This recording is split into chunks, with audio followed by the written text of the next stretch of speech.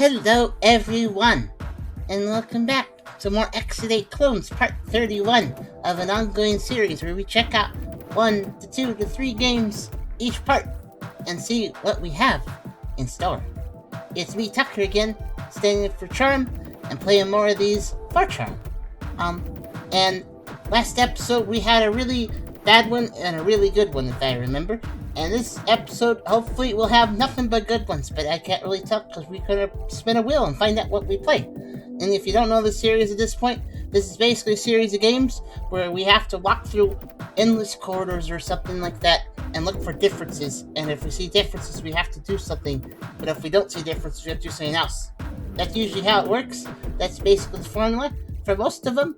Sometimes they change it up a bit. But we're going to see what we have for this part. Before I begin, if you liked the video, do think about giving it a like and think about subscribing if you want to do that. And you can also come over to Twitch if you want to help out and try to help us get partner or just hang out and have a nice active audience. Sometimes the audience isn't very active, so more people is always nice. And those of you in the audience that do show up and are active, thank you, because it helps us stream. Thanks for talking, and feel free to talk anytime. We also have a pretty cool Discord community, and we have a pretty cool coffee link if you want to help directly monetize the content. And there's a merch store if you want to buy some things that are cool, like a pillow that has Charm on it, it's cute, and stuff like that. Links in the description. Also, we have Esther and Chris here. Yay, just like last time. I wonder if anybody else will show up. Thanks for showing up, guys. It's always helpful to have more people and to help me play. For now. But, oh yeah, let me open this. So here's the games we have played, and here's the games we have played. As usual, the list is big, and it grew more, and stuff like that. I'm still trying to help Charm pick up games while Charm is away. So, like this one, and this one, and this one, and this one. I think these are all the ones I added. Well, I was out, so. But yeah, we're gonna go ahead and spin a wheel, and see what we play. Here's the list in words. A lot of words. Alright.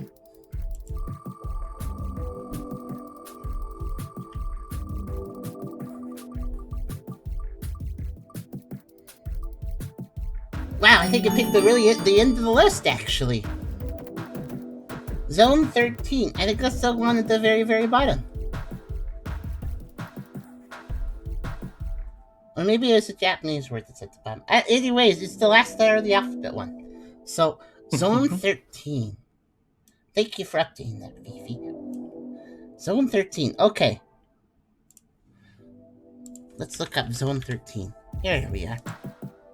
Zone 13.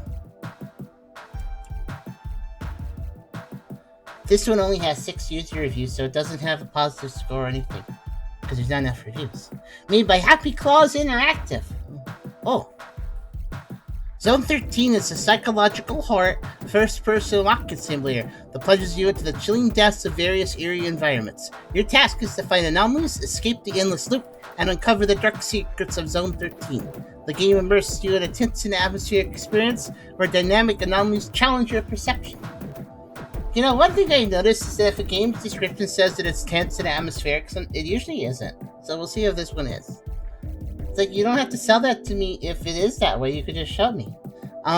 Exploring multiple haunted locations, each with its own unique horrors and mysteries. Can you break free from the horrors of Zone 13? Key features: atmospheric horror, okay, dynamic anomalies, encounter environmental changes that alter your perception of each location, change your sanity and survival, challenging your sanity and survival. Okay, so they're saying that our anomalies are really cool and not boring. That's what they're saying. First-person perspective. Is that really a feature when all these games are pretty much that way? But okay. Immerse yourself fully in the chilly world of Zone 13 with a first-person viewpoint. You know, I just realized this is written by GPT. It kind of sounds like Escape, like if you ask ChatGPT, and you're like, hey, write a description that sounds exciting. This is probably how to write it. Escape the loop. Find anomalies and escape the endless loop to survive each terrifying map. Prepare yourself for a psychological horror experience like no other. Will you escape the looping nightmares of Zone 13? More maps and horrors coming soon. Oh, I don't think so. because this was released in August 31st, and weirdly it has an update September 11th. Okay. Let's see. That's the only update. It was on September 11th, 2024, and it was bug fixes and stuff, and they never added more maps, and maybe they'll still add maps later. Who knows? It's possible, I guess, but I mean, it's been a little while, so I don't know about that. Let's see what just lie to sell more copies. Probably. That's possible, at least. Let's see. Let's see what we have with Zone 13.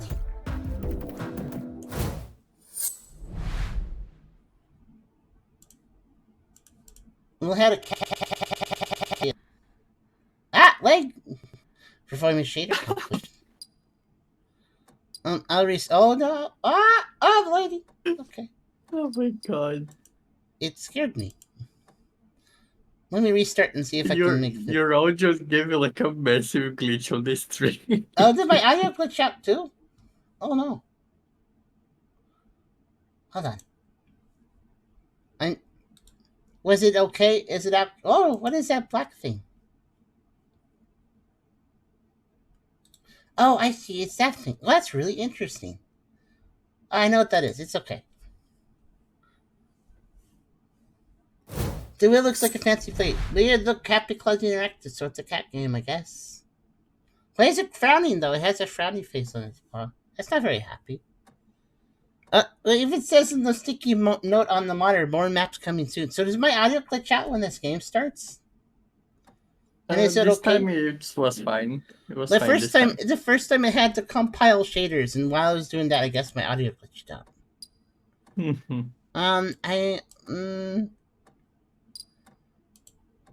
Okay, first thing we're gonna do is not have the frame rate do bad things. Okay. At least I'm not lagging now. At least not really. We want VSync on, and we want motion blur off, and we want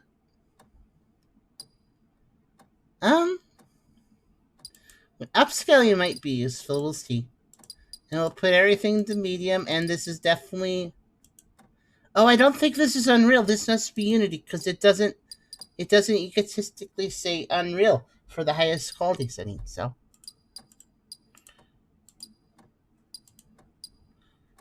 Okay, and I hear a ticking clock. Do you guys hear that? It's a little quiet. I could turn it up, but it might be okay. You guys let me know if it's, like, when I do this, when I mouse over things, is that loud enough? If you can hear the clock, it's probably fine. Okay, so Zone 13. So it says here more maps coming soon. They really wanted to stress there's more maps coming soon, even when there wasn't. Because they even have a sticky note on the title screen about it. Okay. I'm going to hit play. At least I think this is on Unreal. I wonder if this is Unreal. I can't tell. Not at the moment. It's probably Unity if it's not Unreal. Oh, I said no. Oh, yeah, it's Unity. I know it's Unity because look at that. Remember how I selected no motion blur? I bet if we go back in the settings. Yep, there's the motion blur. I think if I recall, Charm said it's a Unity thing, that Unity sometimes doesn't save settings when you load a new map. If the developer didn't set it up right, that's a Unity problem. Where Unity won't save your settings unless the developer set it up right. Oh, that's still... Uh-oh. Oh, I think it just doesn't save in general for that. Specifically for motion blur. It will not save me turning off motion blur. Rude. Oh. Okay. Hold on. I'm gonna,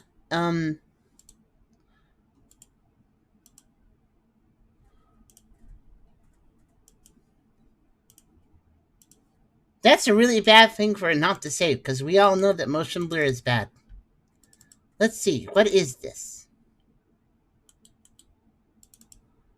Oh, no, it's Unreal because there's a packs folder. That's how you know.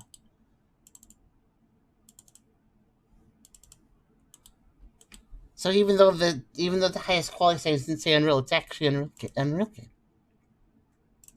That's actually a good thing though if the motion blur is broken, because it should be fixable in there. 1 second. I bet what they did is they didn't put it in the settings file to actually have motion blur be a setting. So I might have to add it. Let's see. I gotta find the folder first. Oh wow, the folder is just called Project 8. Okay. What? The Because- Zone 30 became Projector. I guess the developers were like, well, we're going to make an Exit8, like, we'll just call it Project 8 for now, and we won't retitle it internally afterwards. Well, Okay, I found the save games, and here's the config, and here's the game user settings.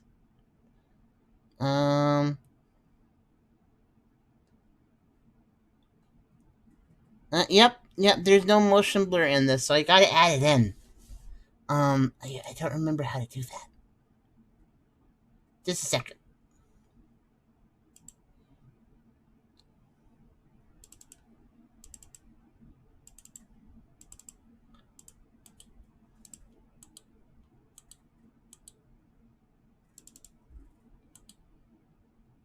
One way to maybe do it is find a different Unreal game and look at how it did it there. And then copy it.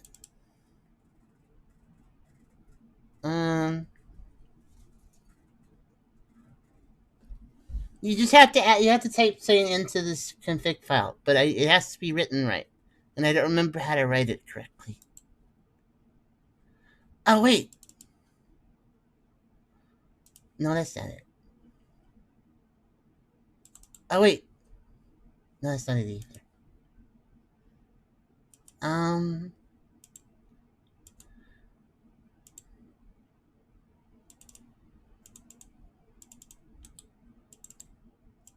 If I can find any Unreal game that Charm or me has played and it has motion blur settings and it was turned off or on or whatever, it should be there, and I could just copy it from that game's folder for that game's data and put it in this one. That'd be easy. But I need to find it. Oh. No, maybe. Let's see.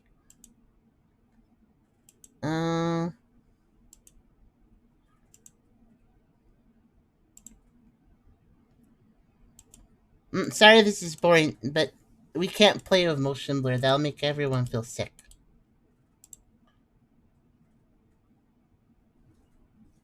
Understandable. And we know we can turn it off because it's Unreal. Okay. It might be faster if I look up on the hold on. Unreal game motion blur turn off. No, not for the developer. Our motion. Oh, right.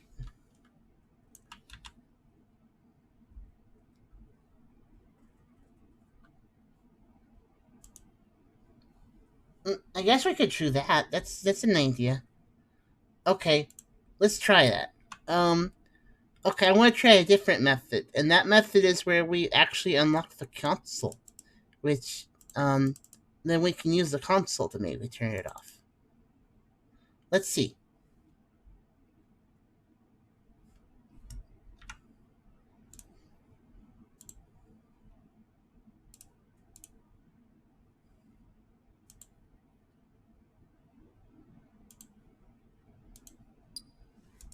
Do you have a console? Oh, I don't have a console.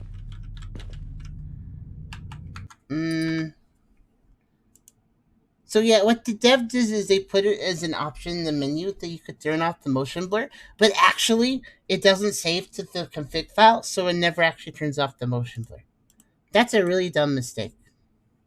Also, the console isn't helping me. I think it gave me a camera, but it didn't give me the console. That's too bad.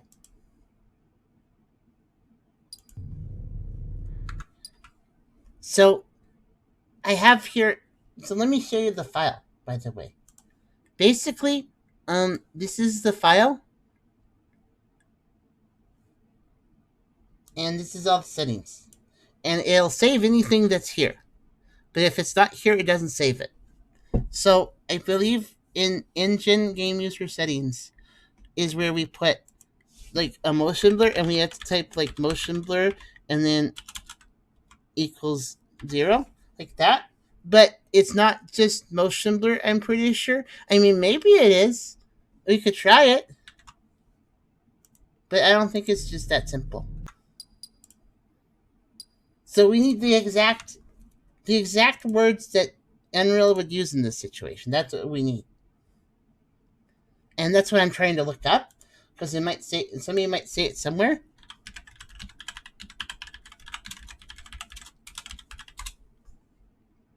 If there is, just need any game at all where it says, oh, I think I found it. Okay.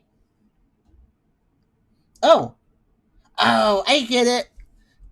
I figured out why it's not saving properly. It's because this is game user settings, and motion blur isn't controlled in game user settings. It's controlled in, hold on. It's controlled in engine. But there's no engine folder. There's no engine file. But that goes in the same place as game user settings. So I'm going to make an engine file. And then I'm going to,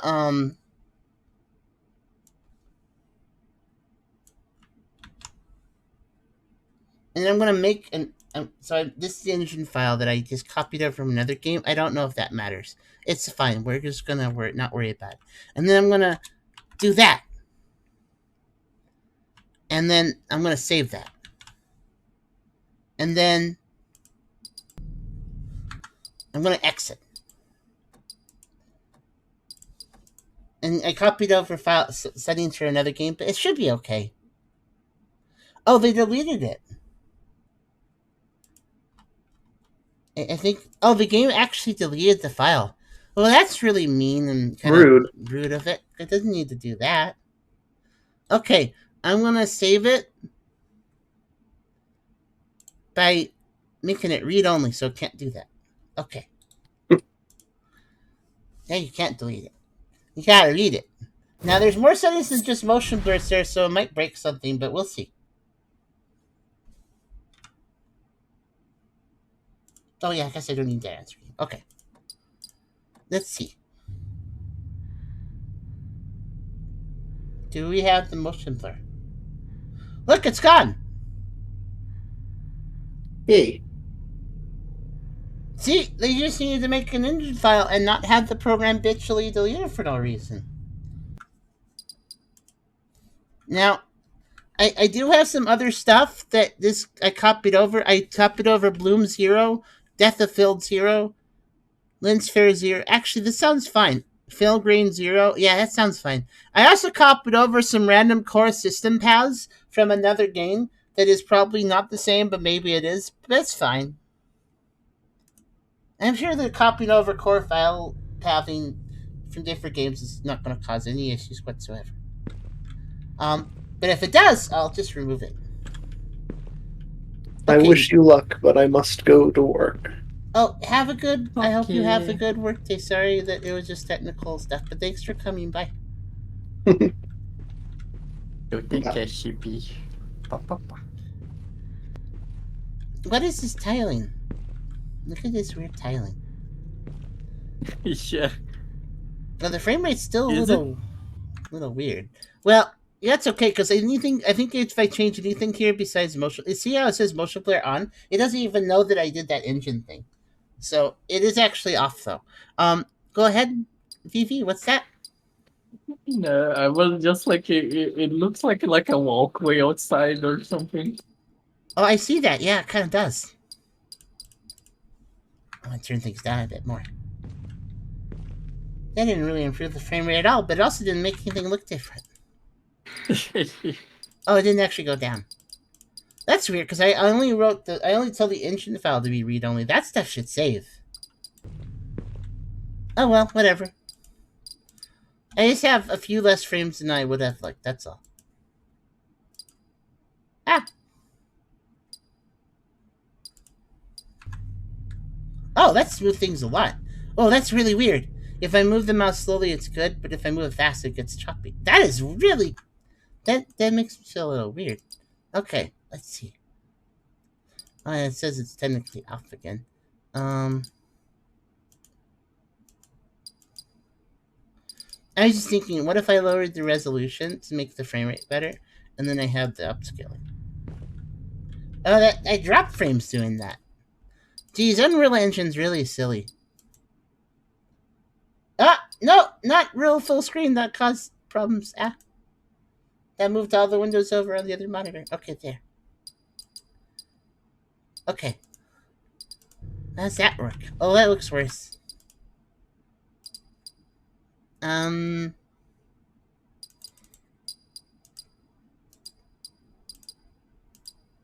Yeah, because it instantly resizes so the where I have to click keeps changing. Okay, I don't think it's possible to have a good frame rate with this game.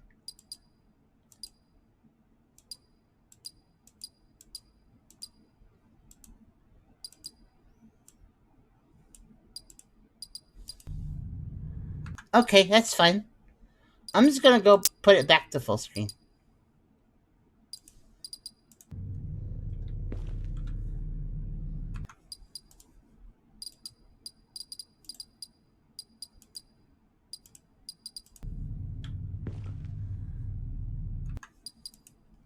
At least I got rid of the motion blur.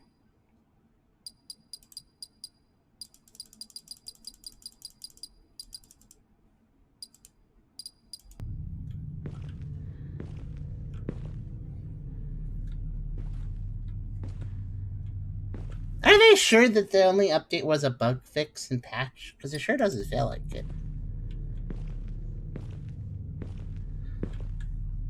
Okay. No, hold on, I'm gonna do one more thing. I just had a thought. What if I did like that, and then that, and then that, and then put that in the middle or something?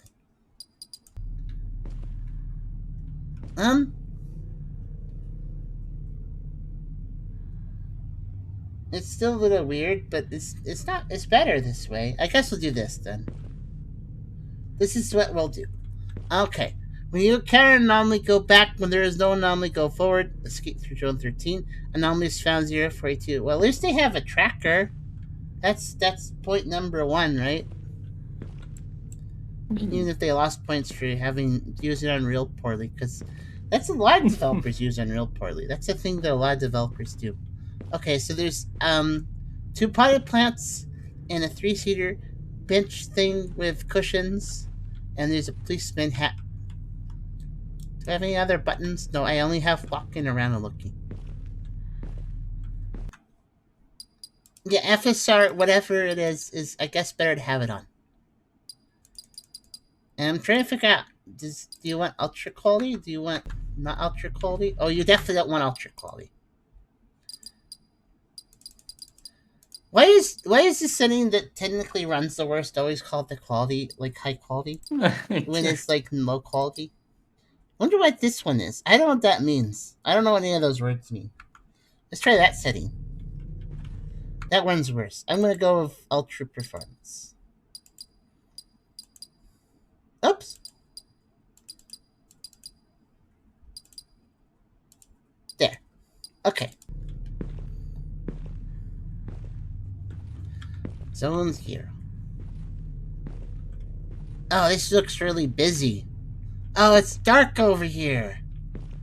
Oh, let me guess. It's because I changed the shadows and things got dark because they didn't really balance the game around the darkness, did they? No, it's still dark. Can I make that not dark? Let's see.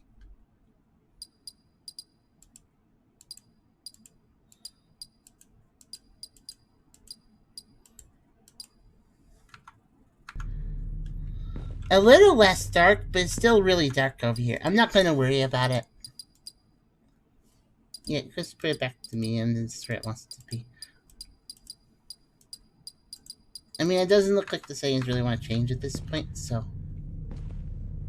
it's fine. Okay, in the dark room area, we have a coffee machine, a trophy, and a gramophone. That's a weird combination, but okay. This is the trophy they got for drinking coffee while listening to a gramophone. There's also pictures of police people. It's really hard to see, but they're there. These are portraits of people that are cool, and this is a group photo, and that's a really old photo of somebody on the telephone.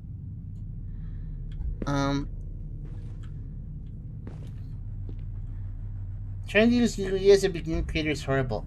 Oh yeah, because it wants you to have high quality games, quote unquote, but they want you to have all the settings on, right? They want you to have all the visual effects. And you have to work really hard to turn them off. That's why here. Everything you want to use to make games is buried under layers and layers of crap. Like, and that crap's like motion blur and all these weird graphical science stuff, right? It seems like a program that you only want to use if you want to make a game that looks pretty but doesn't work well. And if you want to make a game that's actually a game, you should use something else.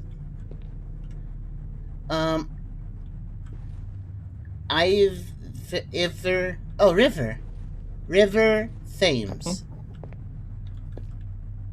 Where's the River Thames? That's a river, right? I think it's a real river.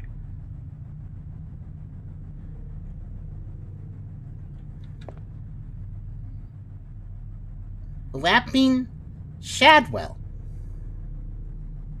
Wapping? British River. And up there it says Tower. And that says something I can't read. Oh, it's a British river. Okay. Is it a river that says... Is this London? It must be an old map of London. Okay, what do we got over here? So we're a London police... This is a London police station. And we have a clothes hanger, and we got blinds to look out into the void. It's very bright void. We have a red leather chair. And we have an American flag. I think they forgot what they were doing when they were making this environment. Maybe this one British police officer is very, very pro-American. It's very strange. Okay. And then we have a video camera.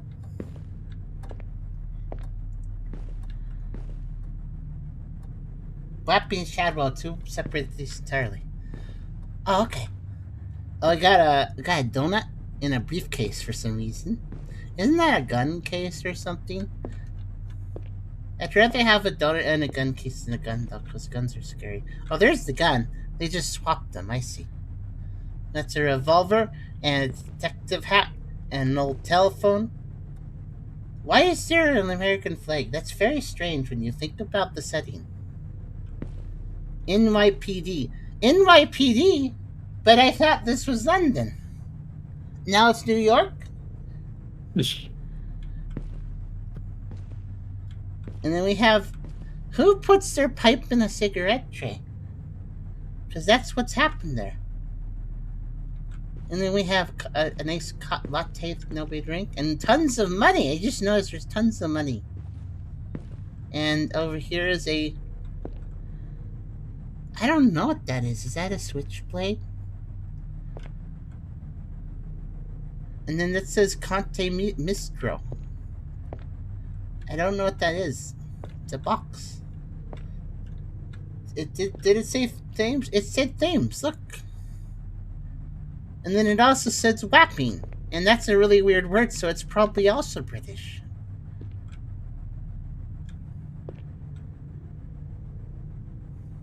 And over here are people that look like maybe they're British police officers, and Maybe it's New York. Does New York have the river Thames too? Maybe this is the New York Police Department, but they just have a map of London for some reason. And not even all of London, just a very specific section. Do they have to deal with London crimes somehow? That seems inefficient. We have a globe. It's an old globe. Everything feels like it's from the 1940s. Okay, and then over here we have the guy that might work for the mob. Maybe. He's having a sit. He's not doing anything. He's got his arms crossed. He's like, I want to talk to my lawyer. Over here we have another potted plant. And then we have, oh, I stood in the boxes. And then we have another evidence file. Is this normal just to leave evidence files laying around? I guess so. Doesn't seem very responsible. There's a magnifying glass on this evidence file. I forgot to say that.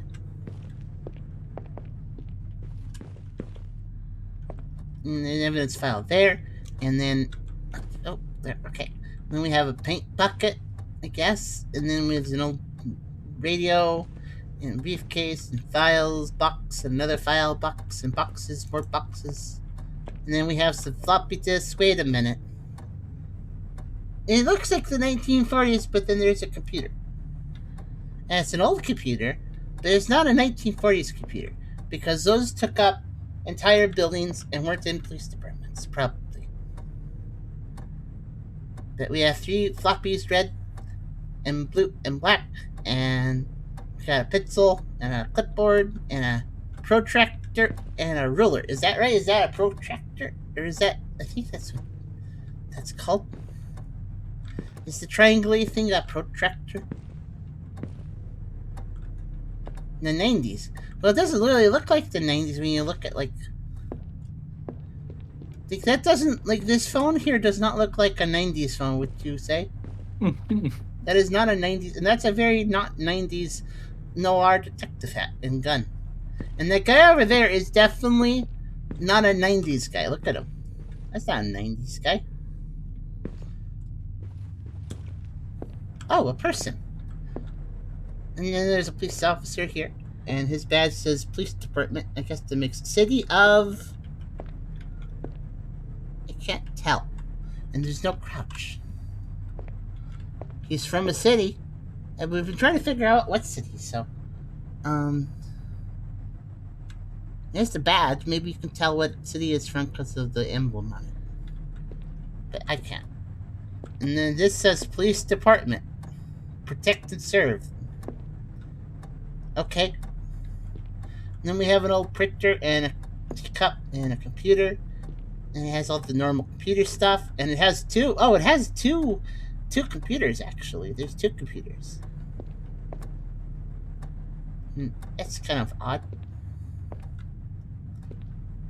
And then we have handcuffs that are open, another police hat, another computer. This one, oh, there's a fan here, and there's a little case and a little cigarette tray. And over here is a whiteboard. Briefing on Monday. Everyone must be present. Of course they will be. How are they going to be past or future if it's that moment? They're not in the past, they're not in the future, they're in the present. Public service. Non-classified. 1979 to 1986 files. Okay, I guess it's not the 1940s then.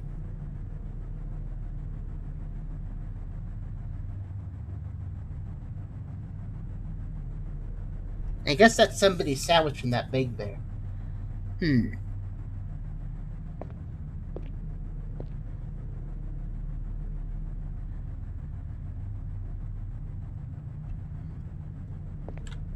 Yep. Fiona, Tommy. Shoulder. What's that say? Fiona. Blow to the back of the head by what appears to be a hammer or some other something, something on the wrist, something, something. I can't read that. It's kind of hard to see. But Fiona, why? Yeah, why did Fiona get hit by a hammer? 666-145, an old receipt. Avenue Street, Vincent. Who is HS? Number 6, crime scene. Number 4, oh, there's multiple crime scenes. Is this about Tommy? I can't tell because it's written really, really faint. But maybe. Mysterious disappearance. Grips communities searching for answers. More than one suspect. December 16th. Number 9, shooting. Oh, is that a shooting 5,000? That's a lot of shootings. This city is a mess. State of New York Municipal Police Train Council. Okay, well that's what Fiona will tell you look like. I bet their pictures will change. So, there you go. Mop bucket. Another mop bucket. Big mess. By floor sign. Okay. And then in the other prison cells is nothing. And nothing. Okay. There's a lot of empty space in these prison cells.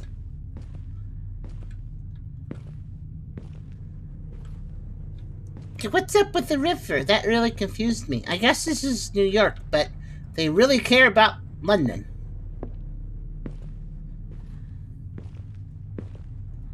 I bet you the developers didn't realize that this was a London photo, even though it says River Thames, and they should probably have looked that up, because I'm not even that old, and I knew that was a London river. At least I thought it was. I wasn't sure, but at least I had a little bit more sense to the doubts. Oh no, I knocked the chair over. Or wait, was it always? Nope, I knocked it over. Huh. Okay. Physics. But only on certain things. Not those chairs. How safe is for prison cells trying to not reach the ceiling? It depends on... Well, actually, wait, that's really easy to climb. You just have to use this as like a ladder. That's really not safe. You don't even have to be a parkour expert to climb that. You just need to use this like a ladder. The crossbars. Wow, that's really badly designed. And then there's a staircase going up here. And there's a water cooler.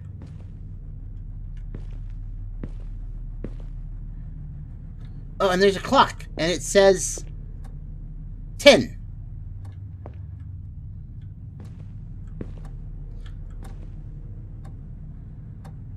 Okay. Oh, and there's an outside here, but I can't really... Nope, that's just a deck into the void. Alright. Oh, no! I'm trapped. Hold on. Oh, there. I got out. Oh, and space bar and left click make me run for some reason. So there's no jumping. Oh, and left click makes me run. Right click makes me run too. Everything is a run button. Shift's a run button. Control's a run button. There's so many run buttons. That's the only button though. Okay, and that's it, I guess. Let's keep going. Ah! I noticed the little transition there. Okay, zone 1. What changed? I mean, the River Thames would be a good anomaly, though. Like, if it changed to a London map, that'd be kind of like, oh, that's weird, you know?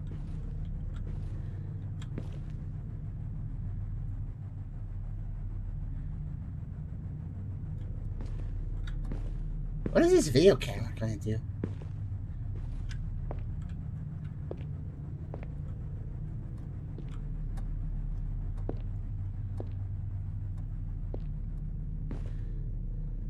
Oh, that's weird. I thought I saw an anomaly, but it wasn't. Look at the box. You see the box? That's just a texture flicker. But it looks like it has the zoomies.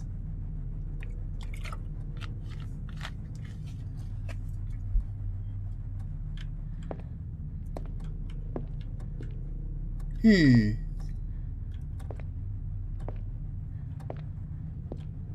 remember, guys, this game's promised really interesting anomalies. So, I look forward to seeing the really interesting anomalies that are very interesting. And I am saying that as a slightly sarcastic foreshadowing because remember, there's good games, but a lot of these games don't do very good on the anomalies. And that's how you know if they're. Remember, this is the genre where if the anomalies are boring, they're also hard. So, that's a bad combination.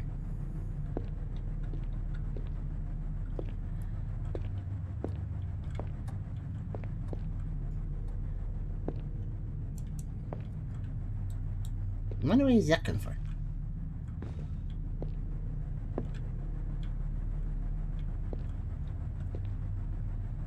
I hate to say this, but public service. You know, did this have a red thing on it before, or was it green? I feel like it was green. Are they doing it? Doing that? Wait, hold on. Or do the classified? No, the classified files have green. Maybe that always had a red.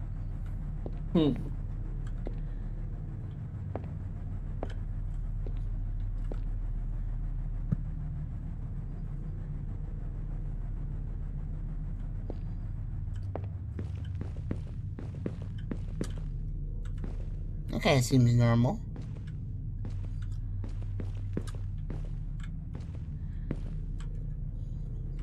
Okay, well, I don't see anything wrong, but I'm gonna look a little bit harder. I gotta say, it's really annoying because you can't actually walk past these chairs, so there's a bunch of objects they want you to look at, but then, like, you have to do weird climbing I don't think you're supposed to do to, like, actually look over here. And it's just not very fun to navigate. That's another thing. You know, Charm keeps saying, you know how Charm has made little lists of, like, here's things the good X8 likes to do, and here's things the bad ones do? I can add something to that list. Maybe Charm said something like this before, I don't remember. But flow. The geometry of the environment. How far do I have to go out of my way? Like over here, and then like back, and then like over here, and super, and then like go over here. Like what's the flow? What's the flow of the environment? Does the environment flow nicely to look over things while you're just passing through? Or does it require you to go all the way over here, all the way over there, and like do little walks? Because keep in mind, every time you do a new loop, you gotta do that walk. So if the walk flows good, that's really important. Because if it's a tedious walk, you're gonna be doing that tedious walk over and over and over again. Yeah, hallway design is probably the best. You don't have to do hallway design, I guess. There's probably other ways you could do it. But hallway kind of design is probably the best for flow. I don't see anything. I don't see anything wrong.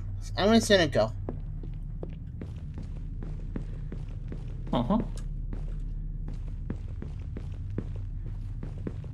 Ah, you can really tell the transition's right there. You can easily tell that. Zone 2. Okay. Yeah. I was right. Nothing was wrong. Yeah, they didn't do a very good job with the transition. It definitely has a bit of trouble loading. Alright, let's see. Everything looks normal on that desk. That stuff looks normal. This also is another Unreal Engine game that has that weird lighting problem where, like, look at this. See how there's some light over there? If I stand here, you can kind of see stuff, but if I get over here, it's like I've entered the dark zone, so everything goes darker. Unreal has really weird adaptive lighting that doesn't feel comfortable at all. It feels weird and bad. Was this here before? I don't think the floor was wet here. Was the floor wet here? I didn't really look at the floor thinking about it. It might have been wet here, but I don't know.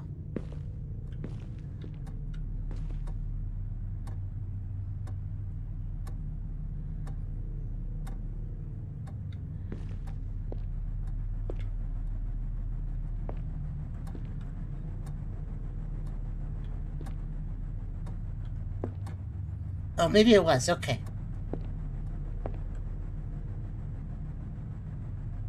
Oh. there's a fan noise coming from that fan, but it's like, and that is not the speed that fan is going. I'm going to turn up the audio a little bit.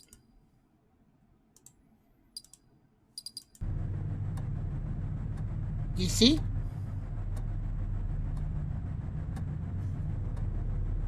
At first I thought it was something else, but there's nothing else here that would be doing that.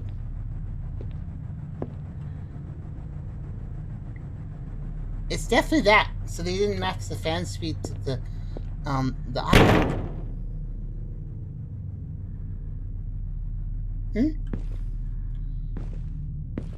Oh.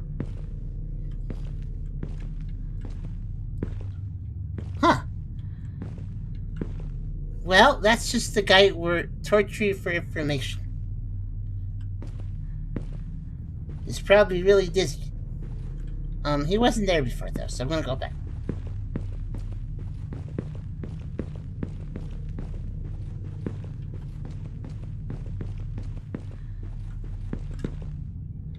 Hey, that didn't have a bad transition at all that time.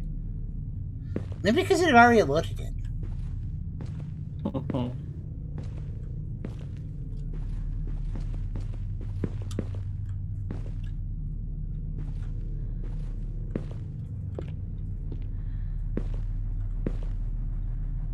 Okay, I do prefer the obvious ones too. I mean, I guess it's good to have some difficulty now and then, but like, it's also fun just to be able to play and not have it be super hard. It's weird how this one chair can be pushed over. Also, yeah, that fan is definitely the one making the noise.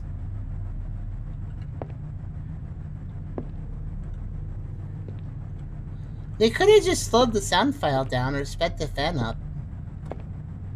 I wonder why they didn't do that. This guy seems kinda...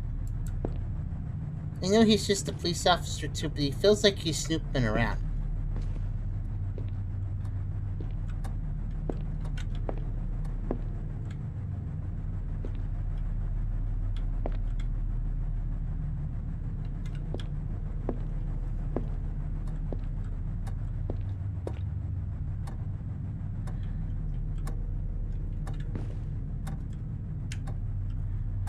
Oh.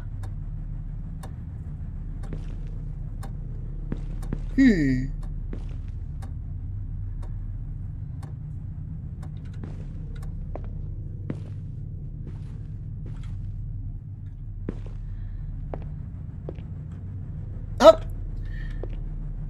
Wait! Hudson. Is the Hudson River in New York?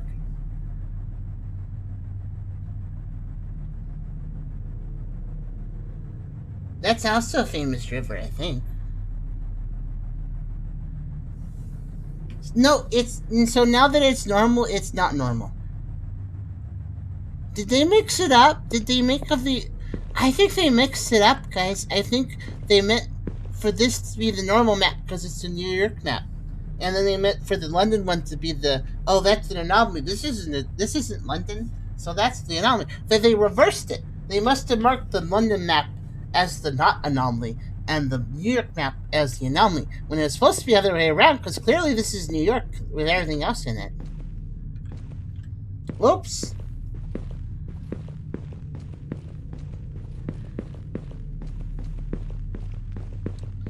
That's weird. Whenever I go back to confirm an anomaly, there's no loading. But it's when I go forward, there's tons of loading. That's silly, though, that they mixed that up. Because that's such a big... How did they do that? It's such a big map. How would you mix up your anomaly when the anomaly is super big and obvious? Probably because they were rushing.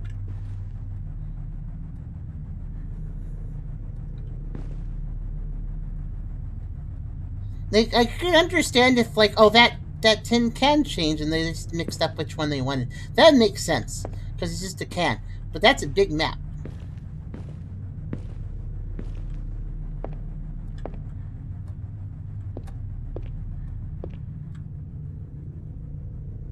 Oh, so yeah, I guess this water just is here.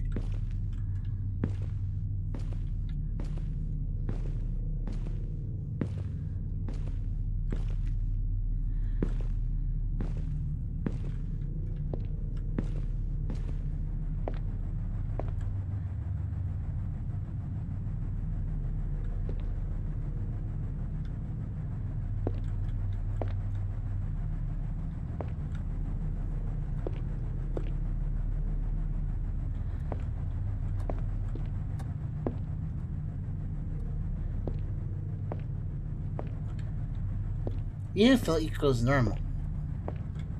Hmm?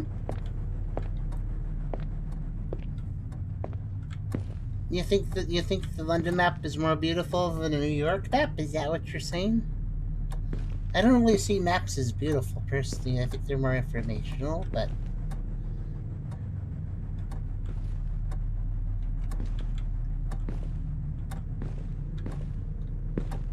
eh. I think everything looks normal again.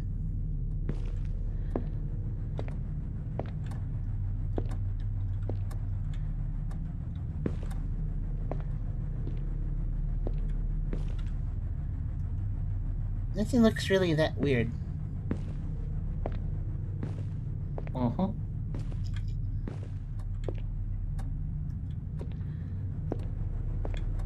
Okay, I'm gonna go for it.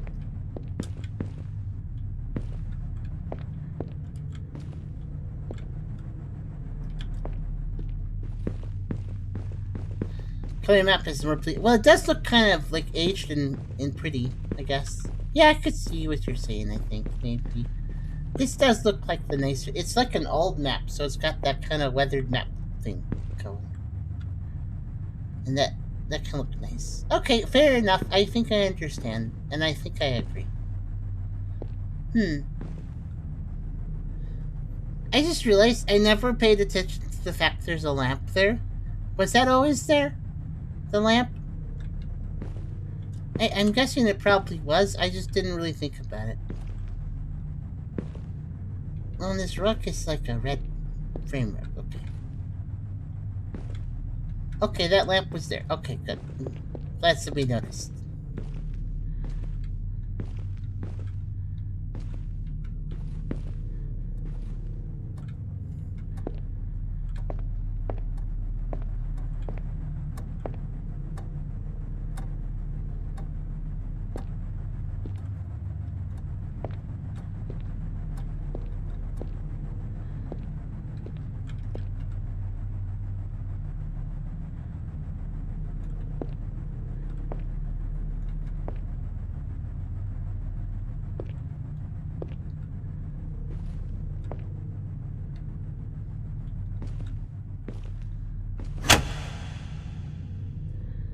Okay. I gotta go fix the fuse box. Um.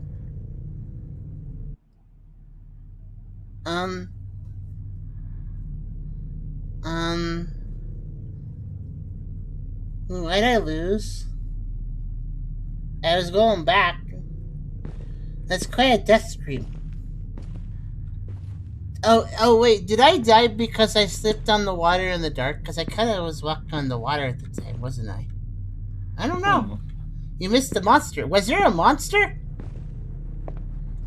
I didn't see a monster.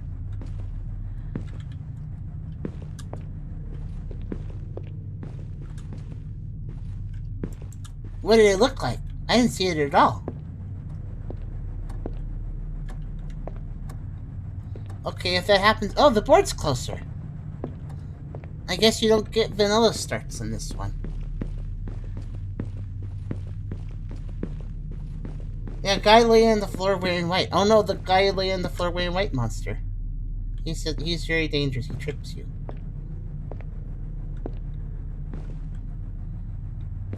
Oh, the donut's different. It's chocolate now. It's a better donut.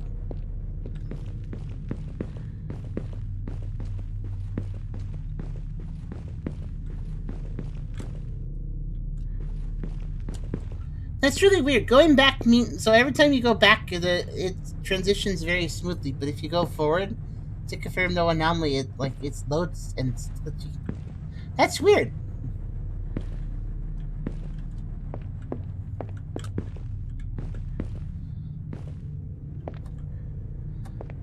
So they basically... Oh, that's kind of... Actually, I just realized that's really kind of rude. They turn the lights out and it gets really dark. And then they're like, hey, don't trip on that guy you can't see. And it's like, I did. And it's like, well, you shouldn't have. And it's like... But it's not my fault. I couldn't see him.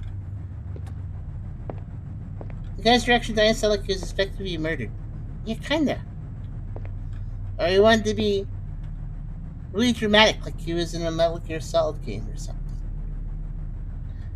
With the reverb and everything. Kind of makes me think of that.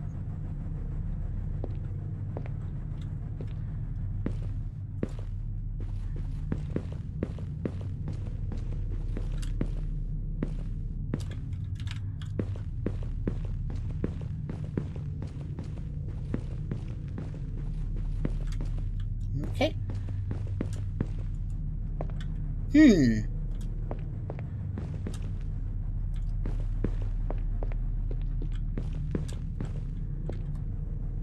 That's not normal. It's sunset. And it's orange lighting outside.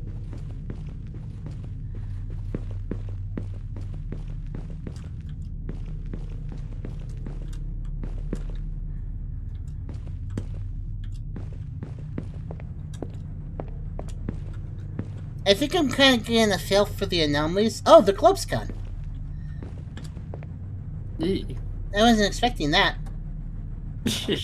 A lot of times these games, they don't like take a model and then like remove part of the model. They just like retexture it or move it, rotate it a little bit or something. So removing the globe but leaving the frame, that's kind of an interesting one. Also, I think the anomalies, I think the subtle ones are not that bad. If you have a basic understanding of what's in the environment, you'll notice, I think.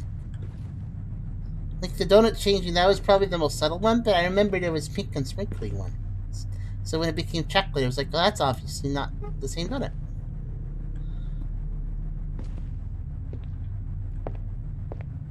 So I gotta pay attention, but it's not. I don't think they're being too unfair about it. Except for the guy in the darkness that killed me because I couldn't see them. That was kind of unfair.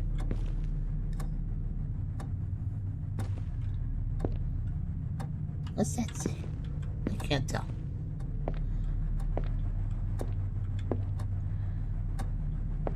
Where'd the earth go? We lost it.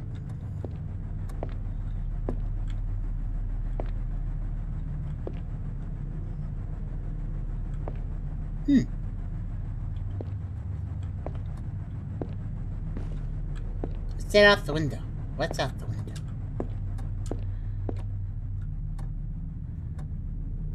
Just the void. That's normal.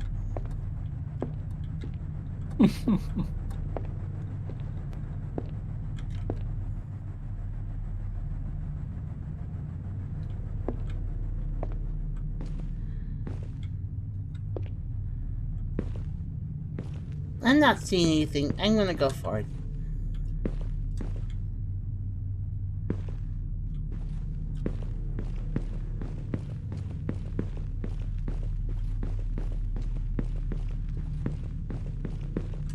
Seven. I'm doing fine.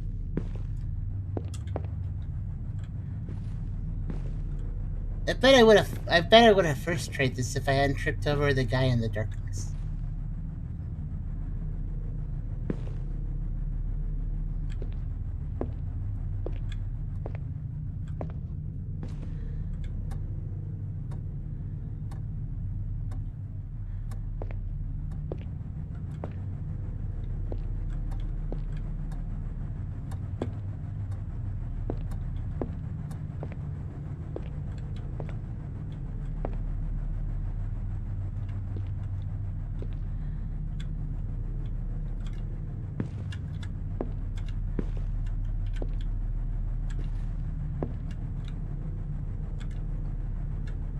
And he looks like he needs a chair.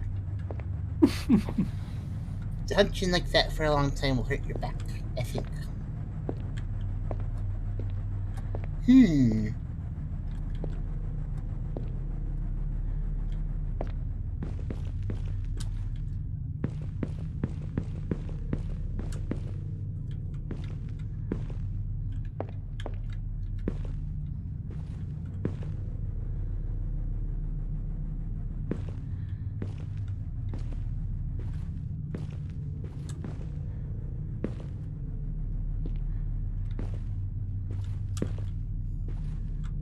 Was there a window in the back of that cell the whole time?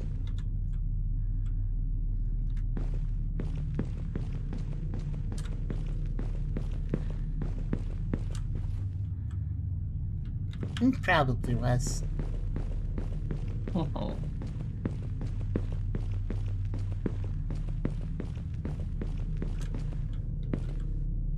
Maybe not. Oh. No, it was there. I missed something else.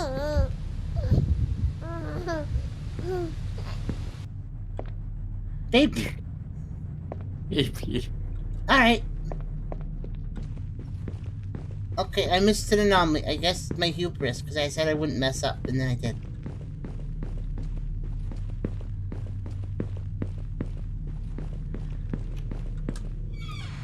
Ah! Mr. Police Officer, help. Oh, no, she wasn't attacking me. She was just gonna help them look for things. My bad. I'm sorry for assuming. Now they're both looking for the files. No! Ah! She lunged. Okay.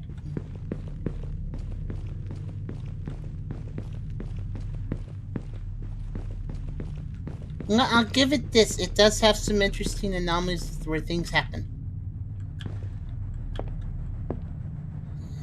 Do you think it's gonna show me nothing but new anomalies each time since it's tracking the anomalies and all right from the beginning? I feel like that makes sense.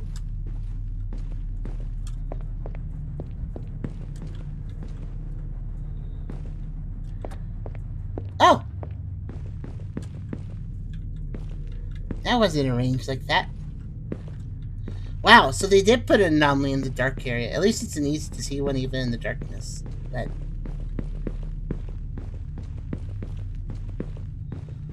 okay, we know there's at least 2 anomalies where I have to go to the end, and then it happens, so I'll go to the end first.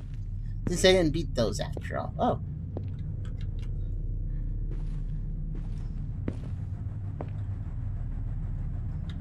And we also know there's an anomaly I missed. And just didn't see. I wonder what that one was. Everything looked normal, so what did I miss?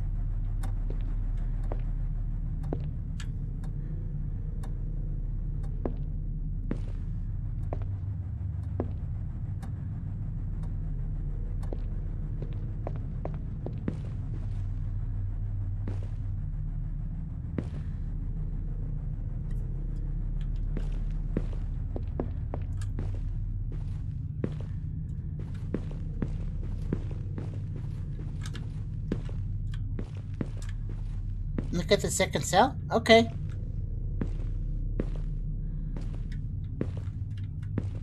It's empty as usual.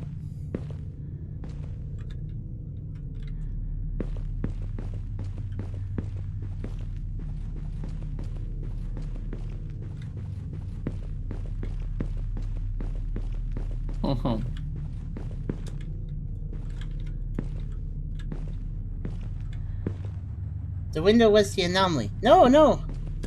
The window's there. The window's was on in the the second first- cell. there's like only- when you asked about it. What's that? It was... Like, remember back then when Yeah. we failed the anomaly? Yeah. The window was on the second cell, I think. Oh, was it? I thought it was in the first cell.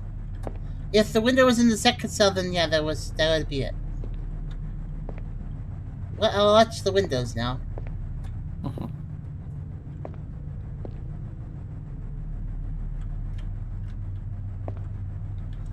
I was about to say the anomaly is I can't push that chair this time. And then I pushed it.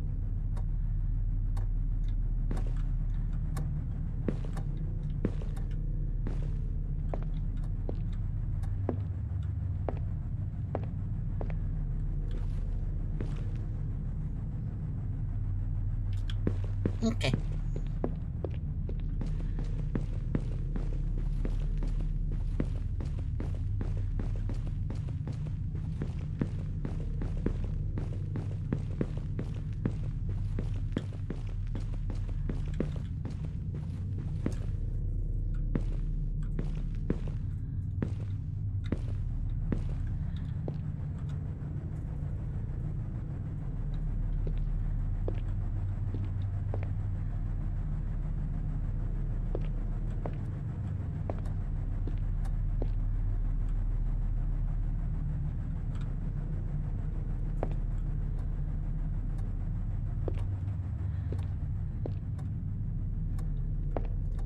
Hmm.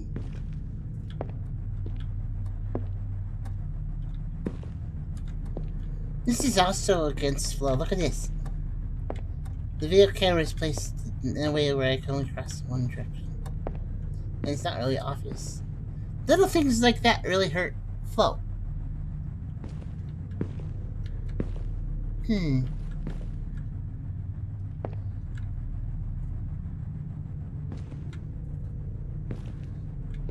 Um...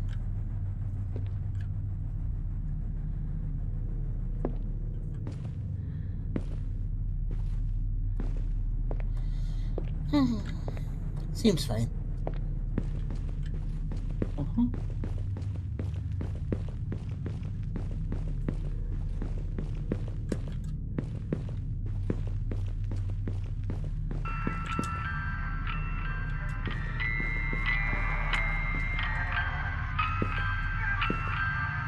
Okay, I'm gonna go.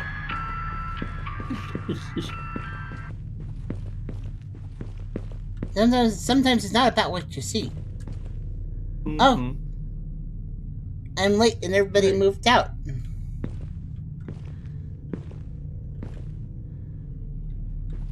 Even that guy moved out.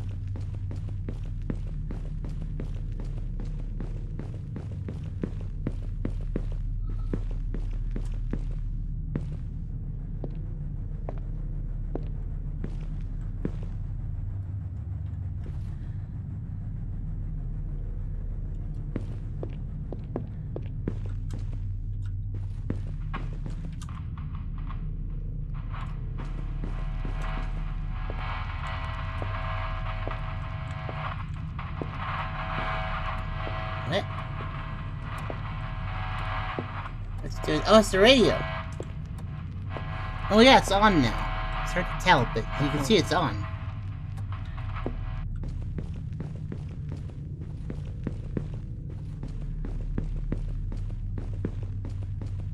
Okay, Zone 8. That's the name of the game. So, do I just win, or do I have to do something? No, Do we it's have to... on 13. Oh, was it Oh, I thought it was 8 for some reason. Oh, never mind. It was in the folder. Oh, right. The folder name was 8.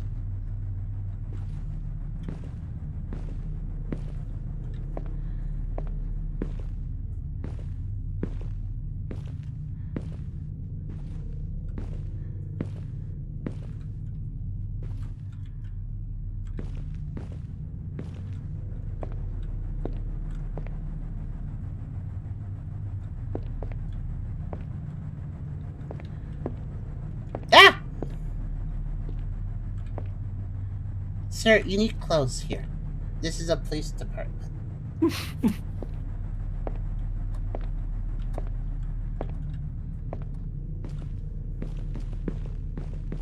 I guess that's why he's in the darkness, so.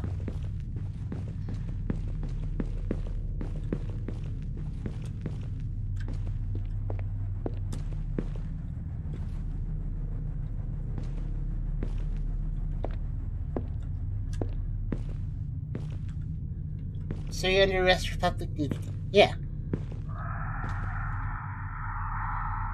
What?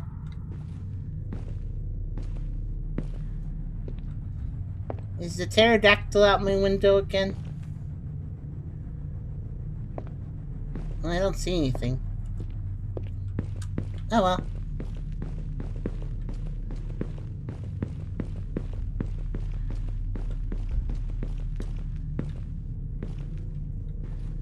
I'm glad I turned the sound up.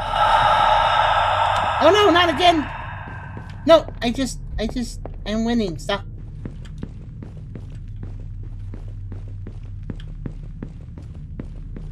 There's a number of kill anomalies in this game. Also, why does the ring girl just show up? I don't understand.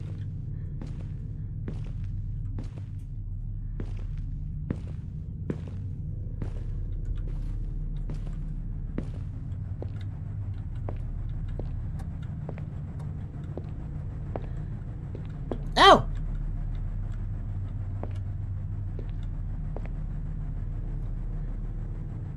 Someone died here. They should probably clean up.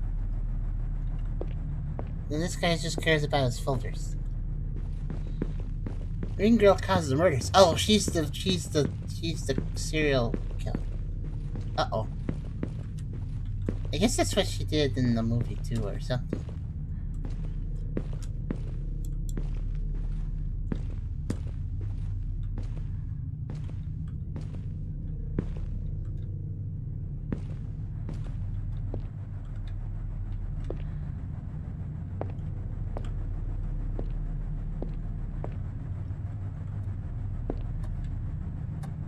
Hey, wasn't there stuff on this desk? Yeah, there's another computer here. Or something. Hi, Jaco.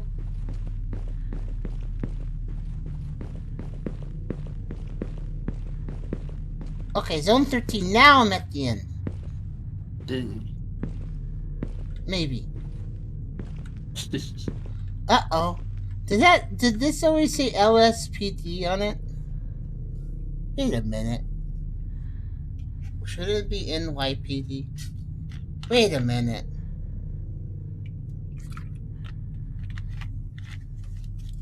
Did you guys ever notice there being words on this? Because I never did. Los Angeles. Oh, I bet they stole the models from that. Okay, that makes more sense now. I don't know if that was always there or not. I never really paid attention. I looked at the bars, but I never looked down there.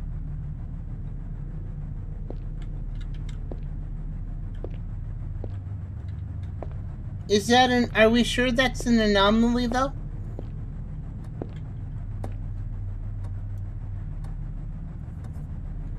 Or was it just them being lazy with modeling? That's always a question.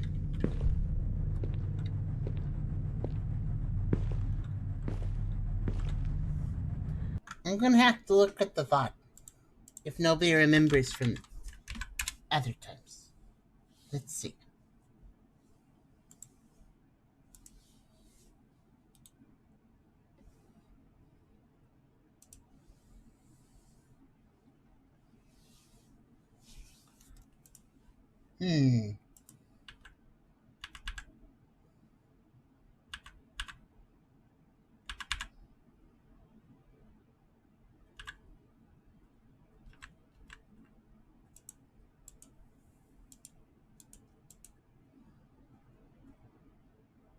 Nope, it always said that.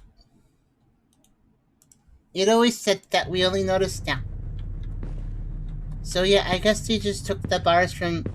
Huh, that's kind of interesting. That they took it from, I guess, Grand Theft Auto 5?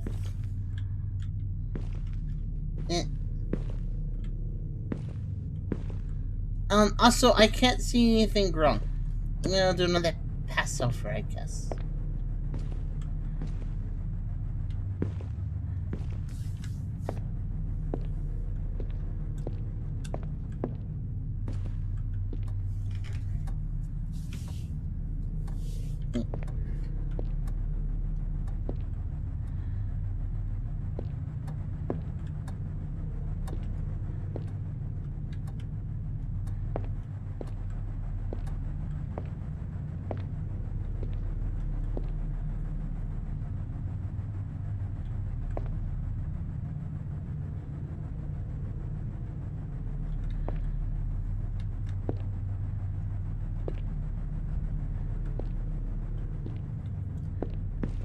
It's kind of funny. I don't think when Trey went into the series that she was going, alright, I gotta figure out which things are anomalies and which things are the mappers just making mistakes. But there's a lot of games where you have to do that. Like the LSPD and the London thing being mixed up. At least one of those is tied to anomaly. I don't know if the other one is, though. Okay, I don't see anything wrong. I'm going to advance. Uh-huh. Oh, it's the exit. Hey. There's a tree in the void, and that's it. Oh. Hello, Rocky. You is when? It said you is win. That's really good English. You is win. Papa is you. You is win. Congratulations.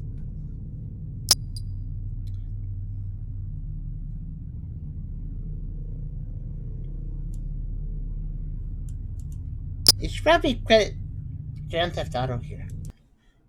Okay. You is win. That is quite an ending. It's anticlimactic but amusing.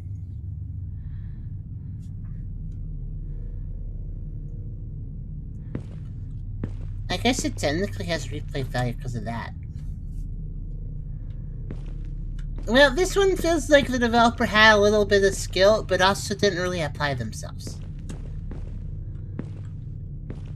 Because, like, there's anomalies that are a little bit... There's some technical stuff going on with them. But...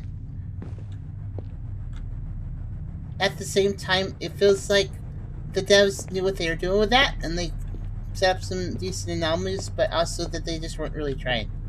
And I guess, there's no harm in naming your game internally as, what was it, Project 8? But you probably should change it afterwards. Actually, it's kind of weird. There's a lot of games that Charm plays where the config folders that generate just have the internal names of the game, and the internal names don't match the actual name of the game at all. Yep. Or they're just called like new projects. We've seen new project before. Just that's what I remember also seeing one that like it delete this before publishing.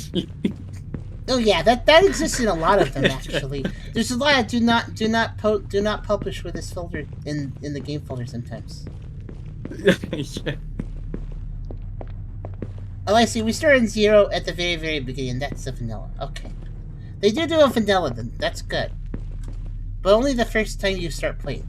So if you lose and restart back to 1, it doesn't start vanilla again. Which actually might be good in a way. It kind of saves time, I guess. But it does mean you only have one shot at having a vanilla for sure. I guess you could just restart the game if that matters so much.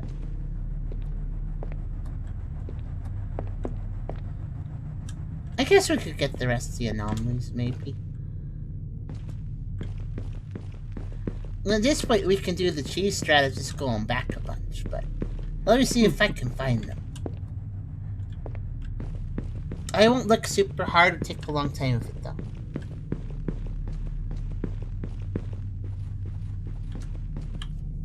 1 second. A lot of audio anomalies. That's okay, but some of them just stopped. Like the pterodactyl scream just happened, and then it went away, and never happened again. So that's very missable, right?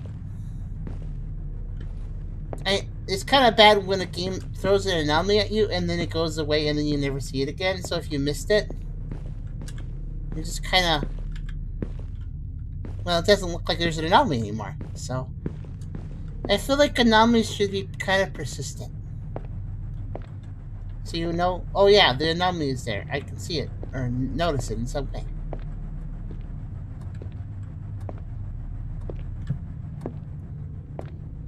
Yeah, the flow isn't very good on this one though, because having to like poke around, like crane my head around the desk and stuff, it's not very fun. To like look around the desks and stuff, because you have to like walk all the way around and yeah. But we got the baby one. Oh, does it repeat them? Oh. If it repeats them, then that's no good. Yeah.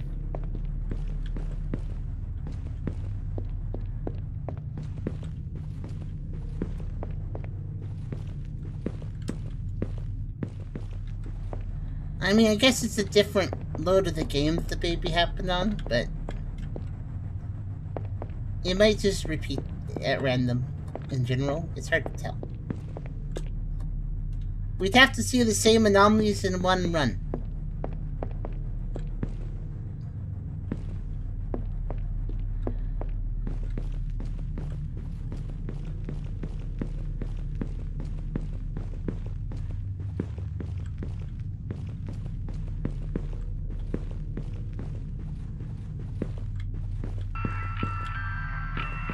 And there's a gramophone again.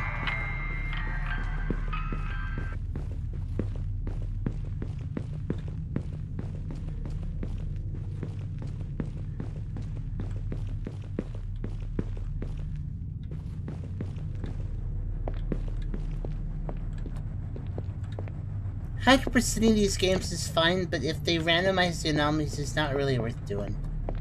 Then it's just RNG to get what you need. That's not very fun.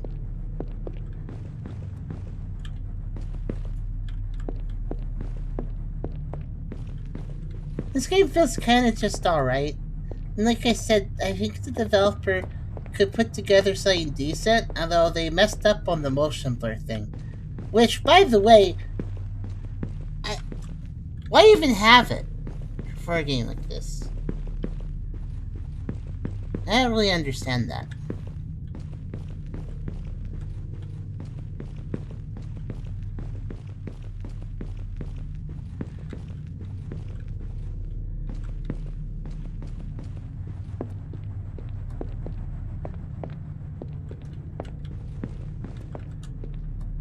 Was this wall always messed up? I don't think so.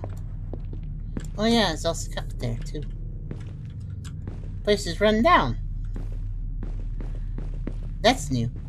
Let's see something. Does that say 19? It says 19 watch. This says 19. That's weird. That should probably have updated. That was new.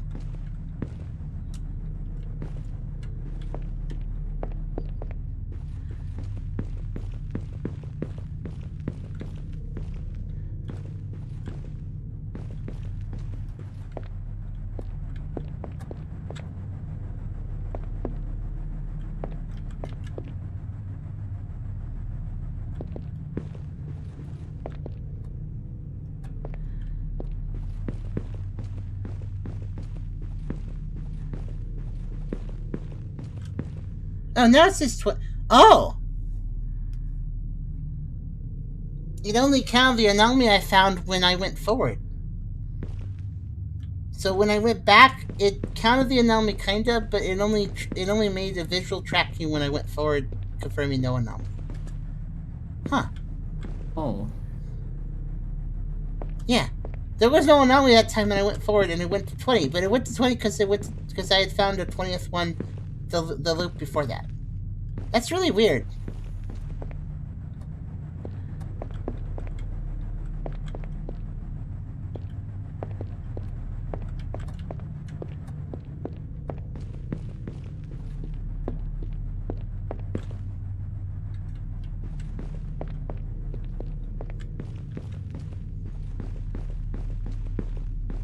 Maybe. I think it can't update the board until I go forward. I think that's how it works. If you don't go forward, it never updates the board. Oh no, not again. Okay, so they just keep using the ring girl over and over again. That's the third time At least they arrested her this time. That's good. I don't even think this is the first time that the ring lady was in an X8. Like, now I think about her, model must be easy to get. And do you guys think that that's kind of silly to use the ring lady? Because she's like a ring lady. I don't know if that's like a copyrighted design. Maybe it's like a knockoff, so it's not copyrighted. But when you put the ring lady in your game, doesn't that just kind of ruin the game's lore if it's trying to have a setting? Because now it's just, oh, it's a ring, it's based around the Ring movie now, rather than being its own thing. It makes the game feel a little cheaper.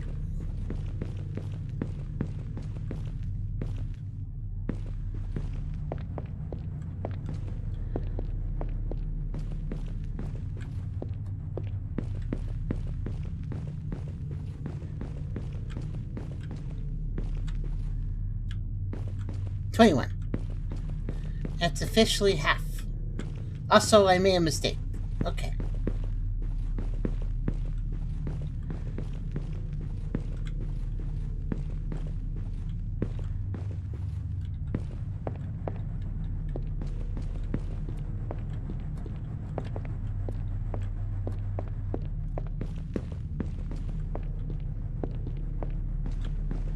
think we have an addiction.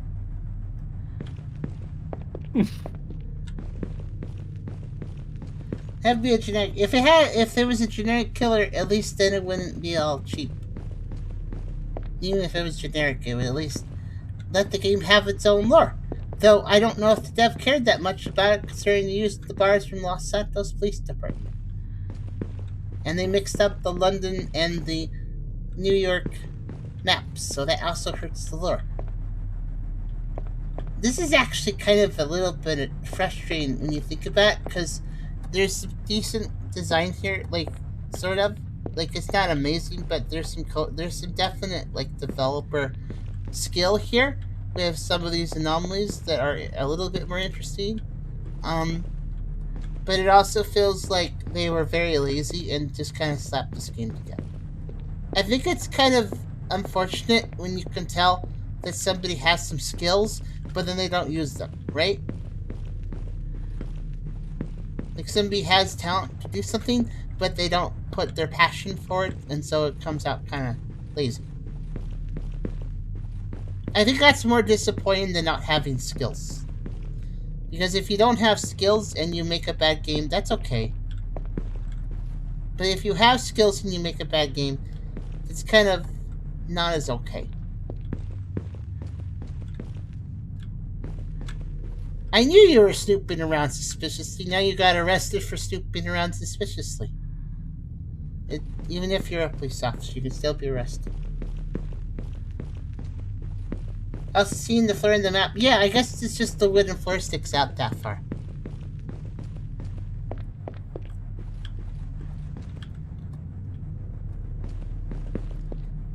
He lost the key. Oh.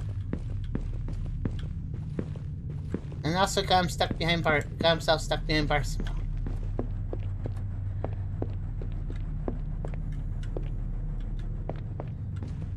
I think we could say that this game is run-of-the-mill. And I say that because it's an X-Date, like... It's kind of funny, the internal project file name that we just know because of the config file also makes it clear that all they were doing from the start was, I'm just gonna make an X-Date, like, because they just called it Project 8. So they didn't have any, like, their initial plan was, I'm gonna just make a X-Date like project.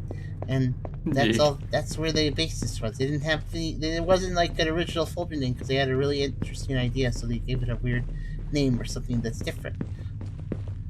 But yeah, this is just run in the mill because like it's got okay anomalies, I guess, and it's got okay levels of polish because like it's mostly put together right, but then you can see the ground out there, and it's kind of sad to say, but I think that level of like lazy environment design, that and the Los Santos thing and the map mix-up, I'd say that is kind of middle of the road, I guess, when it comes to these games and their level of polish.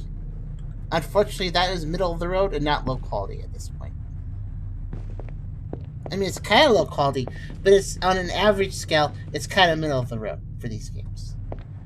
Because polish isn't really a focus, I notice, in a lot of these games.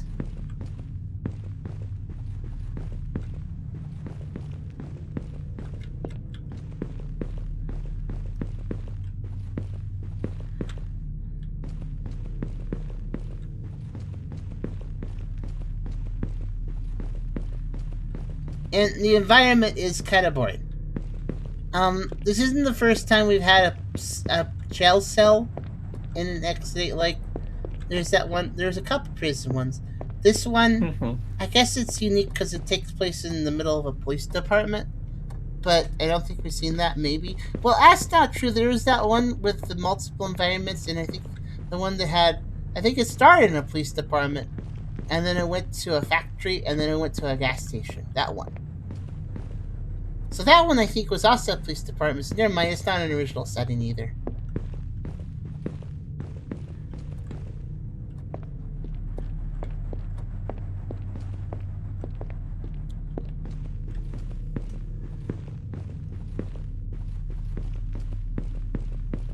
Let's see. I'm gonna look at the achievement list.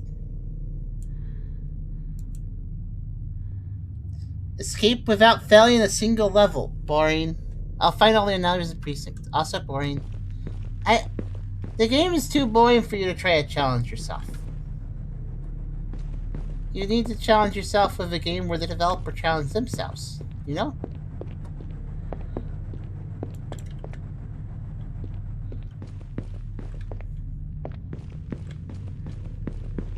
And the reason I keep going, by the way, is because I really want this guy to do something. Mr. Crossed Arms guy, he hasn't done anything. Mm-hmm.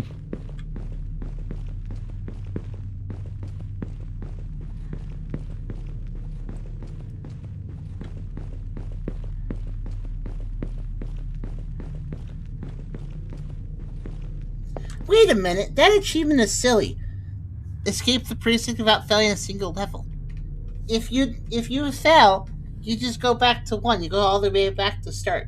So, if you fail, Yep. you could just stop. You just go back to the main menu and then hit new game, and you'd be in the same position. Mm-hmm. It literally wouldn't make a difference. Of course, it's different. Because hitting new game would be the same as continuing after failing. The only difference is that you'd be in zone 0 at the start of hitting new game.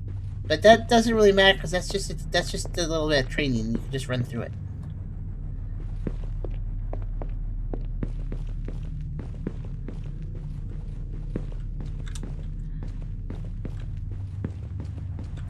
Oh. Oh. They're having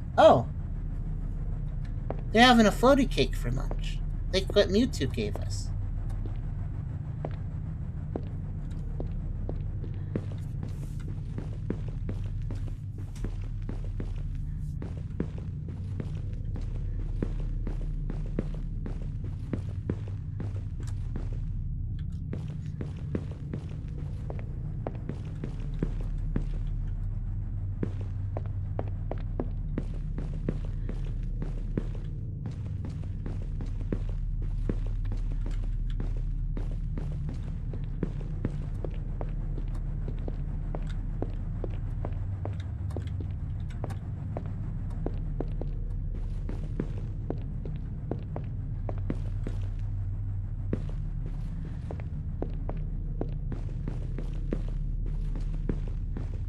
I'm still looking for a window of the second cell, and I haven't seen it at all.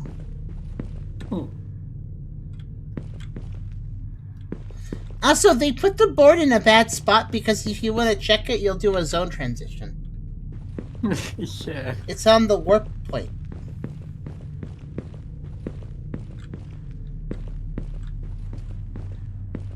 I just realized how stupid that is, actually, because it's like, oh, let me check the thing. Can you imagine if you were playing a different game and there's like a loading zone that goes to a different area, but right on that loading zone trigger, there's also, a lot of donuts. That's not to complete my statement, but I mean, if there was a lot of donuts on a loading zone trigger, that'd be nice too, I guess. But imagine if you were there's like a sign that had something important to say, but it's on a loading. It's right next to a loading zone transition, so you have to be very careful if you want to read it, or you'll just go to the next area. That'd be bad design, and that's what we have here, kind of.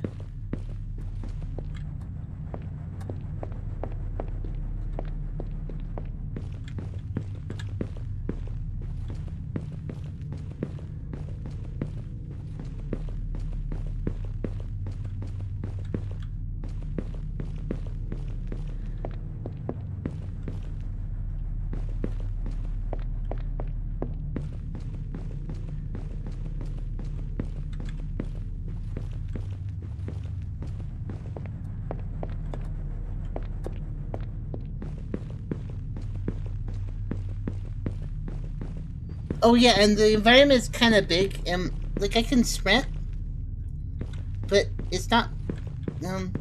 What's the word I'm looking for? It's Did you went from 13 to 13? I did.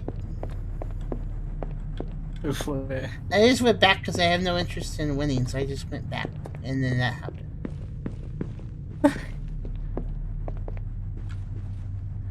I guess I'll go back again. But yeah, the environment's kind of big and my sprint sucks. So, nope. So like, it's slow. It's nothing. But There's a lot of Unreal games where they give you a sprint and then the sprint's bad. pretty much so that I think the game doesn't let me not win.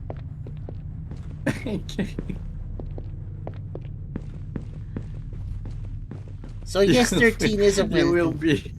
I guess you do You win. will be winning. Okay.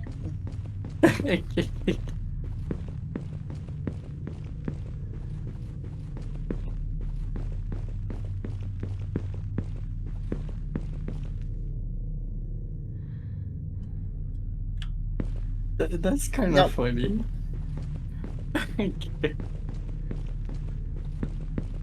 Oh, look, I went backwards. I didn't expect me to do that. Why have to keep going now?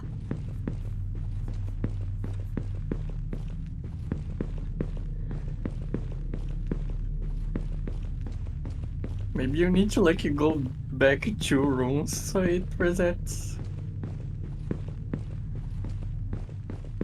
Yeah, I guess so. Loading triggers in this are kind of weird.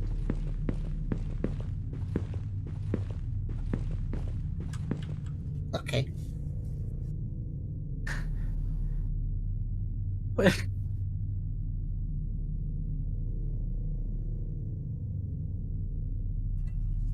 like how they made a nice fancy chalkboard for all the developer creds, but for the screen for that, they're just you as win.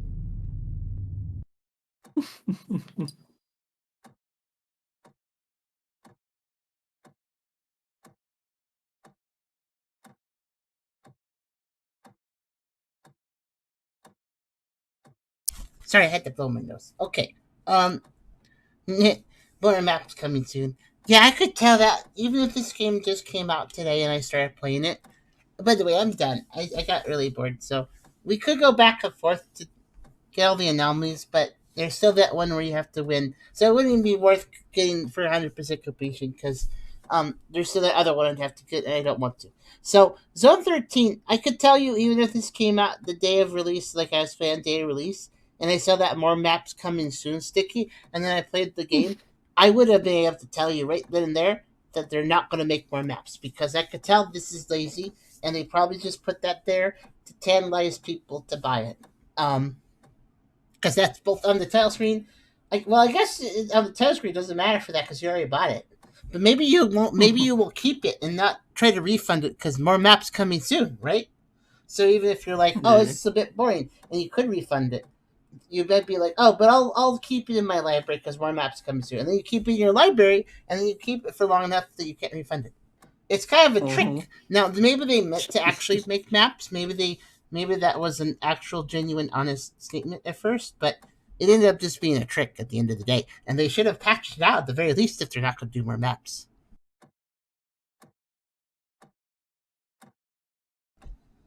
Billy says either that or they were struggling to review either at the time they released it, they were totally burned out. That's possible too. I noticed Billy, you were talking earlier about the difficulty of using it, Unreal Engine. Did you have you made anything in it? Like, have you made a full thing yet? A full game in it or something? Or did you stop using it?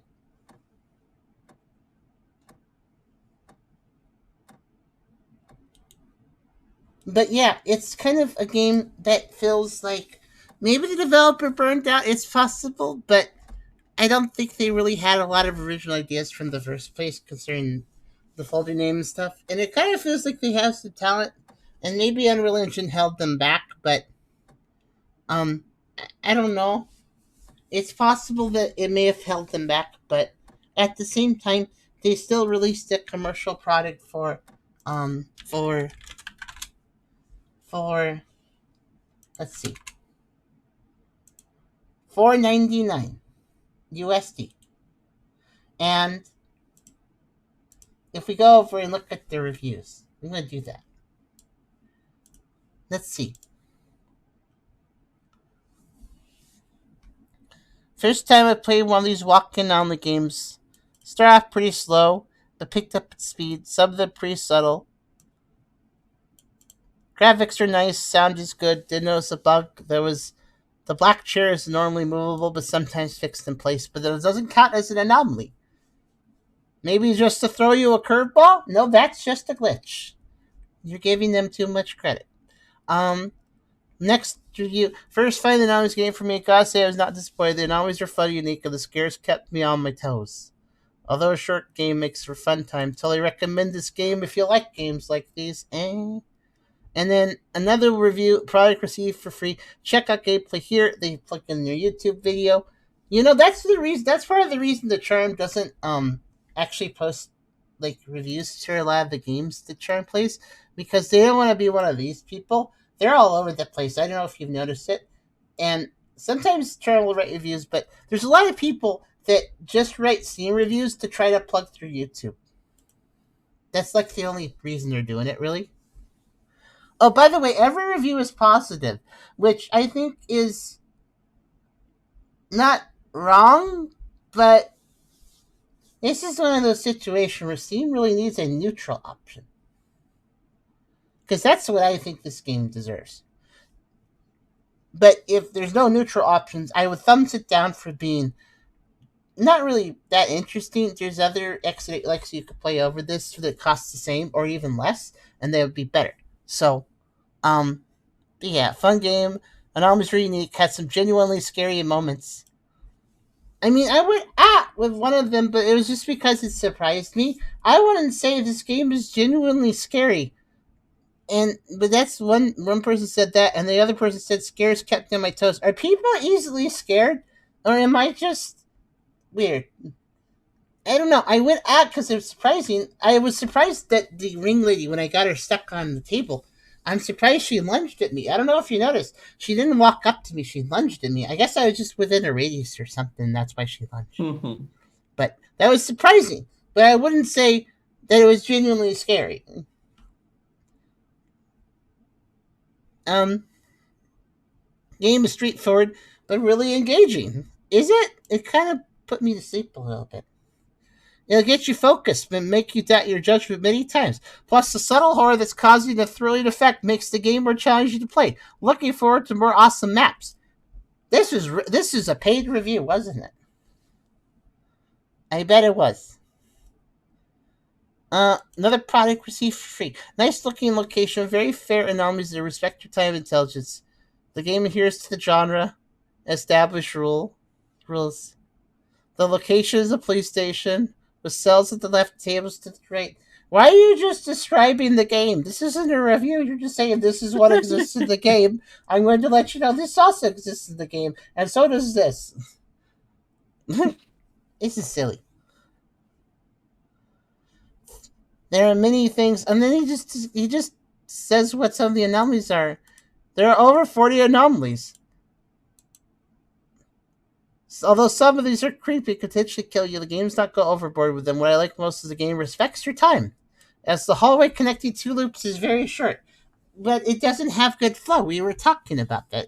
I don't think this game disrespects your time like some X8 likes, but it definitely doesn't respect your time. I wonder if Tucker's a dark type would resist spookies more. Maybe. Do you think I'm more spooky resistant than Charm? I don't know. I'd have to play scary things, I guess. And see. Anomalies you haven't seen. Wait, another thing I like is that anomalies you haven't seen yet have a higher chance of showing up. How do you know that?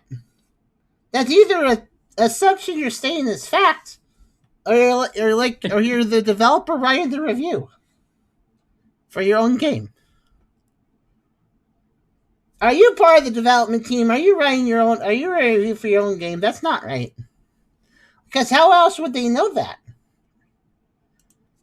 Like Charm always says, they can make hunches as to how the games work sometimes, but ultimately it's all under the hood, and all you can do is make a guess. But that person talks like they really know how it works. So I think it's, what if all these reviews are just all those names on the credits, and they're just writing reviews for their own game? That would kind of make sense. Or at least for some of them. Have we decompiled this game? No, I haven't. That sounds like a lot of work for no reason. Found it to be easier than I typically expect for this kind of game. Beat on one try. That said, I like the subtlety of the few anomalies I did encounter. The design was presented nicely. Look forward to seeing what other maps are added and updates. Never happened. Expect the unexpected. Much excite. Much surprise. Very well made. Looking forward to new maps. Much excite. That's an interesting way of saying it. You are winning. That game was made for them. Much excite, much surprise. You know what makes it better is they just used periods. They didn't use an exclamation mark or anything. Much excite, much surprise. Reminds me of those memes, like of the Dodge. Yeah, I think Much wow. Much. I played the game without much thought on its description. Stumbled upon its first person's perspective on dynamic anomalies. Who talks like that? Look at this one. I played the game without much thought on its description and stumbled upon its first person's perspective. Wow, I stumbled upon this being a first person game. That was really noteworthy. I really felt like writing that in my review, how it's a first person perspective. I thought that was fairly interesting. Which, by the way, the developers also thought it was worth noting. Look, they said so right here. First person perspective. I again go back to my statement that the developers wrote their own reviews because they thought it was noteworthy in the description of their game, and this reviewer, who is not a developer apparently, also thought it was noteworthy. How weird. They also mentioned the dynamic anomalies that was another bullet point. Yeah. They created a sense of dread tension that kept me on the edge of my seat. I recommend wearing earphones when playing the game because the eerie environments and haunting sound design enhance the overall experience. Oh yeah, totally. I really enjoyed how in most loads of the game, besides the ones that had anomaly sounds, there was just the sound of a fan that was going very fast, but then you looked at the fan and it was really slow, which it didn't match up at all. That was really good atmosphere. And then also the random baby cry and the pterodactyl out the window. Those really added to the experience with the anomalies of just sounds happening with nothing else. Just be careful not to smash your monitor when something pops up. You are either a shill or very easily scared. Smash your monitor. All these reviews feel really sus. This last one was for sure. Yeah. I'm looking to see if there's any other review. I think all of them. Oh, you know what? I'm going to click the shill. 1 second. I'm curious now. That is to say, the one that. Here. This is the one that leaves smarter smashing games. Yeah, it made me kind of feel sleepy. Yeah. Okay. This person is probably a real person. And not a developer, I mean, because they're trying to shill their YouTube channel, which is really not a developer thing, more just a YouTube shill. But they probably still were overly nice to the game because that helps them shill their YouTube channel, and maybe the developer gives them more keys later. Let's see how this person does YouTube stuff. This is, Sarah. Well, that's their Steam name. Hold on, let's see what their YouTube name is. Level up with Sarah. Ready to level up your gaming? Start your cloud gaming journey with Boostroid. Here, Boostroid lets you. Okay, they're also doing a shill on. So they're shilling their YouTube video, in which they are shilling another thing. Okay, shilling upon shilling. Let's see what their style is. Oh, you don't have a style, dude. You don't talk, dude. You don't have a style. Oh, I guess some people would like that, though. They have no style. They just play it. Well, I mean, you can play a game without talking and still have a style. I know that Charm really loves some YouTubers that do nothing but text commentary because it's kind of relaxing. You get to just listen to the game's vibes, but the YouTuber is still making comments and stuff. You can still read those, and you can still see what their perspective is on things, and sometimes fun. But And it's okay just to do a long play without sound, without your own voice, and just play a game. That's okay too. But I don't know why you would chill that on a Steam review, right? I understand kind of if you're shilling something where you're putting your own like voice in and you're putting your own like style in real good, you know. But just like this is kind of weird to shill. And also I forgot what I was going to say, but yeah, this is just a shill video. This is probably also incorrectly positive reviews. This is like a good show. Yeah. Oh, I guess though, the recently I got a mean comment on YouTube that is directed at one of Charm's other videos, where they were really mad that Charm talked over the video, which is not the first time that Charm has gotten a comment like that. Oh, there's an anomaly we didn't see. Wait. No, it's just there's nothing happening though. It's just a light and a weird sound. Lazy. They could have put a cool thing up there.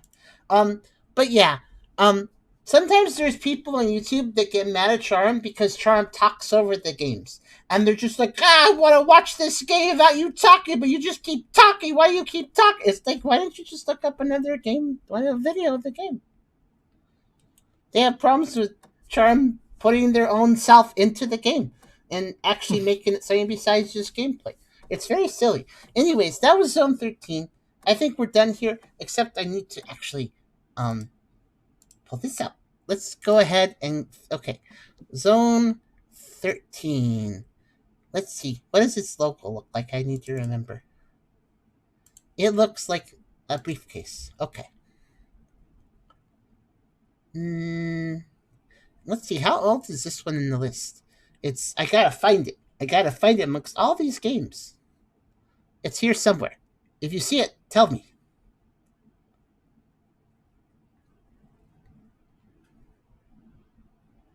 Oh, I find it far from on the kind of middle right. Yeah, there it is. Yeah. I feel like this game is really boring. And it's mostly not broken. But the motion blur thing was a real big deal, and everybody will have to suffer through that unless they know how to do the thing I did with the engine file. So, that's kind of a big deal if you don't like motion blur, and I feel like most people don't like motion blur, even though it's in like everything. So where should we put this? I feel like it's a D game because it's so utterly but it's like better than some D games, I guess. Oh, let's put it right here because I feel like the closest thing it contends with is Project 13 Taxidermy Trials. I feel like it's on a similar polish level to that one. So, would you guys say that Zone 13 is better or worse than Taxidermy Trials? Or I think it's worse because Taxidermy Trials wasn't great, but it at least had a little bit more of a flow design and a few more things interesting. There's a guy walking around. And there's a few interesting things. Actually, there were some interesting anomalies in that one, so it's much less boring than that one. Is it more? Is it better than Green Cold Body? That's the one with the anime. That's the one with anime waifu action figures on the shelf, and it was in a little apartment. And I think it was really kind of tough. Yeah. I feel like it might be better than that one. But I don't know. It was a smaller environment and took less time to walk around. It maybe have been a little more interesting for that reason. I'm gonna put it there, I think. Oh, also, if Charm wants to rebalance my placements later, she certainly can. Though I have a feeling she probably won't really disagree too much. At least it'll probably be close enough to what she would pick that she won't really care about moving it because it doesn't really matter. But yeah, that one seemed annoying. This game isn't annoying. Well, it was annoying. What's worse, annoying or boring? Annoying is more engaging. I'm gonna put it below it because it's annoying is more engaging. At least Green Cold Body was rememberable, sort of. Like I remembered it, so Charm remembered it, sort of. And I think Zone 13 is going to not be something that we really remember. Is memorability also a factor? Is that a good thing? I don't know. Makes it easier to make things. You think annoying is worse? Green Coat Body did have one huge advantage, and that was the environment was small, so while it was kind of annoying and hard, it didn't take that long to walk around. So it did have that advantage. I guess I'll put it above, just because of certain anomalies being more interesting, though. A boring game won't make your day worse. Tell that to Charm. I think boring games are the most annoying games for her. She'd rather be annoyed with a game with actual things happening than a game that's boring. But I'll put it there. Alright, that was Zone 13. Let's move on to better things. I hope. Hope it's going to be like last time, where the first game was bad and the second game was good. But I guess it's all up to the wheel. Hello there, Reese. Hello. Oh, hello, Reese. Also, hi, Zodina, too. How you doing today? Doing good. Spin.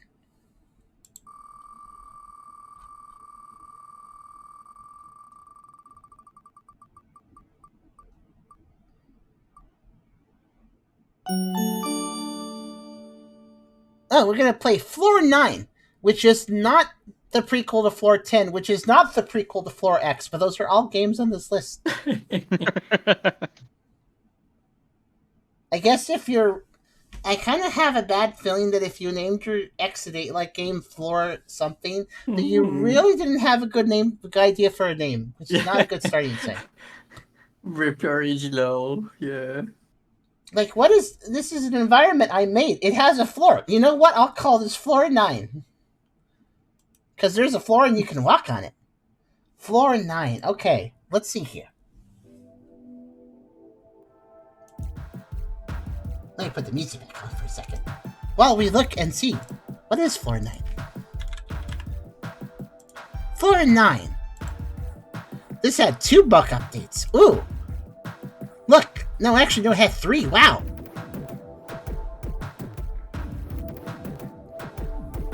And then they showed their other game they made. Okay. Well, that's a good sign. Okay, Floor 9. In Floor 9, you find yourself trapped in a mysterious hotel, known as Hotel Liminal. Oh boy. To escape, you must identify anomalies on each floor. These anomalies can be anywhere, on the ground, in paintings, or even right in front of your very eyes. I mean, wouldn't the other anomalies be in front of my eyes too if I was looking at? Okay. Isn't that anything that I'm looking at? Wouldn't that count? In Floor 9, you must find yourself trapped in a mysterious hotel known as Hotel Liminal. Yep, you check every corner carefully, as one mistake will send you back to the beginning, to Floor 9. The game offers you a unique blend of eerie atmosphere, puzzle solving, and survival, all wrapped up in a psychologically thrilling experience. Sorry, it looks more interesting based on the little gifts they have. Explore a mysterious and atmospheric hotel setting and discover intriguing anomalies at each floor. Engage in challenging gameplay to test your observation and decision-making skills. Immerse yourself in eerie sound design. Roof 9 win. Ooh. Oh no, is that just the ring girl again? Well, we'll see. Let's go ahead and fire up Floor 9. Actually, it does look a little more promising. They bothered to put little gifs in their thing and make it look a little more fancy, the description. And the gifs are actually kind of interesting looking. So, let's see what we got. I think I hit play. I shall wait for it to notice. Yep, I sure did. I double checked.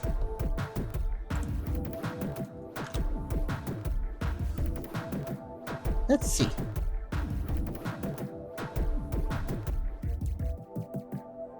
Is there something trying to run? I don't think so. I definitely launched the game, but I don't see anything happening. Let me try again. That's the launching executable there that you saw for a second. Is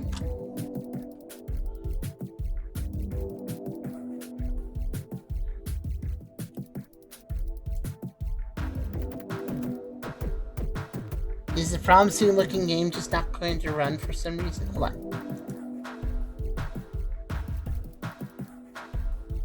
I don't even see a process pop up. Okay. That's weird. Let me try something.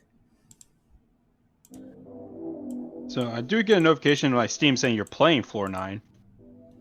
Yeah, for a second. Am I still playing it, though? No. It only exists for a second, then. I'm going to open the exe itself. The code execution cannot proceed because unityplayer.dll was not found. Reinstalling the program may fix this problem. No. Oh! I think I know what the problem is, and it's very silly. Okay, I need a Unity game on Steam. That I have. I think they just didn't include the DLL in the game folder, because I'm pretty sure... does anybody have a Unity game they could open and check this with? Because look at this. I think there's supposed to be a DLL here. Let me check my Steam library. Okay.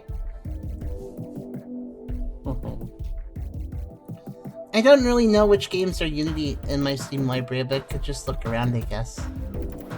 I'm not sure. Do they count like VR chat as Unity itself? Yeah, I'm right. Look. I'm gonna do the thing. You can go to properties and tell it, verify integrity. I'm verifying integrity of Game Pass. But I was right. Look. New folder. I just opened a new game. This is another X8 like it's a new. Look. See what I mean? There's a whole bunch of stuff that doesn't have. Is it fixing? Let's see. 24 files failed to validate and will be reacquired. Okay, it understood that something is wrong. This is just how I downloaded it, though. Okay, is it fixing it? Let's see.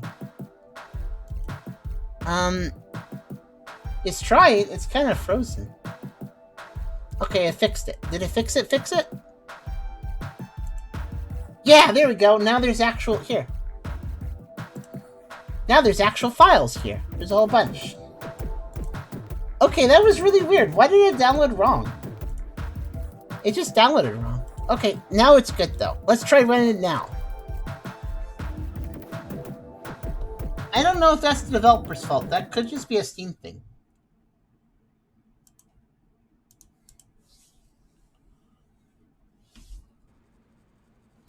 Okay, that's much better. Okay. Oh, this actually looks like maybe they put... Oh, why is that resolution that low? Oh, now it's huge! I went from 640 to something to 2560 something. Whoa. That was weird. What's DLSS? Does anybody know? Oh, what's FSR? I don't know what these words mean. I'm just not going to select them. Move and interact. Oh, okay. And WASD and interaction. Okay. Pretty normal. And I guess volume. There. I don't know. Let's maybe there. Okay. Let's start. Sadako is a really popular ghost for X-State Leaks. Yeah, it's kind of silly. I don't know if she's in this one or not. They're still in the window. Oh. No, this seems pretty good so far. It's running pretty okay. I think there's some motion blur, but at least it's not messing with the frame, so it's not too bad. There's not really many video options, so I can't do anything about that, but it's running okay. Also, there's mouse acceleration, which is, as Charm puts it, kind of weird feeling. Notice, if you detect an anomaly, press the eyeball. Everything is normal, press the not eyeball. Okay. At least to make it pretty simple. Oh. She is left to the void. Okay, we have animated characters doing things. That's interesting. Okay, emergency. Do not use elevator in case of fire. Oh. Hey, it's one of those games where you can clip your head into things. Eh. Is this just telling you... This is tell you. Wait, this is. I get that the sign's trying to say you shouldn't use the elevator if there's a fire, but the way they wrote that, it sounds like you just shouldn't use the elevator because you don't know there could be a fire. There might be a fire. Just in case, you shouldn't use the elevator. Oh yeah, I see what you mean. Like just in case, don't Yep. use the elevator because there could be a fire. Maybe. You don't know. Okay. So he has towels and toilet paper, and she's got cleaning supplies and towels. It says caution. She went to door 16. Okay, and then over at 18. Okay, so this goes from the elevator. It goes up that way, and then it goes up that way. Okay, so and then it alternates. So it's 16. Then you turn around and it's 17. Then you turn around and it's 18. And then you turn around and it's 19. 19 has please do not disturb. Okay. And there's a fire hose drill here. And Chrysalis says apparently deep lean super saplings, new image rendering technology developed by a video which uses deep learning to produce an image that looks like higher quality resolution version of a lower resolution. I'm confused. I see. I think I get it. Uh-huh.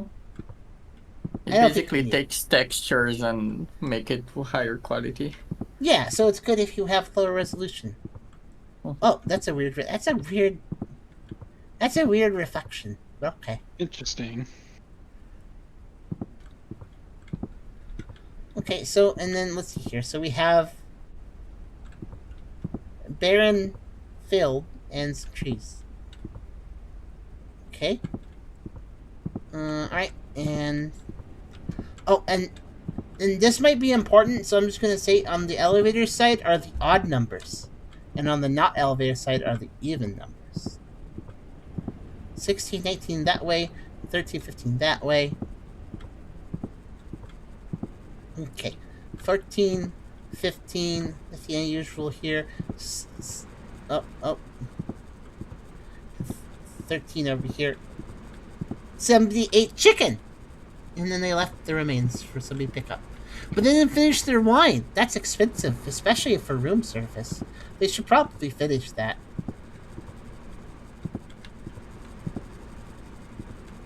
That is a very red wine. Very red wine. And then we have Creepy Lady, which you definitely want to see in your hotel hallway. That makes a lot of sense. And then we have, wow, that's I think it's a guy in the face, but I can't, it's very smudgy. And we have a white rose or something. I don't know what that is actually. Its texture is only, oh. I think you're only supposed to view this plant from this direction. And if you look from this direction, the leaves disappear. Oh, so close, developer. I was about to say this environment looks 100% polished and good, but you messed up with the plant. It should have been rotated so that you couldn't see. That's really weird. Who makes a plant model but only renders one side of the leaves? Because you would only have to look. You could have to look at a very specific direction, or it looks bad. Yeah, that is a little strange. High voltage keep out. I mean, I understand if like it's like a wall texture, you're not supposed to see the other side of the wall. That makes sense. But a flower, I can easily see a flower from multiple angles. And then we have an exit, and there's a staircase, and I can see it. So we need to look in the window. Then we have a fire alarm. Okay. And that's kind of everything. So 13 has chicken they finished, and the cleaning lady goes into 16 and sneezes. Bless you. Thank you. And there's a picture here, and 19 doesn't want to be disturbed. And all the other doors are, so 19 has to do not disturb, 16 is where the cleaning lady goes, and 13 has the chicken 13 they had finished. dinner. Yeah. Also, I don't know if I'd want to stay in a hotel room right next to a high voltage box that's making this much noise. I just realized it sounds like something's broken in there. Sounds like there's maybe a little bit of a shortage going on and there's some electricity bouncing around. But yeah, those are the three that have something going on with them. So, oh, everything else is normal. There's a light. Oh, there's an exit sign and it's red. with white text.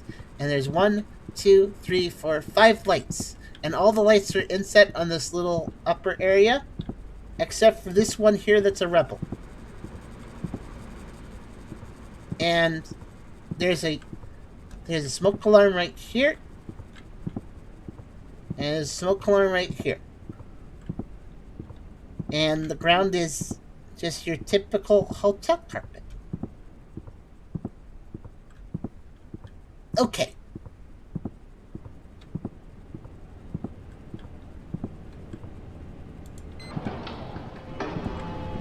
So I would say it's closed down because I guess this is the first floor, so nothing's wrong, right? I think that makes sense. And great I carpet. think so. Well, it's more red. Red-gray.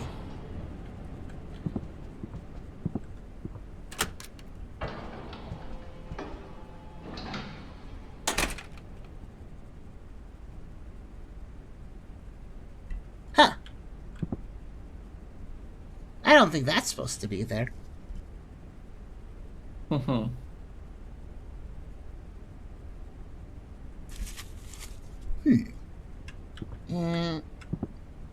Okay.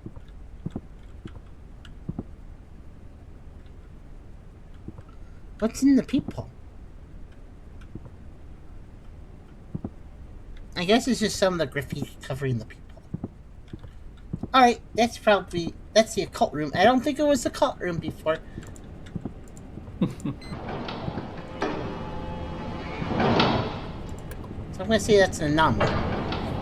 Nice. Big guy. Yeah. I think so. Yep. There she goes. There she goes. She's not bringing the cleaning supplies, though. I wonder what she's doing.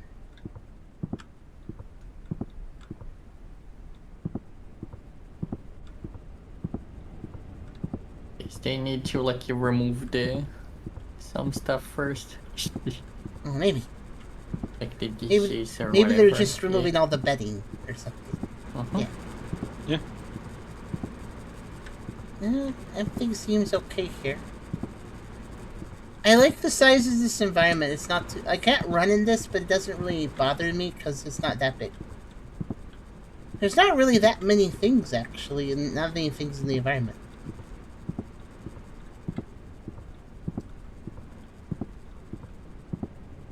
Definitely should check all the doors, though. That's what that last anomaly taught me. Oh, I bet the peepholes might matter at some point.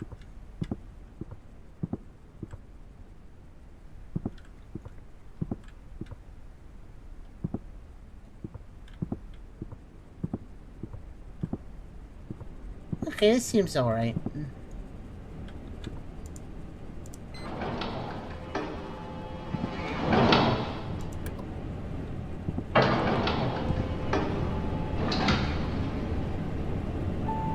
The paintings are creepy.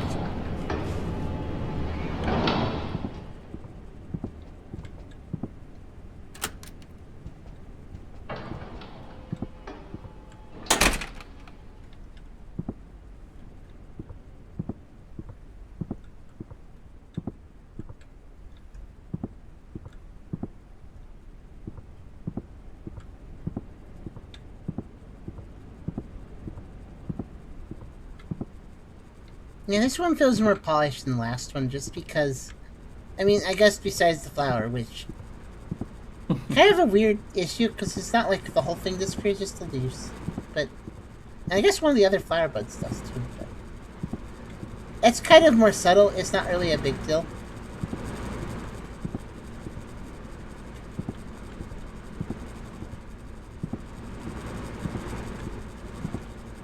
Wait a minute.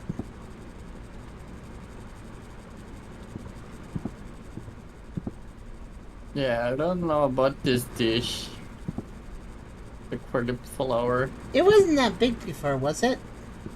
I don't remember. I mean, it's sticking out. Yeah, that seems a little off. A little big. Did it get bigger while I was here? They water the plant too much. They wanted it so At much the that base the grew. base grew, too. I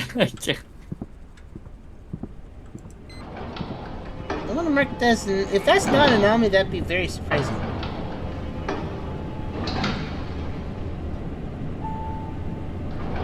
That's an anomaly.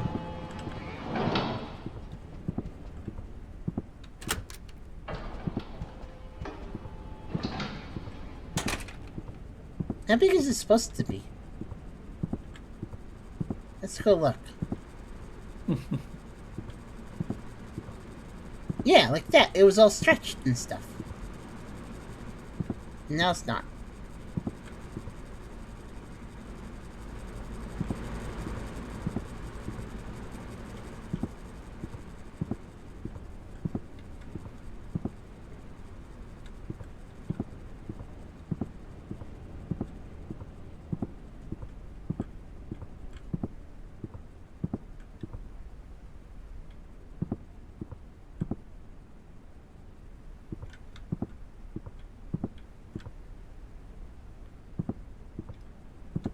Oh! No, that's normal. I thought one of the lights was out, but it wasn't. Okay, everything seems fine here.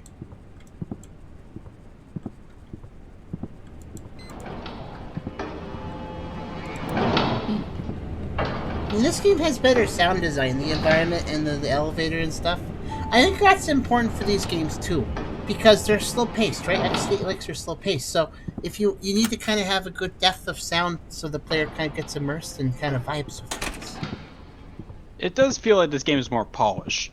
Yeah, it feels like it. Some of these games really try to set an environment, and I think those ones just do better, even if they have some other problems.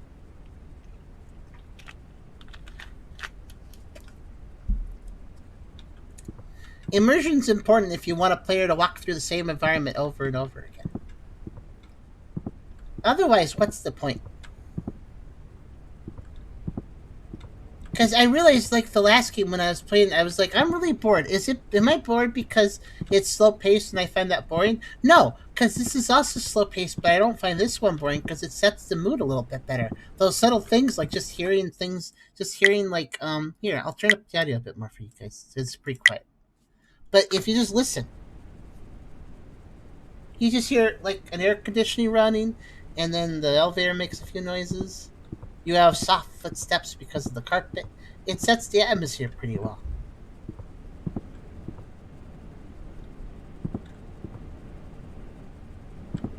If you can go, wow, I feel like I'm in this environment, then the looping environment, it adds more of an impact then, I think. I go over this voltage box and it sounds like something's broken in there. It's very atmospheric. I think that's the trick. You gotta have the atmosphere, because if you don't have the atmosphere, it is boring. Oh! Sir, you're using the wrong side of the stairs. You must flip around. Is he going up or down, and is that the same direction as I think up and down is? That's food for thought. That was slightly surprising. I like how he just stands there, instead of trying to... I think a lot of these games, too, also try too hard. Like, they're like, oh, a spooky thing, it's doing something spooky. But that's better when you just have them stand there. Like Shadow Man Upside Down Shadow Man guy. Like, that's creepy. I had to go up and look at him to notice he was there. And then he doesn't do a thing. He doesn't try to scare me or anything, which actually makes him more scary. Because sometimes if something scary does nothing, that's the scariest thing it could do. Yeah. You know? Using just suspense to scare somebody is very effective sometimes. Because then you're asking yourself, like, oh, but what would he do next? He's not doing anything, so you start thinking, what could he do? You know? Because if he did something, then you wouldn't be thinking what he could do, because he did something. But if he does nothing, then you're thinking to yourself, what is he going to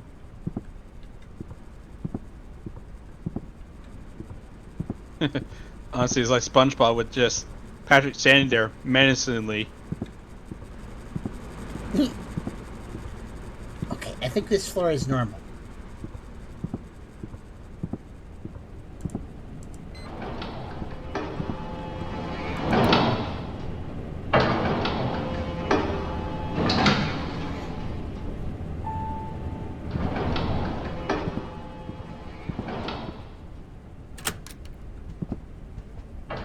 I keep expecting something bad to happen. to her when she goes in that room, and I bet that's probably a thing that will happen. Wait a minute. 13. We're at 13. 13. Yeah. 13. 13. 13. 13. 13. Exit. 13. That's too many 13s. Everybody's gonna get mixed up which room they're supposed to go to.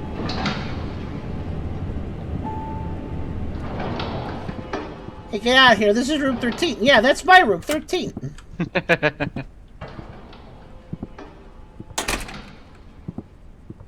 What room were you in? 13. Oh, imagine that all the door locks are different, though, and you get really frustrated, because you're like, I have room key 13, but it's not working. I'll try the next 13. Ah!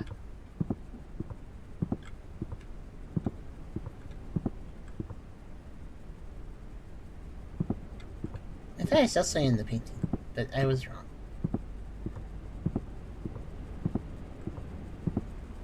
Actually, the mouse acceleration feels good in this, actually. At first, I was like, I don't know about it, but then I realized it actually kind of works.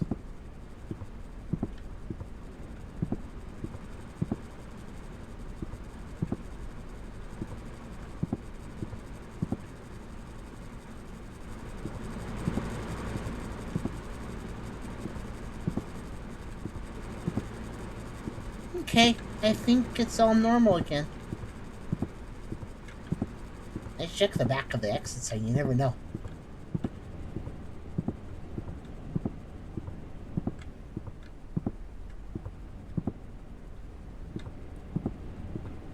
And see, it should be easy to set up a really nice atmospheric environment like this in these games because these games are used in a small area typically. So, if you're making a small area, why not model it really carefully and put in a lot of little environmental sounds and make it really feel proper and lifted and real?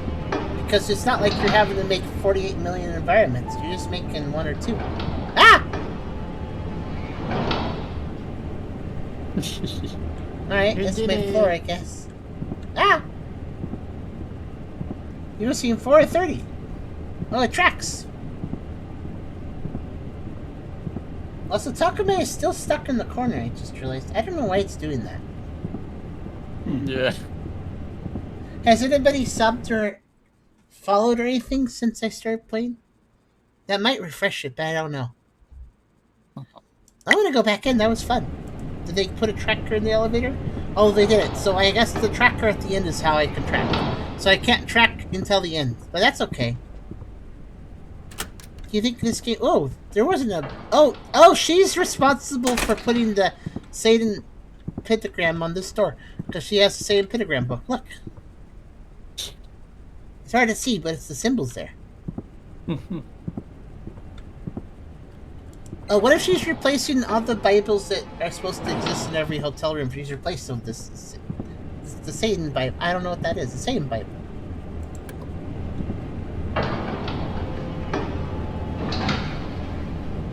I don't know, but every time... Yeah?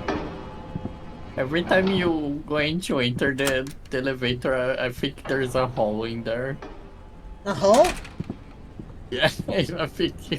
I don't know why, but I think you're gonna fall or something. Oh. I'm gonna look in the elevator and see what you're talking about next time. Sure.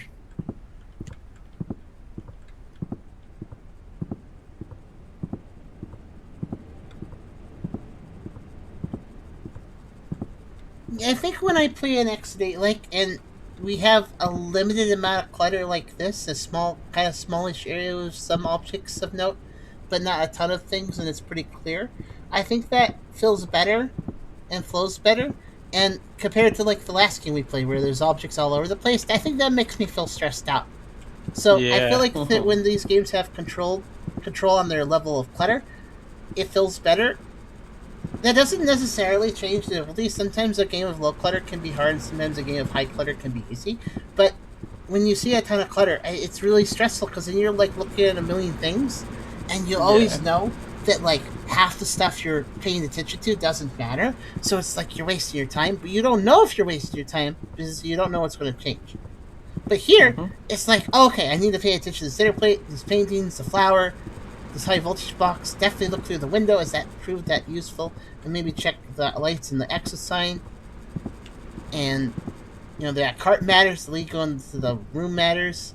The painting, that matters probably. The window matters. It's like, there's a number of things that probably do matter because they're kind of prominent. Everything here is prominent because there isn't a ton of clutter.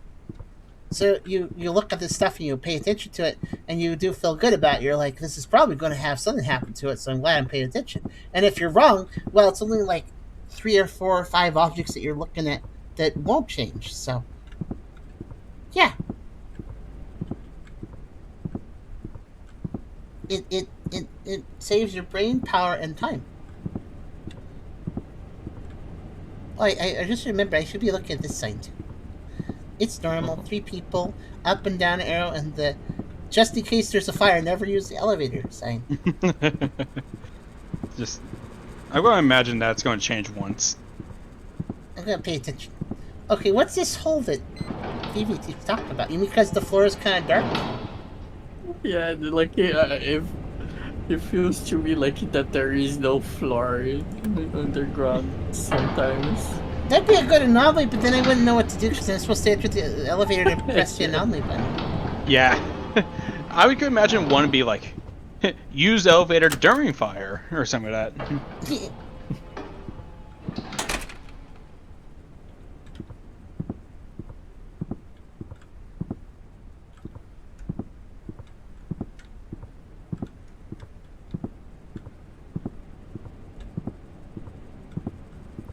Set dressing is important. Yeah.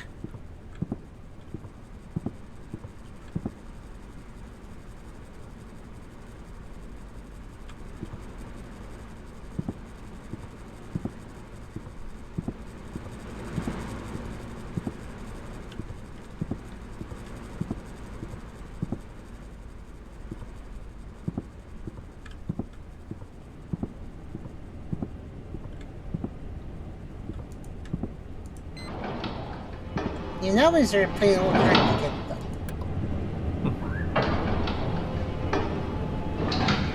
At least I think they are.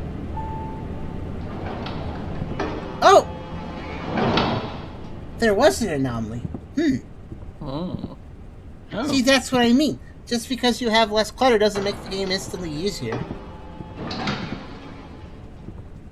And that's good. Wonder what I missed.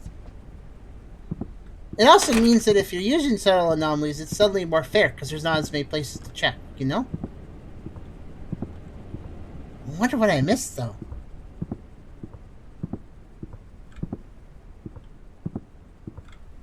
You're saying that everyone... No, I don't know. What was it? That's a good question. Did anybody notice anything weird that time? Haven't seen anything out of place. Everything's looked in place, but they're Also saying there was out of concerned place. What's that? Also, concerns me, I don't see anything out of place. Just the trend. Oh.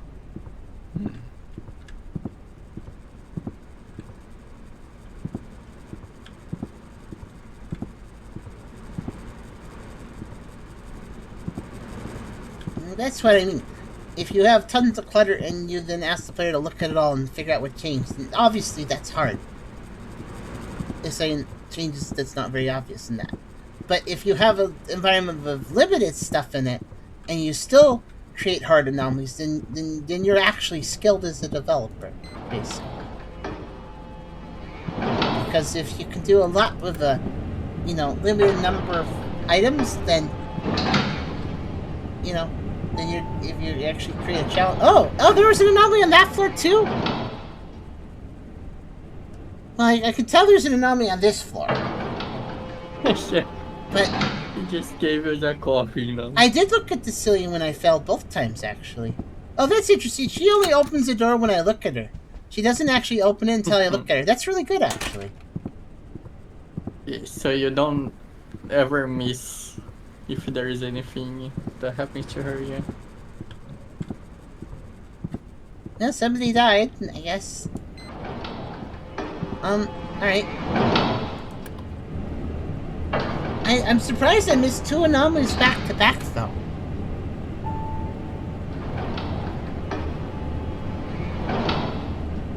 I don't know what they were.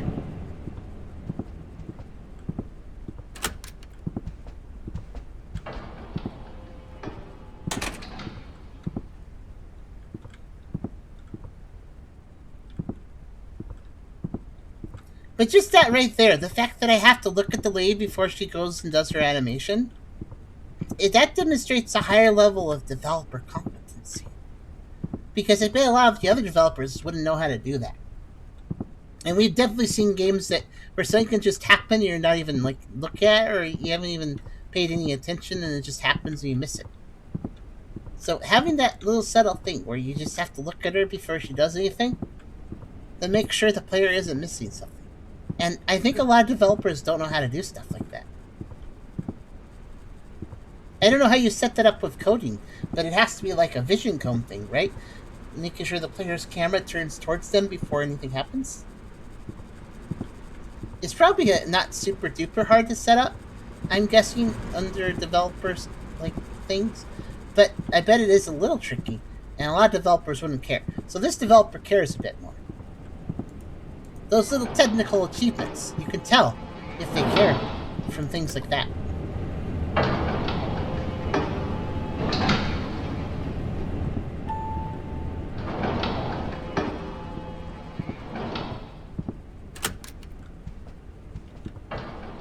It's the little things, you know?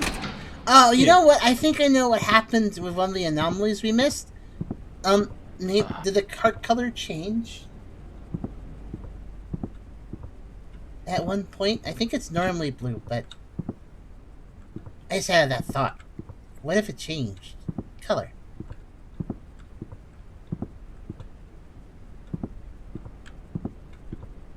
Oh, we got that again. So it can repeat.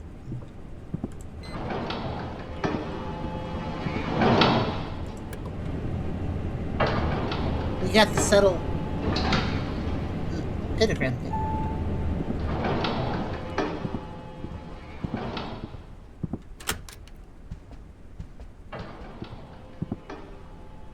That's a little worrisome, because now I'm wondering if I'll find the subtle ones, if they can repeat other ones, then it might be hard to find the subtle ones then. Yeah. What changed in those? I wish I knew. I mean, I guess we're recording this so you could look back and try to figure it out if you want to.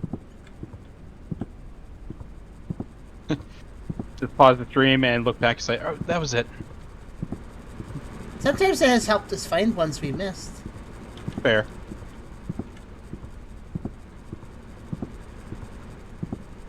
The rate cast is program treating event if the area is hit by the rate. It's close enough. That makes sense.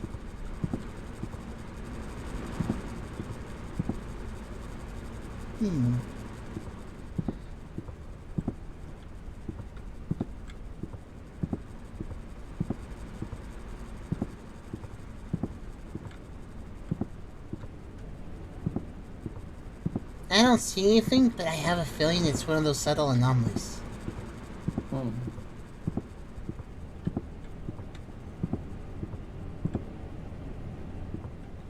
I don't think I'm looking at this sign enough, so I'll make sure to look at it more.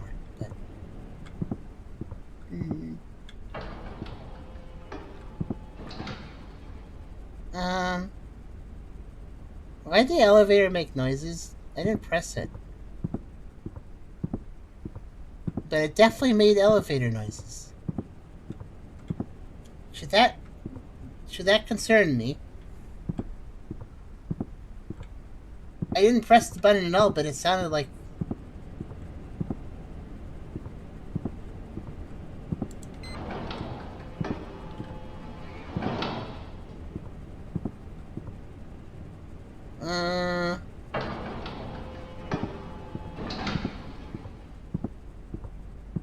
Is that an anomaly? It did just kind of do its own thing without me asking it to. I don't think it ever did that before.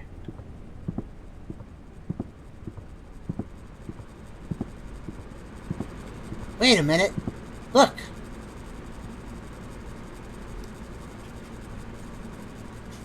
Was that half blacked out before? Don't think so. That does look different. That must be it. But I don't know why the elevator made its own noises. That was a little weird.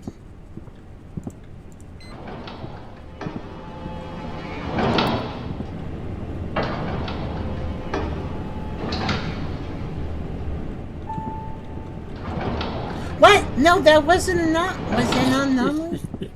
Oh, maybe it's always like that. Well, it was a good jest anyways, because the elevator was being weird too. So, it was good to guess anomaly for 2 reasons. But... Oh, there she goes. I didn't get to look at her that time. Shadow guy also. Oh, was it Shadow Guy? Mhm. Oh, yep, that's Shadow Guy, alright. He has a briefcase. It's the G-Man. It does seem like a G-Man thing to do, walk on the ceiling. Now that's a quote in itself.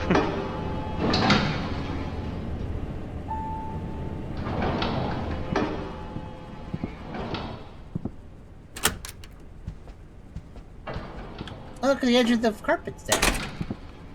She really does walk into the void.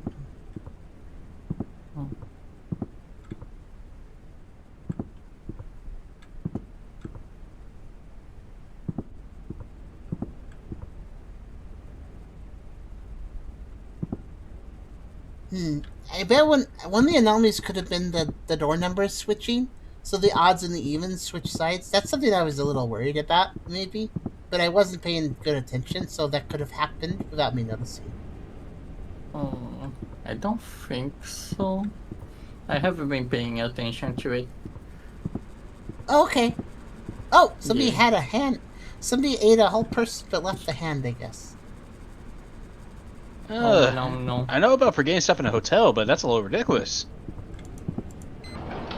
It got full right before finishing the hand. What happens if I press the button from like here? That doesn't let me. That's smart, because I wasn't in the elevator.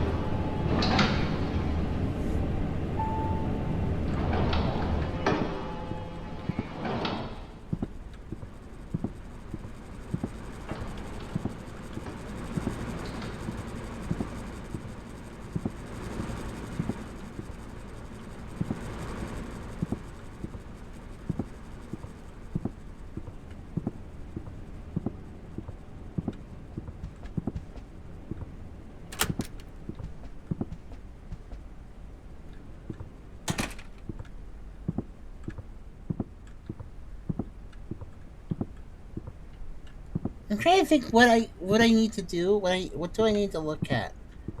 Because, like, I missed stuff. It's possible I missed the same anomaly twice, or I missed 2 anomalies. But either way, I wasn't looking at something that I should be paying attention to. So I'm trying to think, because there's not much in this environment. So I'm trying to think to myself, what could I pay attention to that I wasn't paying attention to? Maybe like the gray trim at the bottom of the wall, or this marbly kind of trim in the middle of the wall, or I don't know.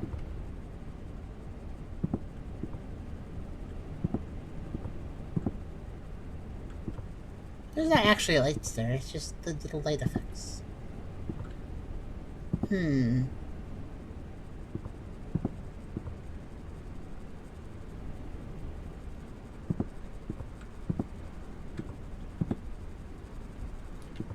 Oh no. Okay, there's one thing I thought about, and that was what side the doorknobs are on. Oh. They're on the right, and the right, and the right, and the right, and the right, and the right, and the right. Okay, maybe they were on the left one of those times. That's one thing I was thinking about.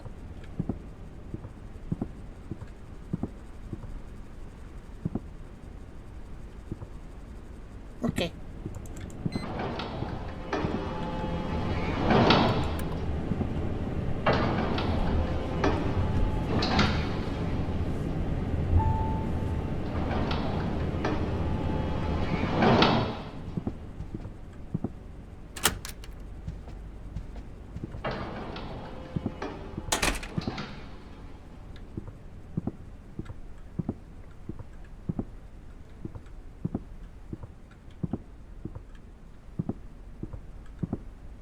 It'd be really mean if just one door not changed.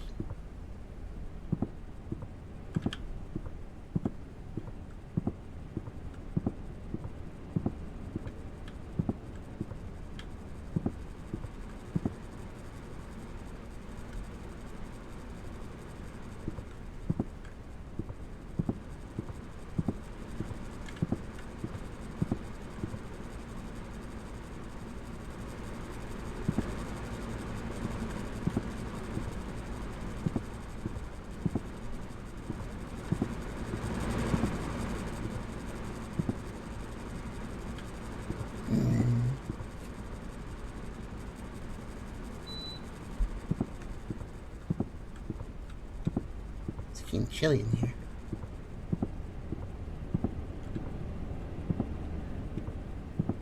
It's been snowing a lot lately. So that's not really surprising. Now that it's getting dark and stuff. Well, it's been dark for a while, I guess.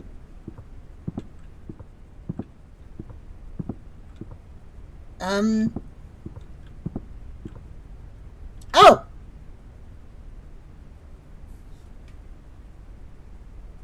Oh. That's really subtle. Mm-hmm. Especially since the symbol doesn't change if you invert it like that. I'm glad I kept thinking.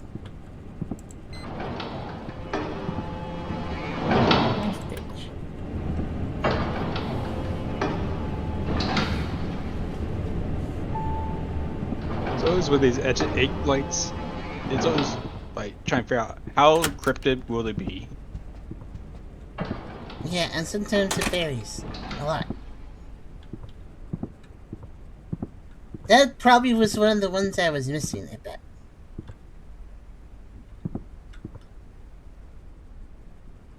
Oh, wait. Go back. You zoomed in. There's a pentagram there. On the fire extinguisher. On the hose. Oh the little picture. Yeah, that Only was the very little wow. picture there. Wow. Wow, that's really subtle. Not even the fire hose itself, but the little sticker next to the fire hose. Wow. Okay, we gotta be real careful. Yeah, if you didn't have zoomed in on that, I would never have seen it. Wow. Wow. I just smushed my face against things then.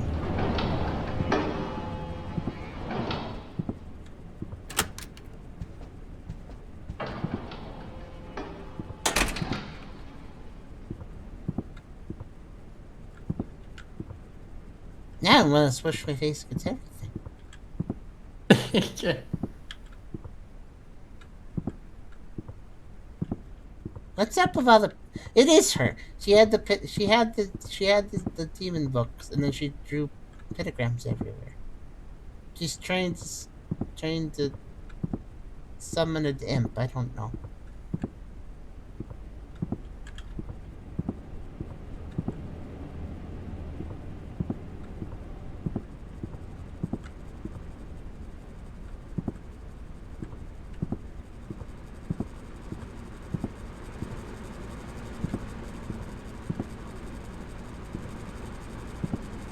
What's that weird little light thing on there? I guess it's just a smudge of light.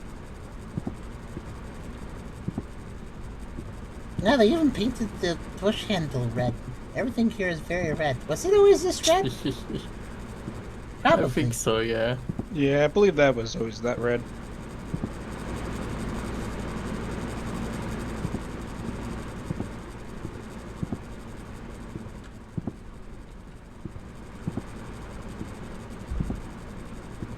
Wait a minute.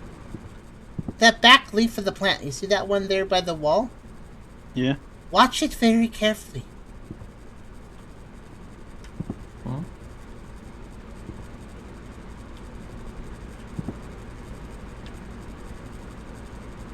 Oh. You see? I saw it. It's both in front of and behind this other leaf. What's up with this non-Newtonian plant? This plant is very strange. Maybe she summoned an imp to help clean. I guess they could help clean things, maybe. If you did the ritual right.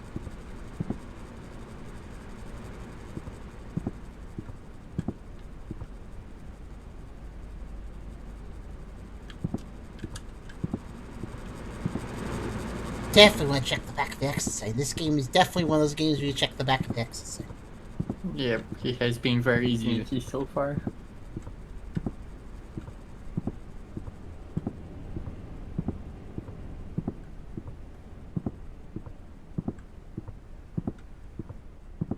I don't mind some subtle anomalies in the environments like this, though I do hope they don't have too many. Because that might get a little annoying. I don't see anything.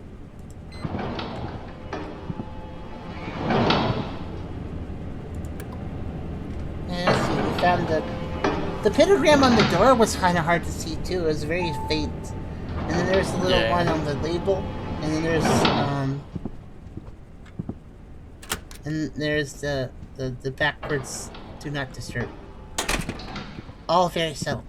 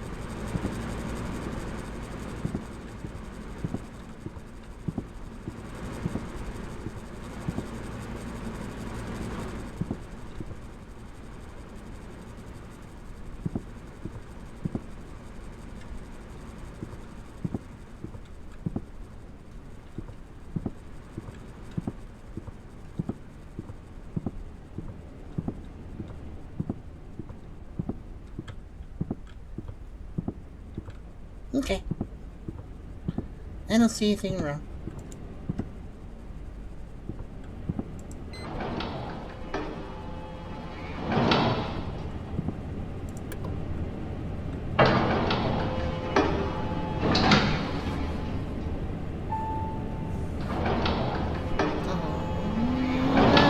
I had a feeling that was the wrong decision. But I looked at everything really hard that time. I even went back and double-checked the doors for doorknobs.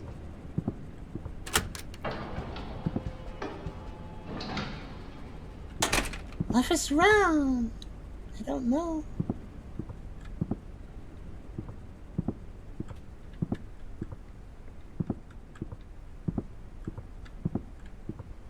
And that one's backwards again.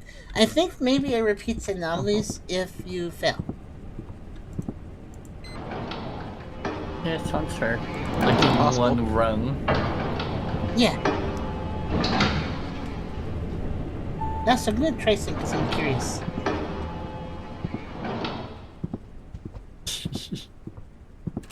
Oh, she opened it. I guess it's also based on how close you get. I wanted to see if she had a reflection. I doubt it, but I wanted to see. Ultra wash. Ultra wash.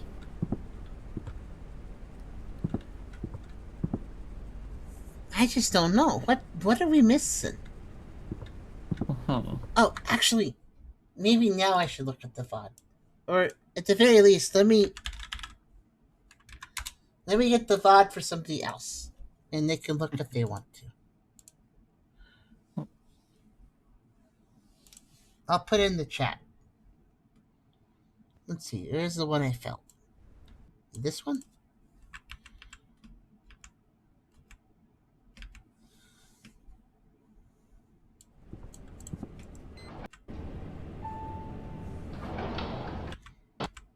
That's the one.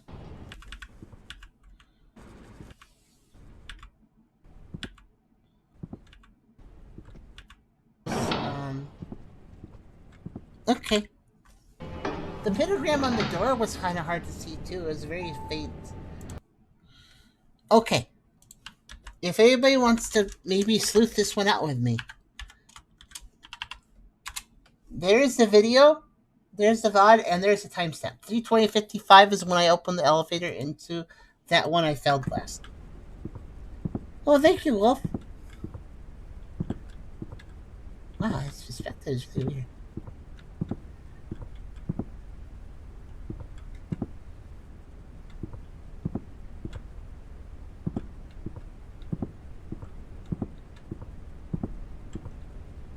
So yeah, if you look at that timestamp, you will see me walk around, and there's an anomaly there, and I didn't find it.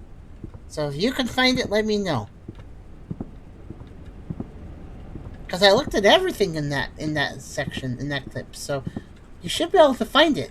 It should exist somewhere in my viewing of the level.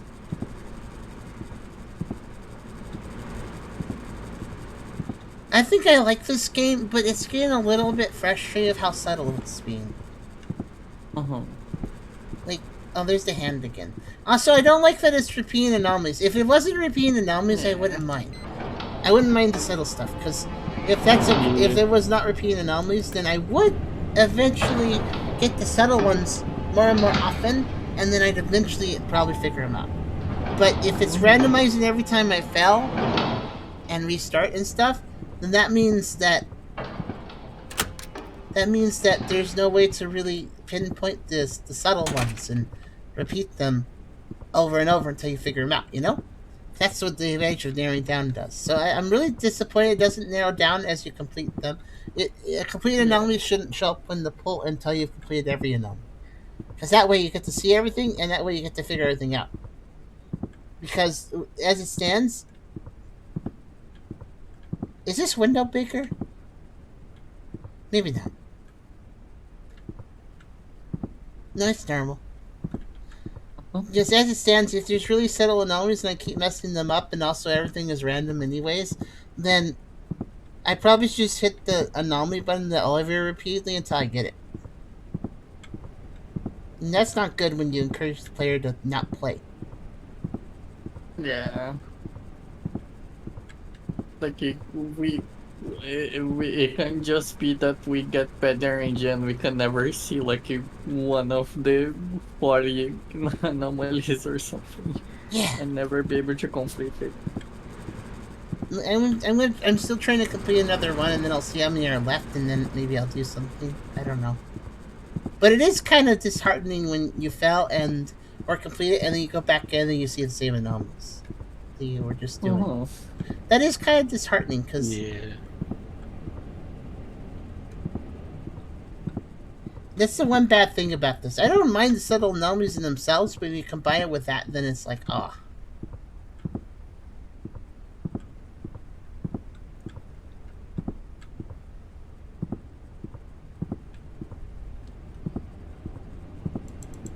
Okay, if you ever need me to look up the answers, there is a video about it. Oh, there is? Okay.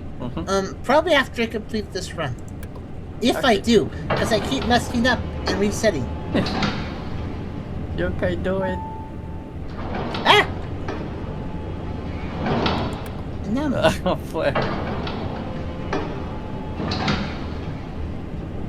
Did the person you killed, did that summon the imp? Was that enough?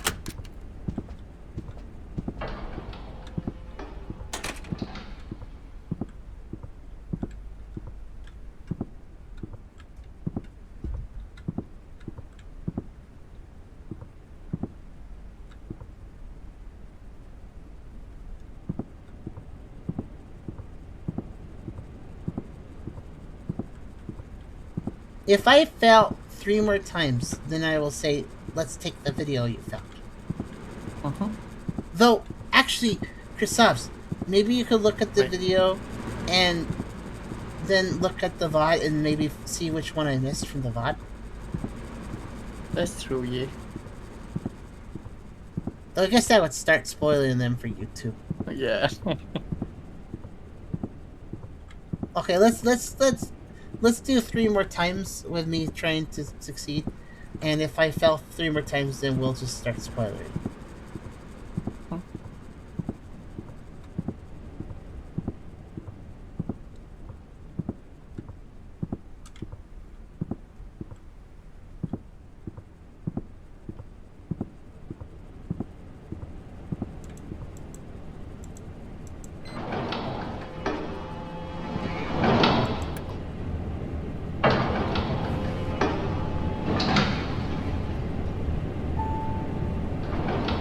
Well, that's one. Oh, wait. Look.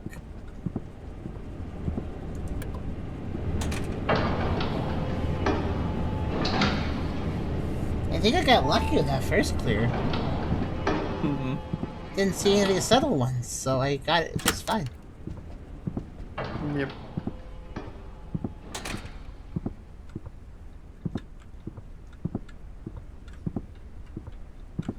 There's definitely some neat anomalies here, but it's a shame that there's just again, it's okay to have subtle anomalies, but if there's too many and they don't reset, then you can't narrow it down, you can't clear them out.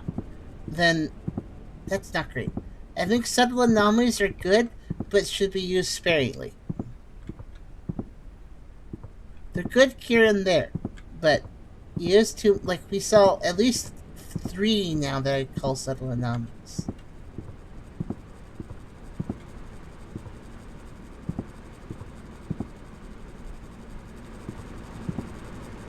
The picture size is different. Or are they always like that, where one's small and one's big? Yeah, one is small, one is big, but Okay. I'm not sure if it's bigger or not, but yeah, I guess we could.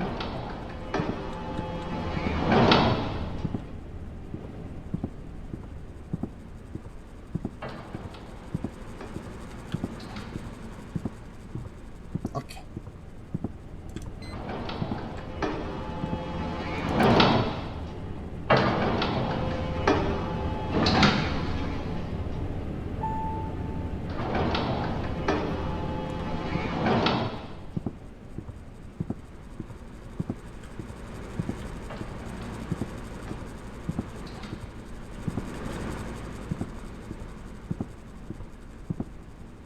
Now she is waiting for me to get close too.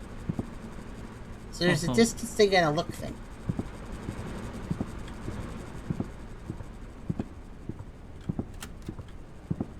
Oh. Alright, bye.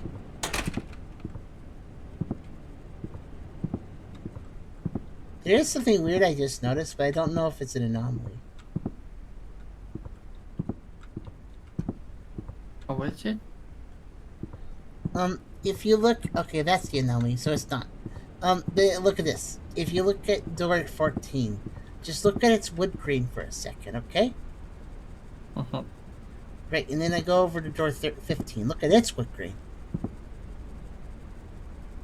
Yeah, yeah. Yeah. It's different.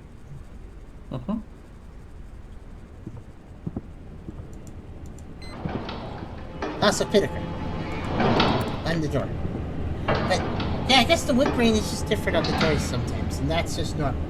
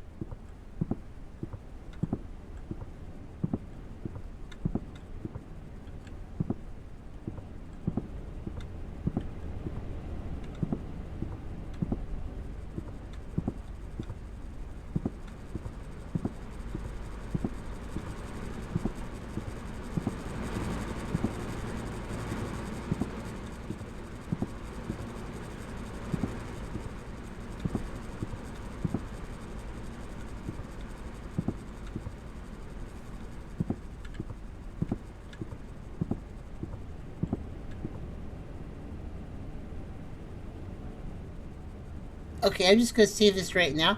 I see nothing wrong, but I bet something's wrong. Because I just had a vanilla floor, and I think I have noticed that every time there's a vanilla floor, there's not a vanilla floor afterwards. I think. Also, give me a second. I need to do a thing.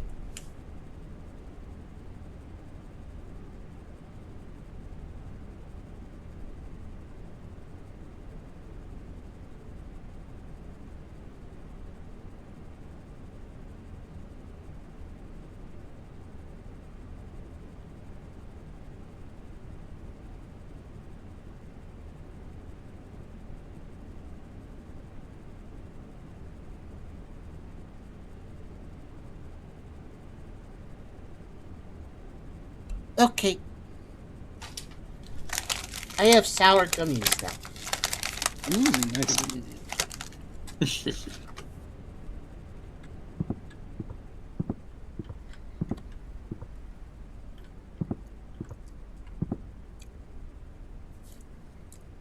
That's true, Parker.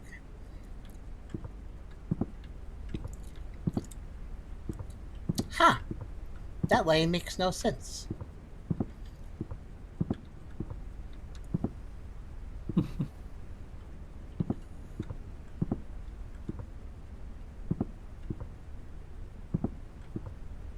Okay. Let's see. If there is a subtle anomaly right now, where would it be?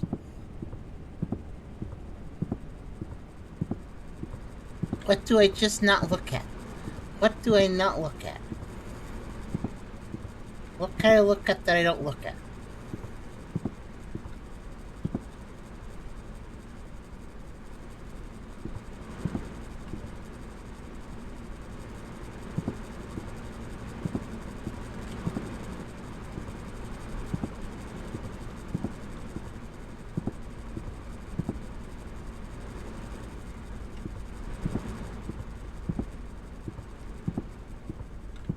I think I look at everything though. I even poke and look at the pupils. Because they're just little white textures though.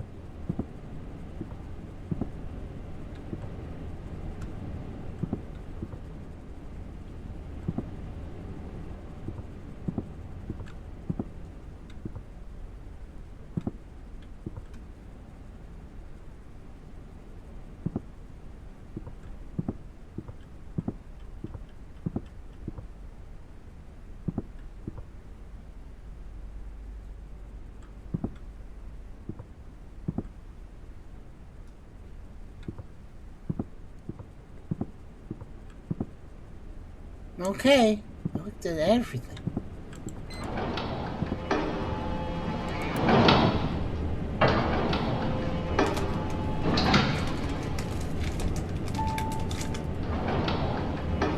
Okay, guess I was right.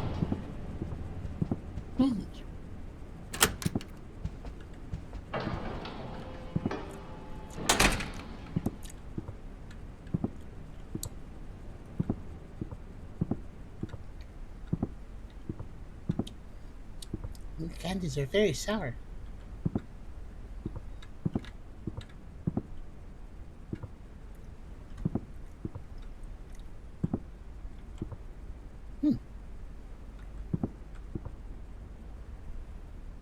So polite. Looks like ice. Yeah, not only that, but look at this. If I look at the lights and then I turn to the right, watch.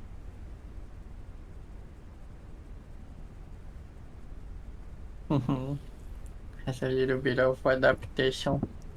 Huh.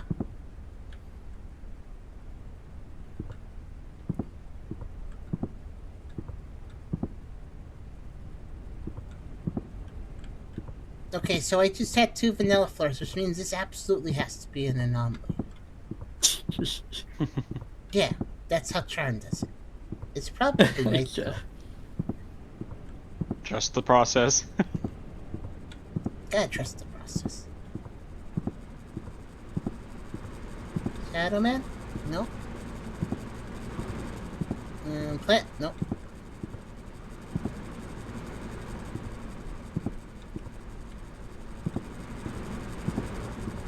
Exit sign? No.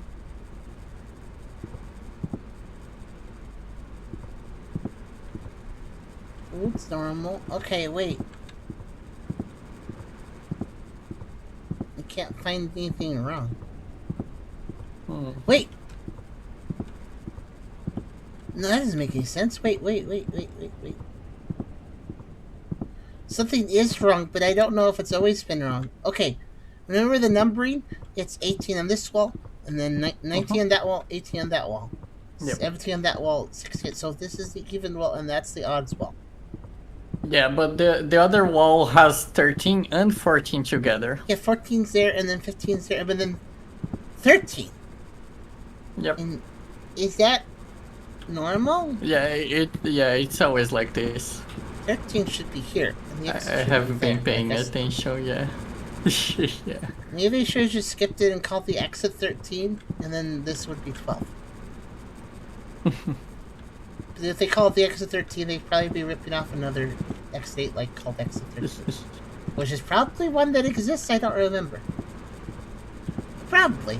I think there's a good chance there is. Yeah. Jeez, gosh, I can't find anything.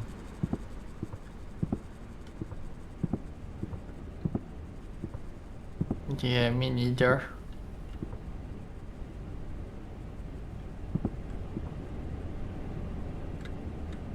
Out Oh, of bounds. I could do that there, yeah. I don't know why, it's only there. Okay, that's definitely weird. What are you Yeah. doing, elevator? also that's an anomaly. What is?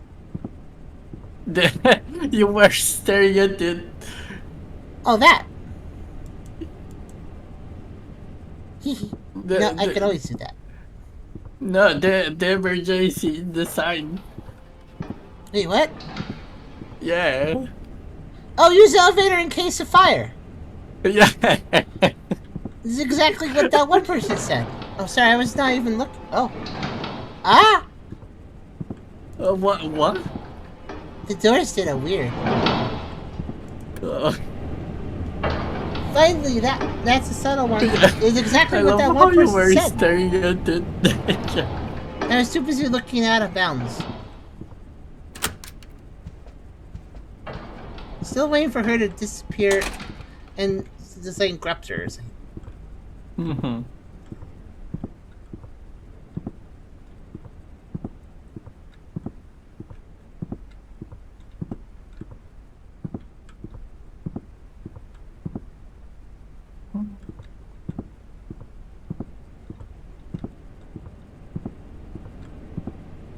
I go right, Lion.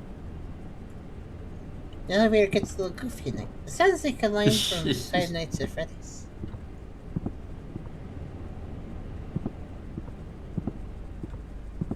The animatronics get a little quirky at night. I think that's the line, right? Yeah, that's the line. He's quirky.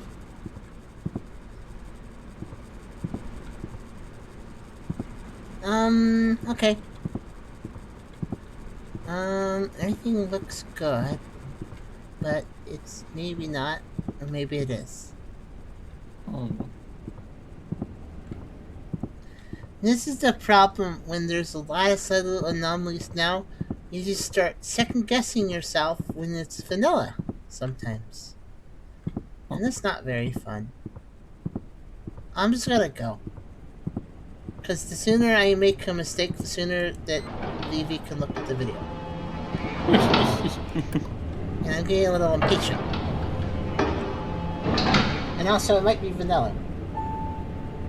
It was not. Okay, screw it. Video time.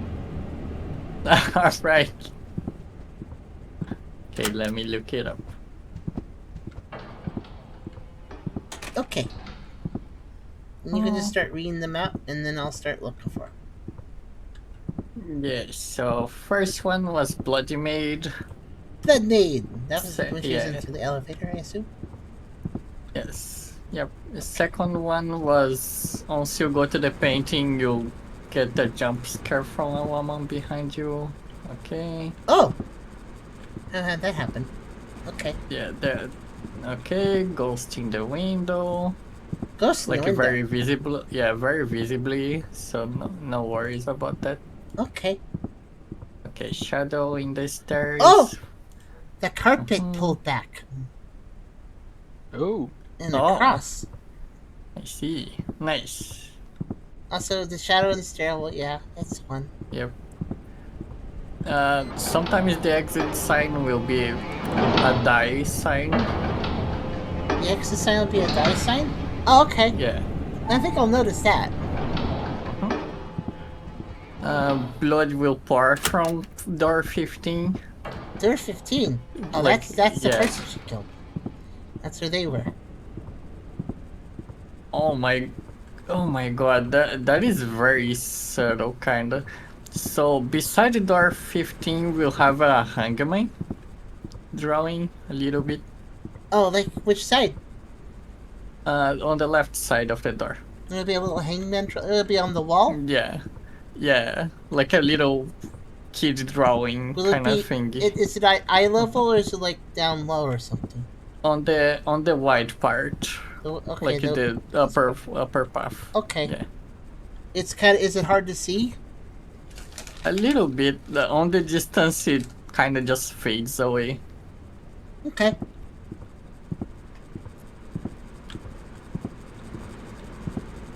Okay, the wide vase, we seen this. Oh, there is an eyeball on the vase sometimes. Oh. In the vase, like in the pot.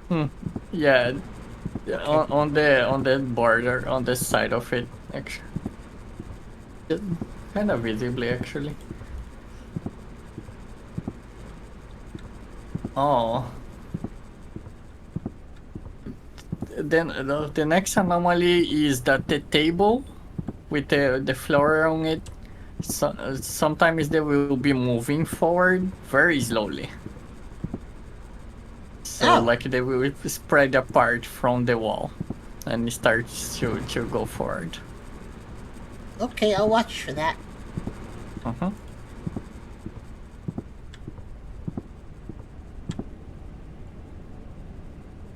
Sometimes the left painting on the besides the flower will be stretching. Like getting bigger over time or something. Yeah, it starts to like stretch, like you horizontal. The left Vertically. one. The left one. Yes. Okay. Yes, this one that you're looking at. Doesn't seem like it's doing that right now. Yeah, and the right painting on the flowers will have the eyes open of the person. Okay, I was thinking that. Like, what if her eyes open? That'd be creepy. Yeah. Okay, hanging plate, we see. Yep. The doorknobs will be missing sometimes. Oh, missing. Okay, I'll notice that easily Yeah. enough. Oh, door is labeled 13, we seen that, yep. The emergency sign is to use in case of fire, yep. The light, the arrows for up and down on the elevator will be very tiny. Very tiny. You mean this one? Yeah, Oh, you mean the ones Yes. up there? up there. Above it? Above the elevator door? They'll be really small. Uh-huh. Okay. That's And weird. yeah, and sometimes on the gap on the top of the arrows, we'll have a baby doll hanging there. Oh! Atop the elevator door frame. Yeah, it's on top of the frame. I was kind of looking at that and was like, I wonder if something could be up there. Uh-huh. Oh, the cartwheels from the maid could be gone. The cart itself has no wheels sometimes? Yeah, they will be kind of floating because there is no wheels. Oh, jeez. Okay. Okay, book in the cart, we seen this. Door 16, so the maid doesn't close the door sometimes. Okay. Oh, that is something you definitely pay attention to. Is it subtle? Like just a little ajar? Or is it like all open? No, just all open, yeah. Okay. Just black. Door 18, aka the one with the pentagram, will... Wait. Wait, no, I said it wrong. The door from beside the fire extinguisher sometimes will be open and then slam shut. Okay. Which very visible. Yeah. I should hear that. Okay, so yeah, the pentagram in the holes the fire extinguisher, which we saw, and oh, the fire extinguisher sometimes don't have a mount. A mount? Yeah, so like the black parts of the fire extinguisher that's holding to the wall. Oh, I Yeah, don't think I sometimes would have it noticed will be that if that's. floating. Oh, Yeah. okay, I see. Oh, that's probably what I missed. That's mean. Mm-hmm. It's black, so you don't really pay attention to it. Especially the base of the fire extinguisher itself is black, so you might miss it because of that. Uh-huh. Okay, the rug being pulled. We saw that before. Yeah. The no disturb sign being reversed. Yep. Yep. The painting will have the house in the painting will have the lights on. Oh, there is a house there. I kind of see Yeah. it now. If I look really close, I didn't really notice that before. Okay. Pentagram door 17 that we saw. Yep. And door 17 will have a loud knocking. Okay. And it seems to be it. Okay. That does. I mean, I think I've seen a lot of them. So, Uh-huh. oh, the hand. Okay. Okay. Let's see if we can have this. We can find the rest. And the coffin was one you didn't mention, but we saw that. Yeah. Too. Oh, yeah. Yeah. Okay, so this game it's got good atmosphere, but the anomalies kind of leave something to be desired. I feel like they're not bad Mm. necessarily, but I was hoping for better. I'd say. Well, for Exit 8, wait, when you're taking it basing on the original game, the anomalies are sometimes very subtle there too. Yeah, but there's kind of too many of them here. I kind of feel like what happened here is you have a developer that did do a polished product, and they did a pretty good job with the atmosphere and polish, but they wanted this to be. It's like what Charm says, where like Exodate likes are best when they're not about the difficulty and they're more about the experience. And I think this person definitely, the developer, this definitely figured out how to do the experience to set the mood and stuff. But when it came to the anomalies, they were like, okay, time to make the player have to try pretty hard. And I think that's the wrong. I think I agree Yeah. that's the wrong approach. For Exodate, like, so you don't want the player to get stuck in a rut. That kind of messes up the game, the kind of experience. I guess. Yeah, I see that. Mm.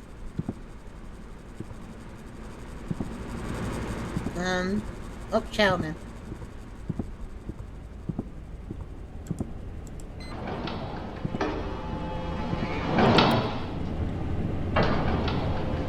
The coffin's really obvious. Maybe the problem is, like, all those anomalies, and there's not really that many that are that interesting. Yeah. That's the thing. Subtle anomalies, that's the other problem with subtle anomalies, they can't do a whole lot because they're subtle a lot of times.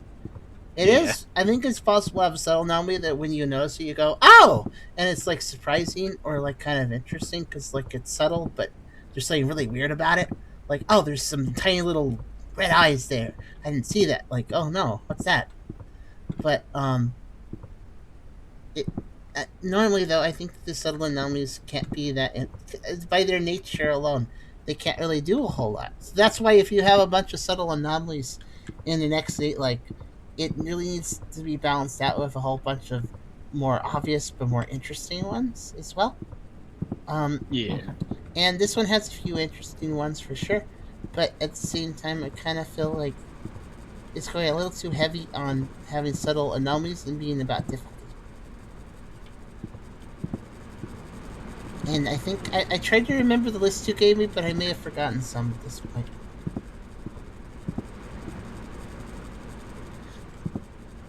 But let's see.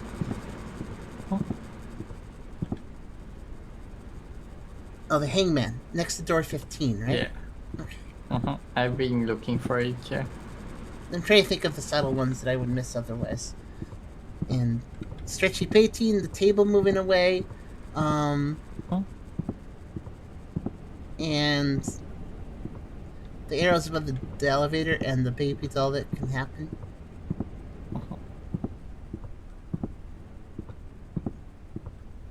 And the mount on the fire extinguisher. Those are the ones I'm paying attention to. in addition to the ones we did already. Oh, and the house. That I'm gonna look at the painting. I'll figure it out. The painting one sounds easy enough. If there's lights on the painting, I'll notice it.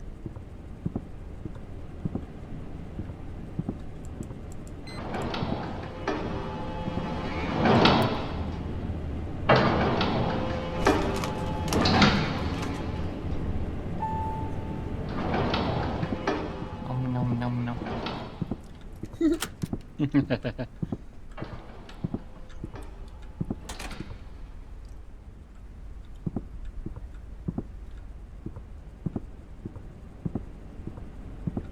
Okay, it's inverted this time. Yep.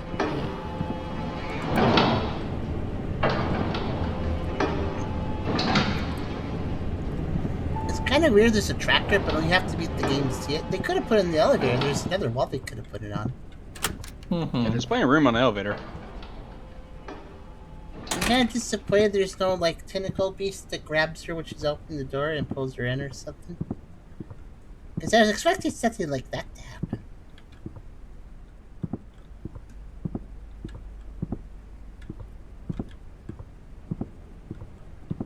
How many anomalies did the tracker say it had? I don't remember. Oh, it's small. Wow, that's really missable. Yeah. That's the thing. A subtle anomaly that's good is one where when you notice it, you're like, oh, that's definitely wrong. That looks... That's definitely really small, but if you just look at that, you might think to yourself, oh, is it getting smaller? Okay, never mind. Now it's getting even smaller, so never mind. Is it gonna disappear? Just get so small you can't even see it. The arrows have become just one. Still smalling. Shrinking. Okay, that's a quote. Still smalling. It's Yeah. too smalling. It's Uh, it's gonna fly. Nope. I see a pic. Oh, nope, the pixel left too. It's all gone.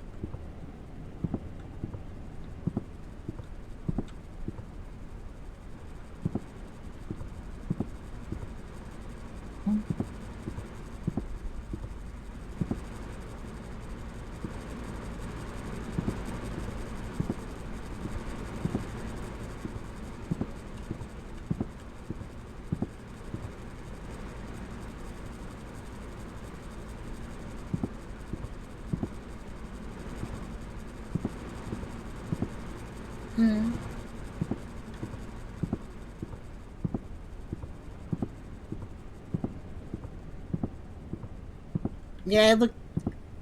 That's why I went back to the plant to look for eyeball.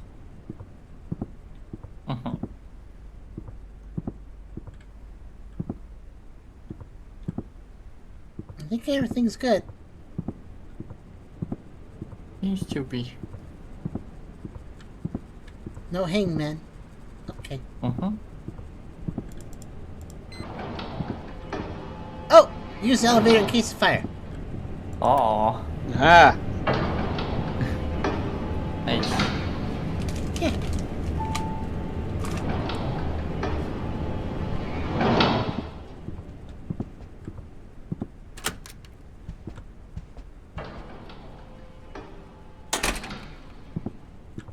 $13. Yep. Now 13.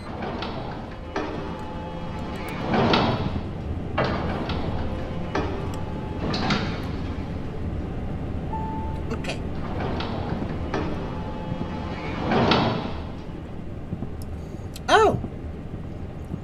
We've only seen 13. Yeah. Wait. Do you think it only tells you how many you found on that run? Or do you think it tells you... I think regardless, I'm done for now. Because it's hard to track that. Yeah. Let's see. What are the achievements? You managed to finish the game under 15 minutes. You managed to finish the game under 5 minutes. Well, that just doesn't sound fun at all. You just have to guess. That's just getting lucky at guessing, yeah. You found all the anomalies, so there's a tracker. I guess the tracker does save it all then, or something. But it's a little hard to keep track when the tracker's only at the end. I don't like that very much. You have somehow managed to return to the start 100 times. Oh, that's a really silly achievement. So you have to fail 100 times to get that one. This is just time wasting. Oh well. Yeah, I'm not really interested. 52.2% of players have beat the game, which is the only one I have. And then 18.5% completed finished under 15 minutes. 4.5 finished under 5. 3% failed 100 times, and 2.9% found all the anomalies. Yeah, I understand why the rarest achievement is find all the anomalies, because it's all subtle and slow and weird, and they repeat. So you have to get good RNG to find them all, which isn't very fun. I thought we were past that. There's a lot of these games understand. It's really interesting when these X8 they don't understand the idea of like. It's weird. They have when they have a tracker. When they have a tracker, that usually means they also have the ability to not repeat anomalies. And those things usually go hand in hand, but not here. Oh well. Anyways, that was 4-9, and yeah, I got a little bored. Not as bored as the other game, but yeah, it got boring after a while because of how they handled the anomalies. Unfortunately, it was close to good. The atmosphere was there. But then it just turned out that half the anomalies were subtle. And not good subtle. Not like a good subtle anomaly was like the upside down Shadow Man, because you had to look through the windows to notice him. But then when you did, it's like because it's like kind of creepy. So that was kind of cool. But yeah, I think let's see, floor 9. I think that's this one. Let's see. Yeah, I think so. Okay, floor 9. Let's put that up here. It cuts off because these are meant to be squares, but they're rectangles, so they cut off a little bit. It's okay, though. I'm guessing you guys probably noticed that, actually, by now. But anyways. Floor 9, let's put it right next to Zone 13, for starters. I think it's a lot better than Zone 13. But the question is it so much better that it gets out of D? That's a hard one in itself. I don't think so. Go ahead. The game shows a little more polish than some others we've seen. Yeah. But then it doesn't do much with it. Yes. It's a little interesting, but it doesn't do much with it. It felt like it'd be an interesting X8 like that I get in the vibe of, and I did it first. But then when I realized that the anomalies were, well, difficult and subtle, then it kind of lost the vibe. I think that maybe, it might be best just to leave it right there, actually. I was kind of thinking, like, it's better than Zone 13, but is it better than the Project 13 games? I don't think so. Again, those had a little bit more going on, even if they weren't great. I mean, after all, Project 13 Taxidermy Trials did have, what was it, 5 million rats that ate you? So, this game had nothing like that. So, I think that's actually just fine enough to put it right there. I think after all, D rank is the rank where if you're bored by a game, then D rank is probably where it's going. I think. So we're gonna put it right there.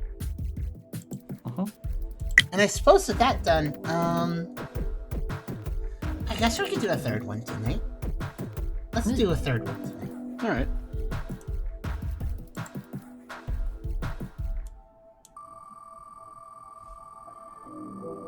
What do we got?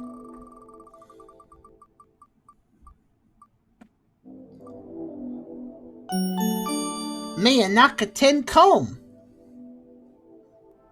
I don't know what that means either. But that's what we're going to play next. Okay. Mayonnaise. Okay, there it is. Mayonaka 10 chrome. Comb. Not chrome, comb. Might also contain ring girl. That's fine though. Currently, in the town of Mayonaka, anomalous phenomena and terrifying apparitions have been witnessed. If you encounter them, never approach. Please turn left at this road. I don't know which road you're talking about. If there are no abnormalities, please turn right. Okay, so we go down the right road if there's no anomalies. We go down the left road if there is. Will you be able to safely navigate through the Eternal Road of Terror? The Eternal Road of Terror? Okay. Never approach the anomalies. Okay. No matter what happens, you must not turn back. You must keep moving forward. Will you be able to safely navigate through the Eternal Road? Okay, we can shift run. We can turn off the light and turn it on with F and west. Okay. Approximate playtime. We haven't seen one of those in a while. 15 minutes to 1 hour. Wait, so no matter what happens, you must not turn back? So you just go forward? It sounds like at the end of going forward, there will be a left turn and a right turn, and I have to make the right turn. The correct turn. Oh, fair. It's a right turn if there's no anomalies, and a left turn if there is. Settings options. Various graphic quality settings. It's really disappointing that we're in an era of gaming where people are kind of lazy at making games, and it's actually a feature to say you have graphical settings. That's kind of sad when you think about it. Settings options graphic. I mean, it's good that they list it though. I'm not mad that they did. Frequency of anomalies. Oh, you can change the frequency. That's actually kind of nice. Camera shake. Okay. All right, let's do it. Oh, AI generated photos are used for in-game poster images. Okay, are they funny or something? I guess we'll find out. But Mayonaka 10 comb. I wonder what comb means. I do appreciate they do notify, like they let you know. Yeah, it is good to know.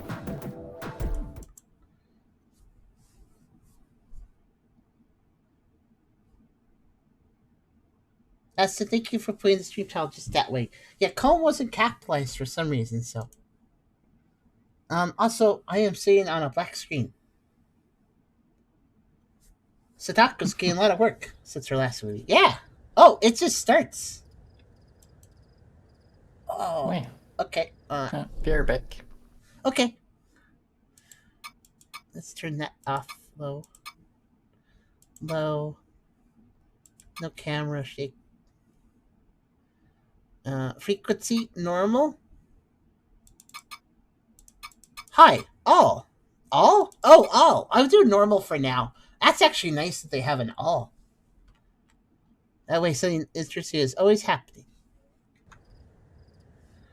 Unfortunately, let me check something. So they said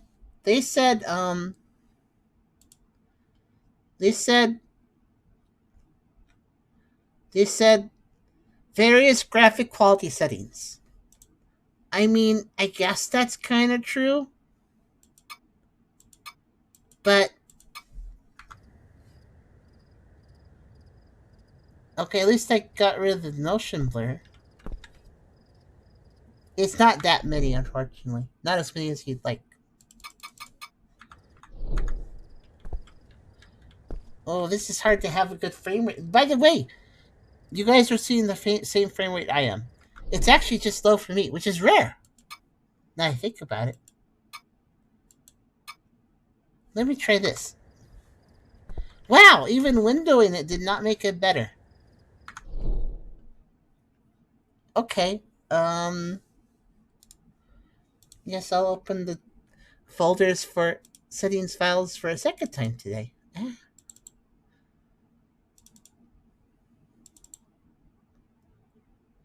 Mayonaka, there it is. Okay, I'm gonna see about this. Hold on.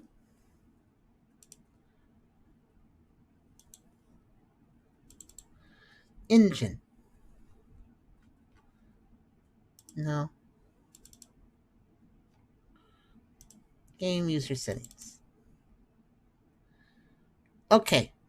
Oh, the frame rate limit. That's what I didn't see in there. It's set to unlimited. Of course it is. I'm going to set it to 60. That might help.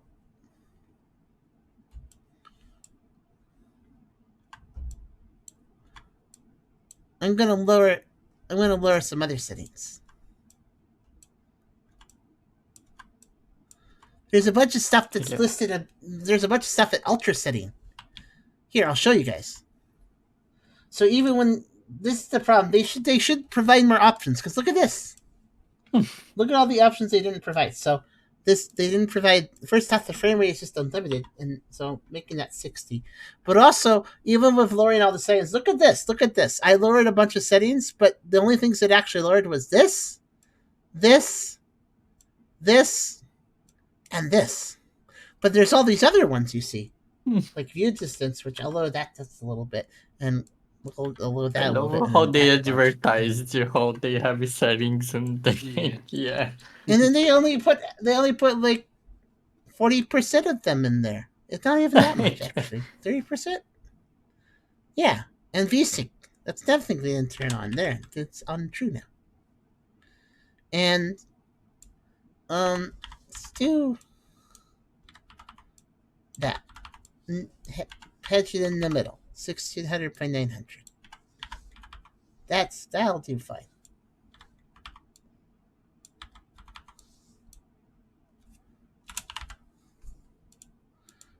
Okay. But yeah, they have all these settings. They're like, oh, look, you can change your settings. But then half the settings that actually affect your quality are not changeable. So what's the point? Jeez. They're there. They just had to put them in the menu. They could be changed in that INI, so they just had to put it in the menu. But they didn't. That's annoying. Okay, how's it run now? That's a lot better. See? It's not that hard. Yeesh. Oh no, my light's that? Oh, that's not good at all. No.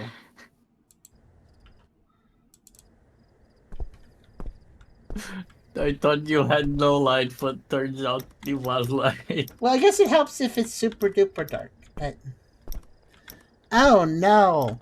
They want me to have a really dark... Oh. We all know that when you have an X8 light, and then you have a lot of darkness, and you have to have to shine a flashlight around to look at things. That's not good.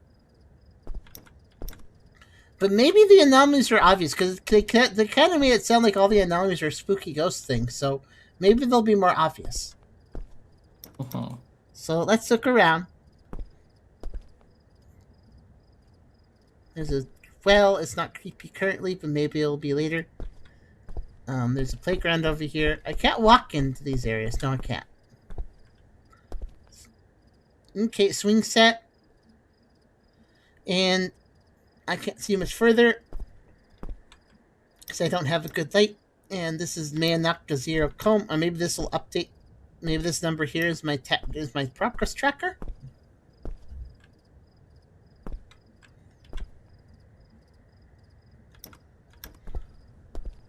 Okay, I'm going to keep going. Okay, here's the AI stuff they generated. So we have Angry Guy. He's very stern and upset with you. We have Crossrock.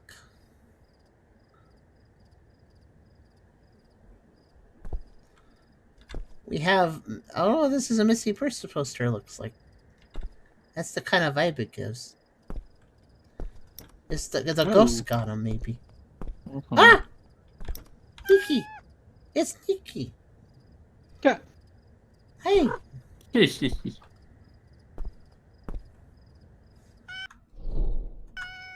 They're noisy. 1 second. Slightly louder. Oh, there's a brightness setting.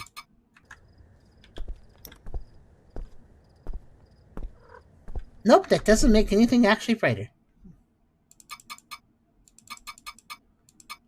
I guess I'll turn it up all the way anyways. I guess it helps a little. Does somebody not want you and tried to sell you, but they just left your box here? And they even look at me. They're cute. Yeesh. They do the meows. I like how they look at me.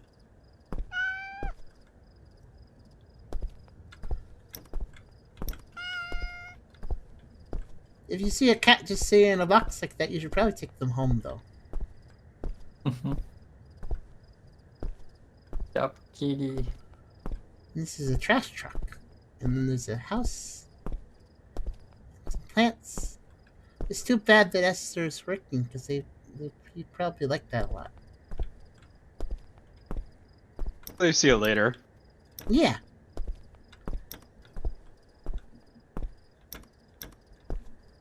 If you guys watched the last X-Date, you'll know that Esther was developing a Nekomata form. Or Nekomodox form, really. But it turns out that he's got a new member of his community that's actually a kitty. And that happened. And it's not they're not a Nekomodox. There was confusion over that for a while, because Esther was developing a cat form, but then there was also a cat Tulpa that showed up. So everything got mixed up for a little bit. But now it's getting sorted out, and Esther's back to setting up his own Nekomodox form.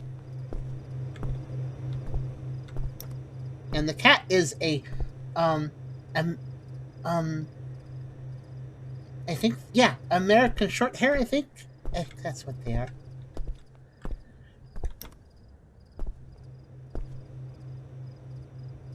That's a weird license plate. Oh, you. Okay. Oh, it's a bright. Oh, is that because I turned the brightness up? No, it's just really bright regardless. It's a very bright machine. How do you even read what drink you're picking out if you've got the blinding light of God behind it that you can't see? You just press a button and hope you got the right one. I guess so.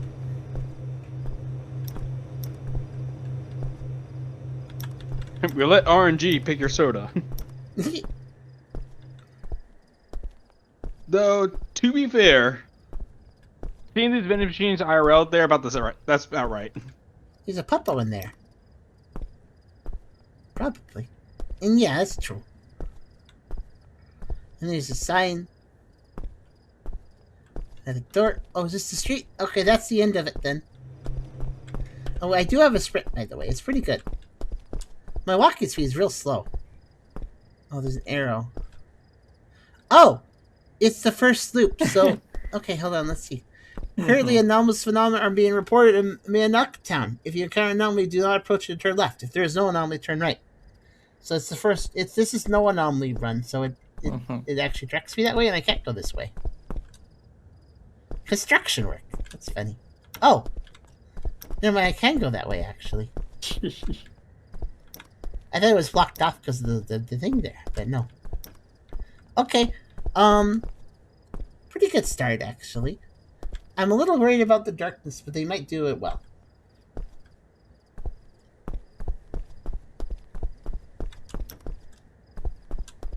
Oh, okay. 1. Oh, that's the progress tracker. Okay, I don't know what number I'm trying to get to, though. It says 1 there. 10? 10? Okay. Oh yeah, it was 10, wasn't it? Okay, so let's look for ghosts.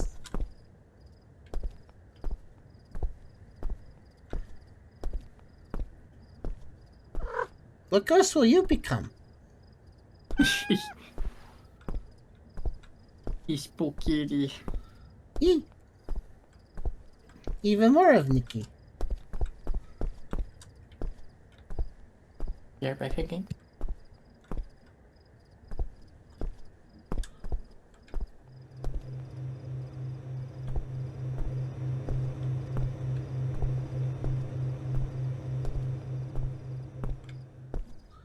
It's actually not that big a street. This shouldn't be too hard to keep look around.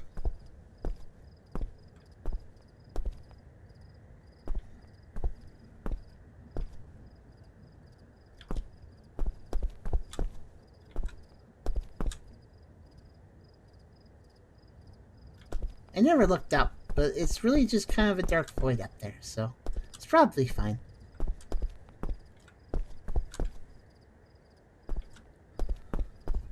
Okay, it looks pretty normal on this run, so I'm just gonna go right.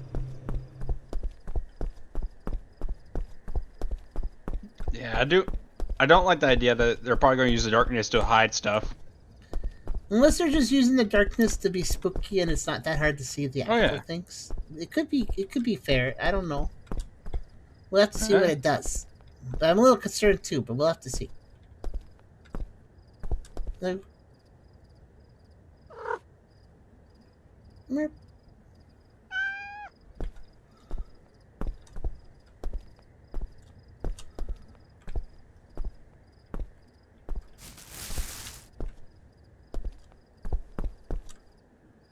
I heard that. Oh.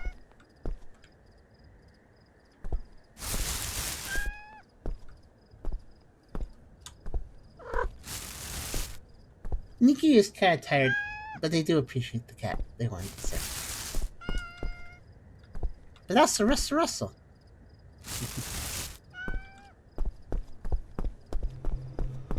That's a ghost. That's an obvious one because it makes a sound too. That's a really fair one. Let's see how they do with the others.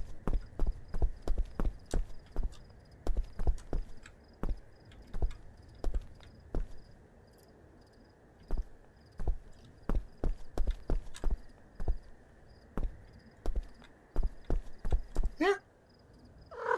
I want to meow. Hee.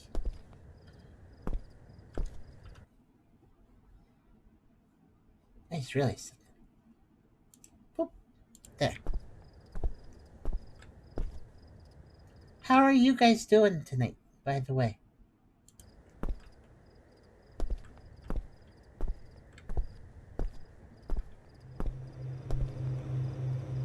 Hello? Oh, good. And all the VC partners seem to have gone quiet. I was a little confused. No, we're still here. Okay. I'm just focusing just so you can't find anything. I think Chrysalis may have stepped away. I heard. Oh! They have Halloween decorations. Interesting decorations, definitely. Or they're just trying to grow some skeletons, I guess. Well, I hope that's actual Halloween decorations. If not, you might have other problems.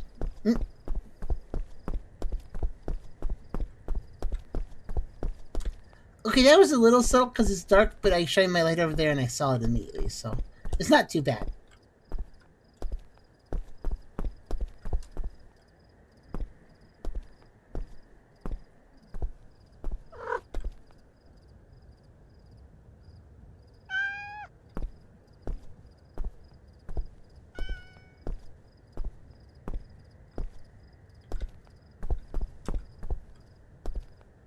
Hey, wait.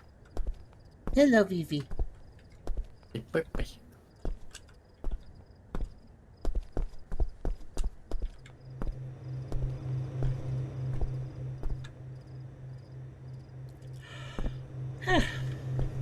This seems pretty good so far.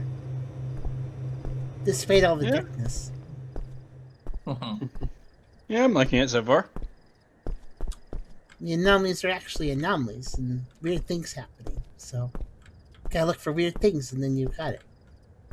It's spooky. Yeah.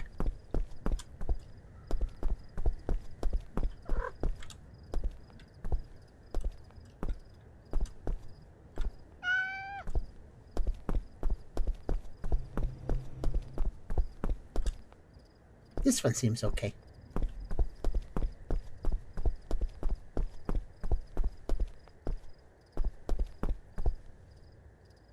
Yep. Yeah.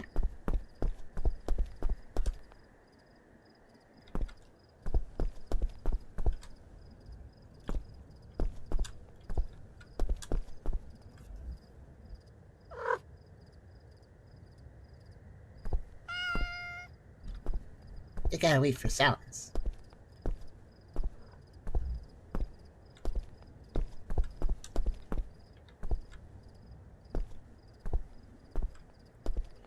This game has Ferris little anomalies. Well, at least the first one was. Yeah.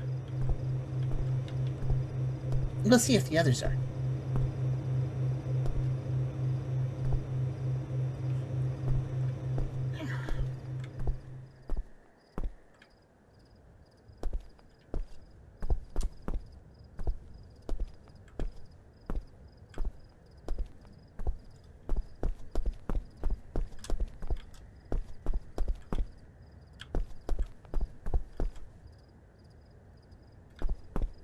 Oh! There's windows up there. I should be looking up there. Yeah, that window right there. Look. See how these windows are just shiny and flat? Yeah, I see that. But if you look there, that's an actual room. You can see the corner. Maybe. I think I should keep an eye on that. I'm thinking that might change. Like, maybe somebody be in it later. Yeah, that's the one where somebody could be in it. So I'm going to keep an eye on that one.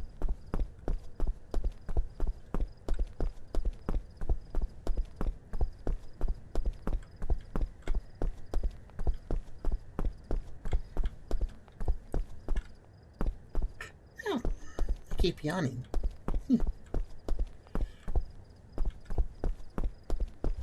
And low energy. Sickies and ickies and low energies. 6. Uh-huh. Hopefully, we feel better soon. Not so much sickies, not just low energy.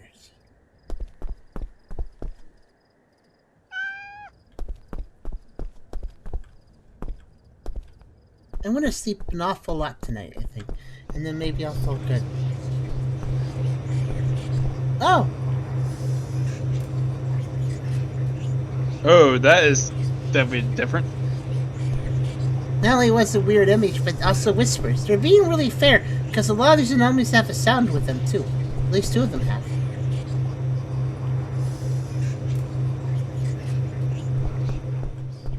I don't think I want to buy their drinks. I don't trust their drinks.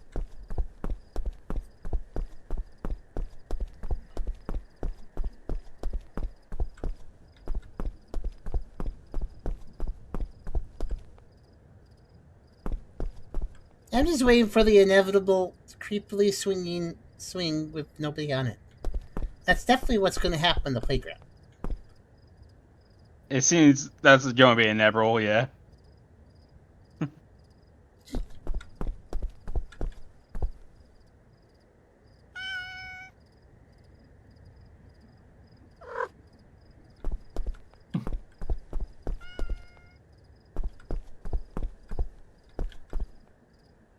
Now. Oh! Hey, that's silly. Those are just little creepy pasta images they found on Google. I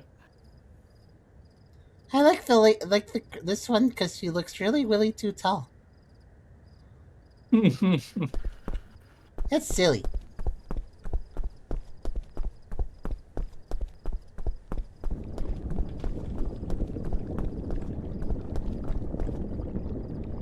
That's very dim lava. Also, why did this? When did this turn into an? Okay. Yeah, somebody might want to tell the town about that. Hi, kitty.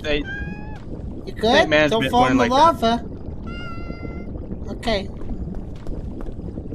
Yeah, maybe this isn't very. I don't think this is necessarily safe. Oh no.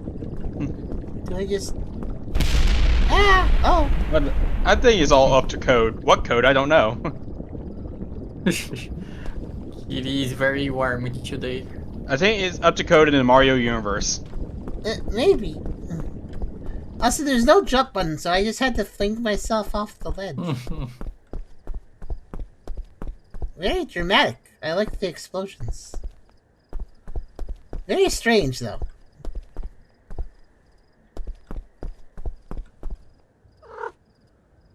I like how we are getting a bunch of spooky Pokemon now appearing. Good.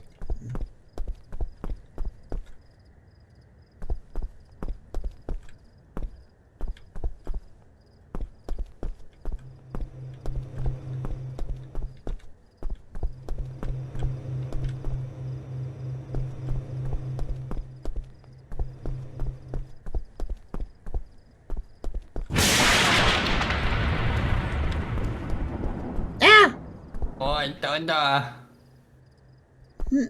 Sorry I had my delayed vocal reaction. I actually did get spooked for that one. But it just locked me I, up. I love how you actually you responded exactly on the moment that the stream delay came to me, so you screamed exactly on the right time. I don't like thunder. Oh, yeah.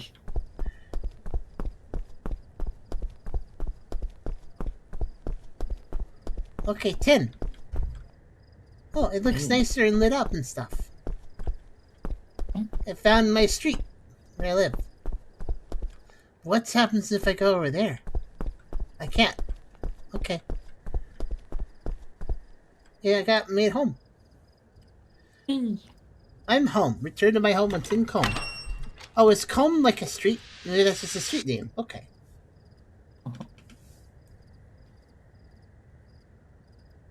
Test play. Game? Oh, gore. Those are weird test plays. Oh. City district. Oh, is Mayonaka a real city? And then it just restarts. That's fair. Okay, you know what I'm gonna do now? I don't. Does this track anomalies somewhere? I don't know. What I'm gonna do is I'm gonna use this. I like this setting here. This is good. Look. Now everything is gonna be anomalies. Yeah. So we can at least guarantee you're going to see one every time. Yeah. I want to see cat anomaly. Maybe dog anomaly. Watch it. Oh! Is there that? Oh, Right. undiscovered. Nope. Oh, it does track. It does track. Well, I'm just gonna keep it on all anyway, so we can get through them faster. I'm gonna actually look for him though, not just turn left because I know it's gonna be an anomaly. Okay, let's go find all the anomalies.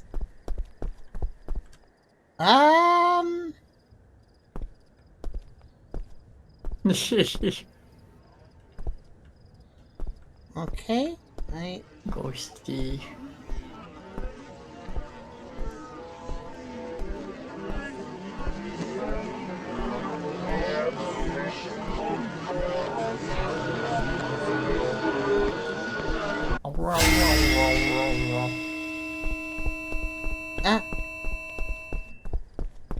Okay.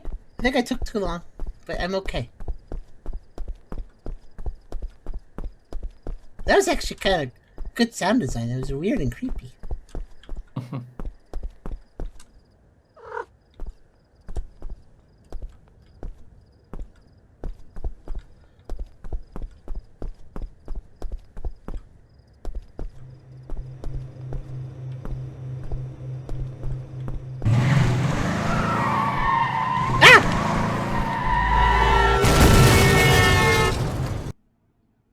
Okay, I guess I was supposed to run. I did, however, dodge it. Yeah. Okay, that was actually kind of interesting. I think this game might be the best one tonight because it's got weird things happening and they're interesting. And has a lot of movement. Yeah. hello. Oh, hello. How you doing? Well, have a nice time. At least there's not a million of you.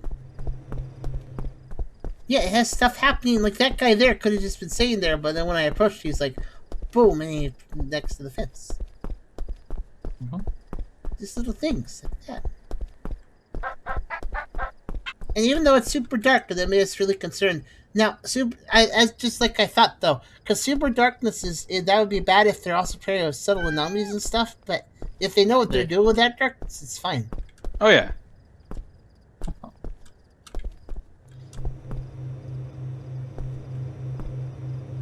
Gotta remember. Oh, I do. However, I mean, some of these little creepypasta PNGs are more funny than anything else, but I don't mind them. Yeah. Mix those in with the more complex stuff. That's fine.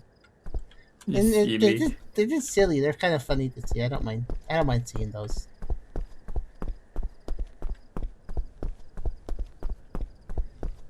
It's a jump scare image that isn't jump scaring, so it's just kind of funny.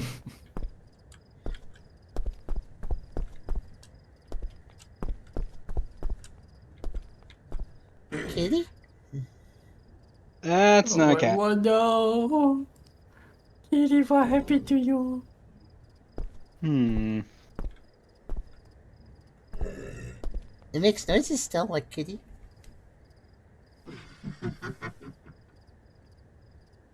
Did you eat kitty? Emerald the Dragon Queen said, I didn't know you streamed. Yeah, almost everything put on YouTube is a stream, actually. If you watch on YouTube, I'm surprised you didn't notice that Yeah, at some point. every time. Thanks for fighting me, though. No, this is actually Tucker. Charm's taking a break right now. Yeah, like the 5 minutes of every single video is coming by to stream. Yeah, the intro is always, hey, if you want to watch on stream, go on stream. Yeah. I'm not a smart drink. It's okay. I'm not a smart doggo, so it's all understandable. I think I'm a little smart, maybe. Ah! Well, good thing I was getting distracted by looking at the posters. Oh yeah. That could have hit me. That wouldn't have been good. See, that too, that's way more dynamic than the other games we played tonight. Like, the sign, no, it didn't just fall. It actually bounced if you saw that. It had, like, physics. Oh, hello.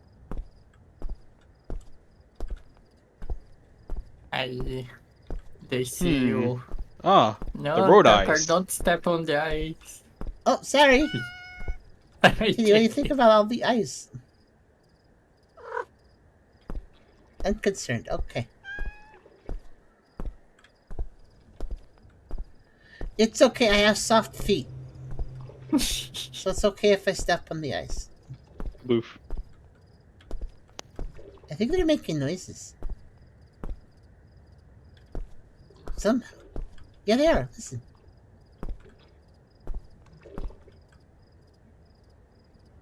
Oh my god, Emerald Dragon. You're typo though. I just wanted to call you absolutely prey and adore. Ah! Nikki enjoyed that one very much. Thank you, the freshest taste, too.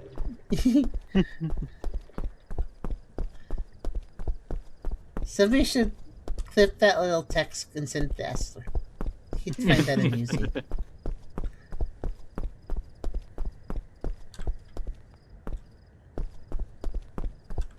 Oh, hello! Oh, God! Where? That's not the Ring Girl. She had a different mask. I don't think Ring Girl had a mask. No, she didn't. Thanks, Chris.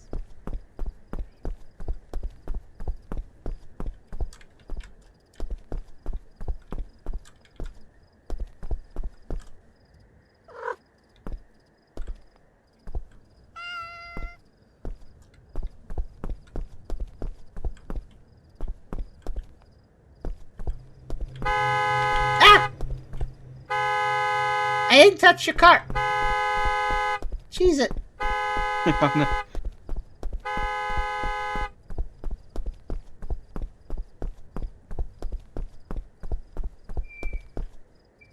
Oh, there it is. I knew it would happen. You can't have a creepy playground without having a secret start moving.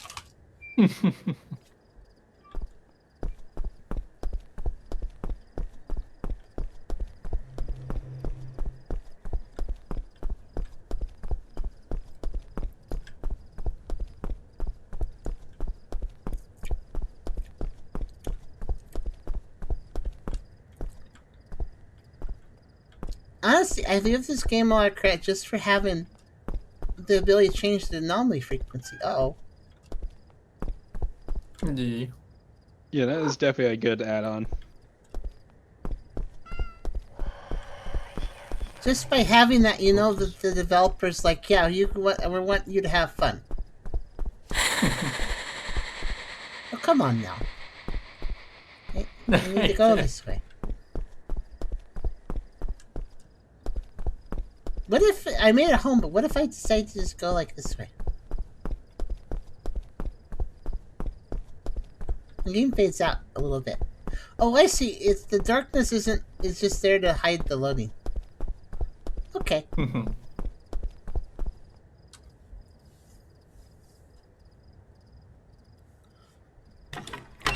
See, so far also no repeats.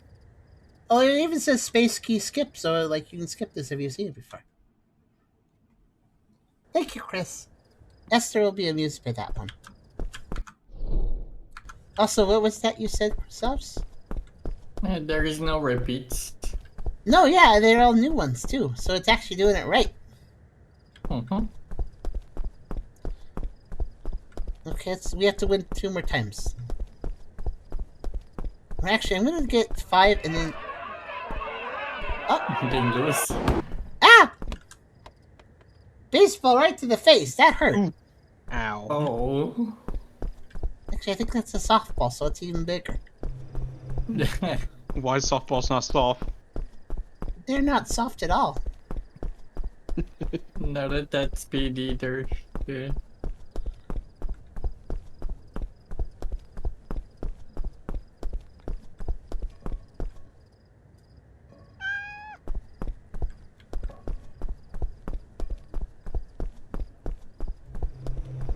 I love how you wait till the cat does their meow.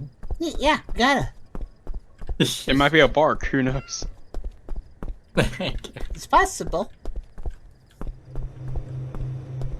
I mean, if you watch a cat and it barked, what will you do? I'd be scared.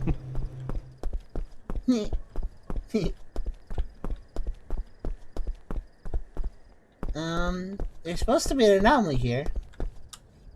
I could have sworn that when I looked at the window, the lights were flickering, but it might have been just the graphics. Oh. I don't see it. The Nah, witch it window. might- Oh, The I one that found it!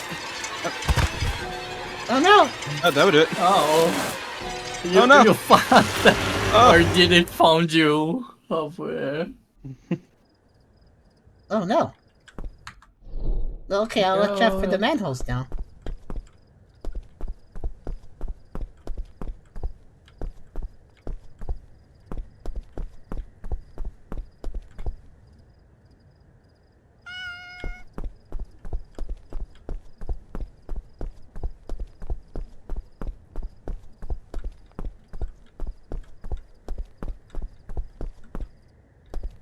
Oh right, it's new. The first one is nothing. Even with high frequency. Or all frequency.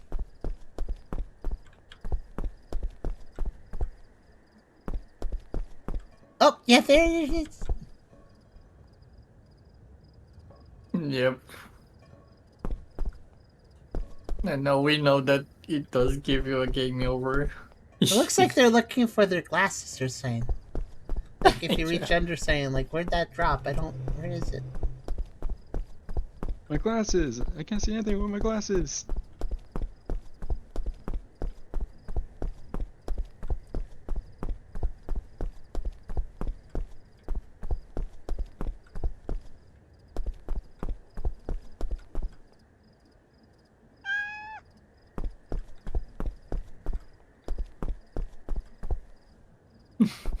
Disagreeing. Yes. Yeah, I agree. Ah, no, not this time.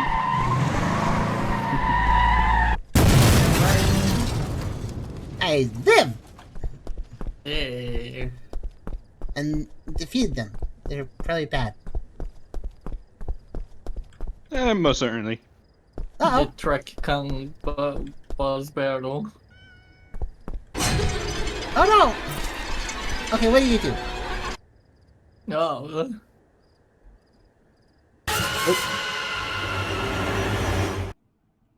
Oh, The jump scare. the game overs are worthwhile because there's interesting things that happen.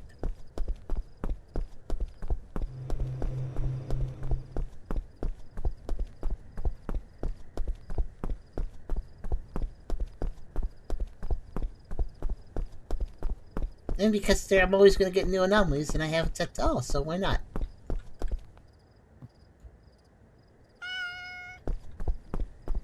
I agree.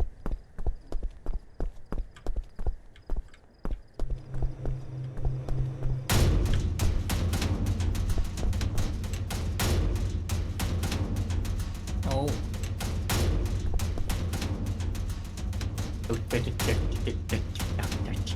They're practicing the They're drumming. doing.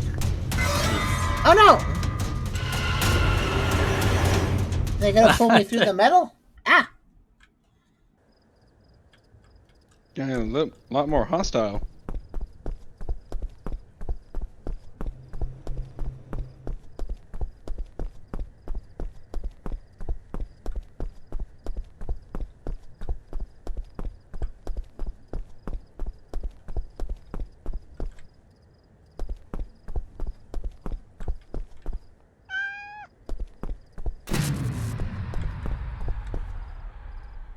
No. Lights. I turned off my flashlight. I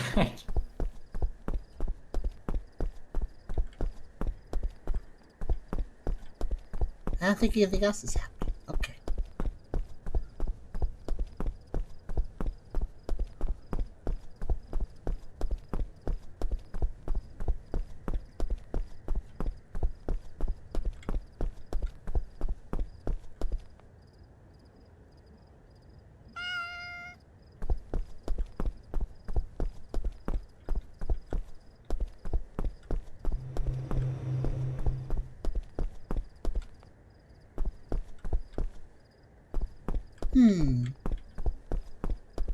Oh.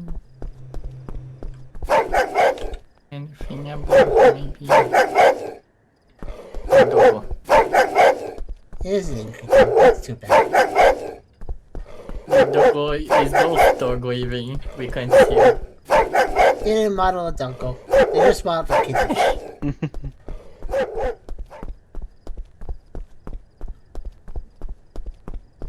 Maybe they have Russian dogs at home.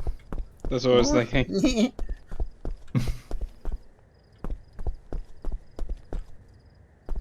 Nikki says, I would say that's all. That's because that's all you need. But puppies are nice now and then.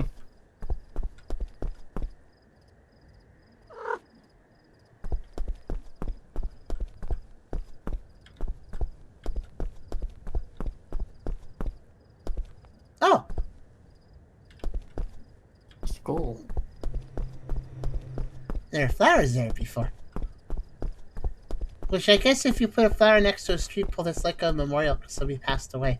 I guess if we're on the nose memorial, will be putting their skull there. It definitely gets the same point across, I guess. It's a little morbid, though. Just a little bit.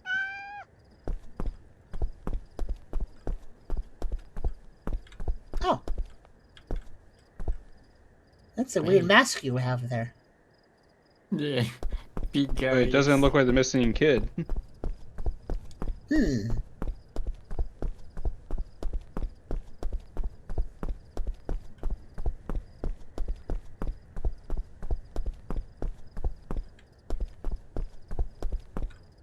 Oh!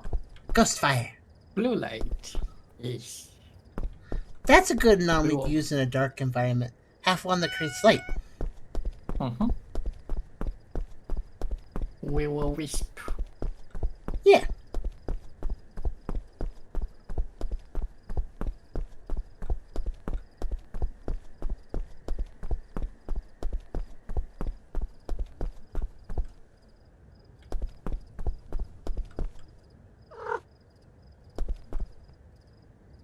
Oh!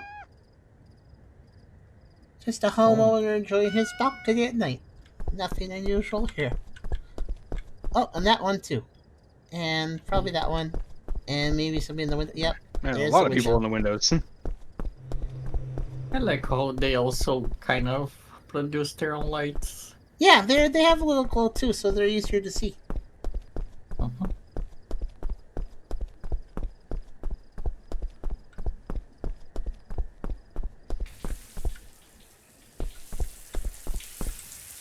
what? Oh Hey, my. there's a water fountain there. That's a weird effect. Look at that weird effect. Yeah. I'm not exactly sure that's water. It doesn't look I'm like... not sure.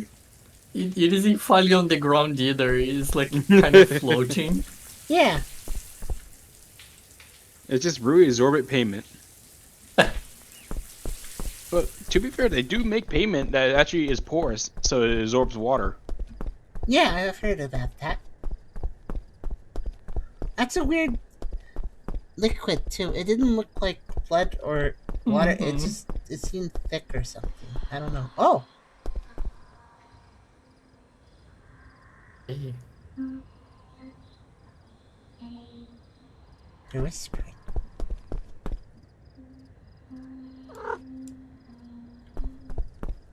Kind of slightly singing too. Kind of unsettling.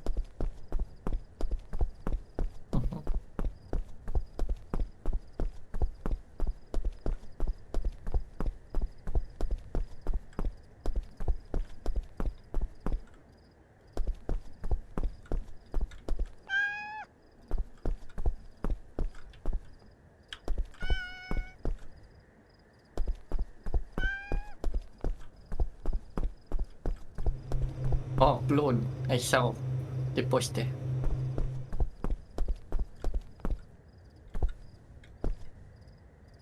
He still looks stern, even as he's being out of his face.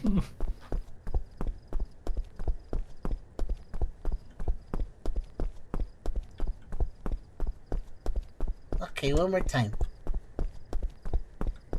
Hey.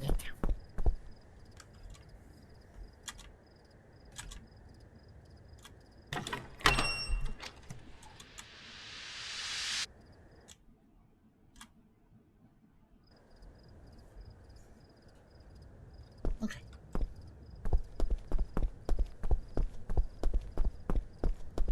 That was kind of weird because I skipped between the scene of entering the house and then the credits, so it looked like we entered into the next loop. Seamless transition. Okay, there's 5 left, I think. Wasn't there 3 left or something? I don't know. Or maybe 3 left.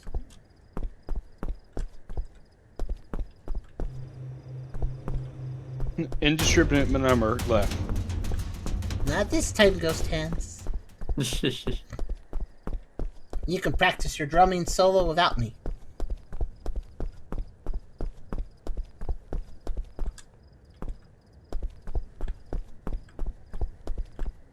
Not this time, Ghost Kid.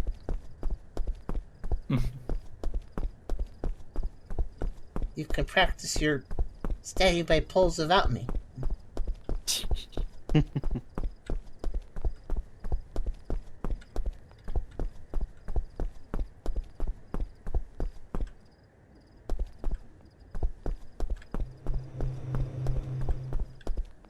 Last one.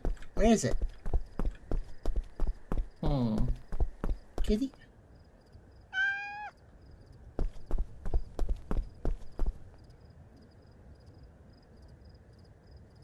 Oh!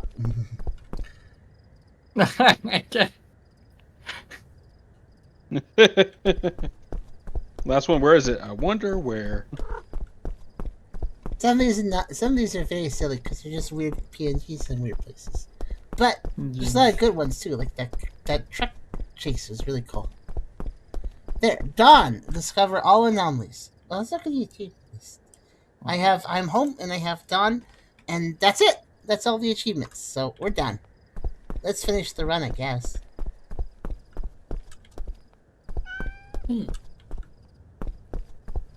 It's probably gonna loop the achievement. It's probably gonna loop anomalies now, but we'll always have one. Still, probably. Ah! Okay. Not a happy dog.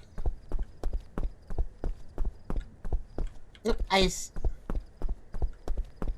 Yep.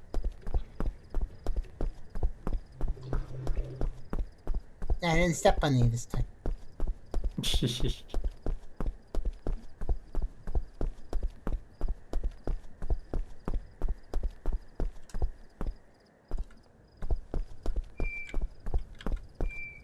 Sing set? Okay. This was nice. Not a huge game. Didn't take forever. Oh, what's this? Wow! There's a sticker. I got a sticker. Wow. Yay. The shadowy guy, even the shadows are impressed. They're impressed. I'm impressed the shadow people live here.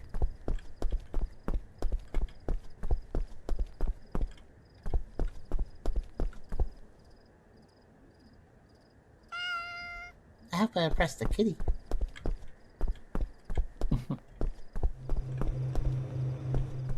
Oh, it's you. I don't have to actually find it because I know there is an anomaly, but I just feel like it. Yeah, it's kind of weird with this anyway. If you turn it on, you know you're going to get an anomaly every time, so you could just speed run it, but still. You just have to be careful because some can get in your way and try to kill you, though. Yes. Like Yep. this one, which we haven't seen the death of, actually. Let's. You know what? Let's finish by seeing what the death of her is when I butcher. There's no. She's lost her own thoughts. Never mind. Maybe she. You gotta wait 7 days. Oh yeah.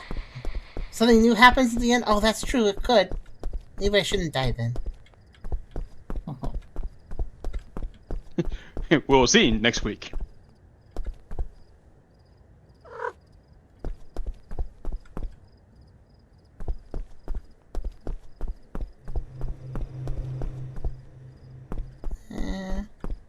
Oh, it's that one.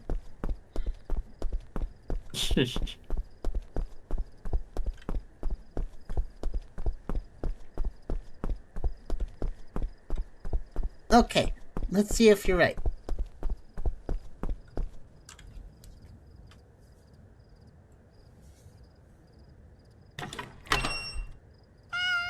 Oh, kitty! Whee! We did take the cat home. Acquired cat. That's the good end, though. Cat. That is a good end. And I think that's a good end for Play Next 3 Lakes, too. That's 3 games. That's a good number. That's definitely a good ending. I like that I like that they updated it and had it so that something did happen when you complete all the anomalies. That's really cool. All right. Mayonaka Zero Comb has a weird name, but it's good. It's not Spoopy good. amazing, but it's fun, and you could set your own frequency, which means, of course, that you can have your own pace. And none of these, I wouldn't say any of those anomalies. The most subtle anomaly is the skeletons in the pots, but if you just look over there, you'll see it. So, okay, Mayonaka Tin Comb. What's the graphic for that? It's dark. Okay. Let's see. Oh, it's right there. Okay.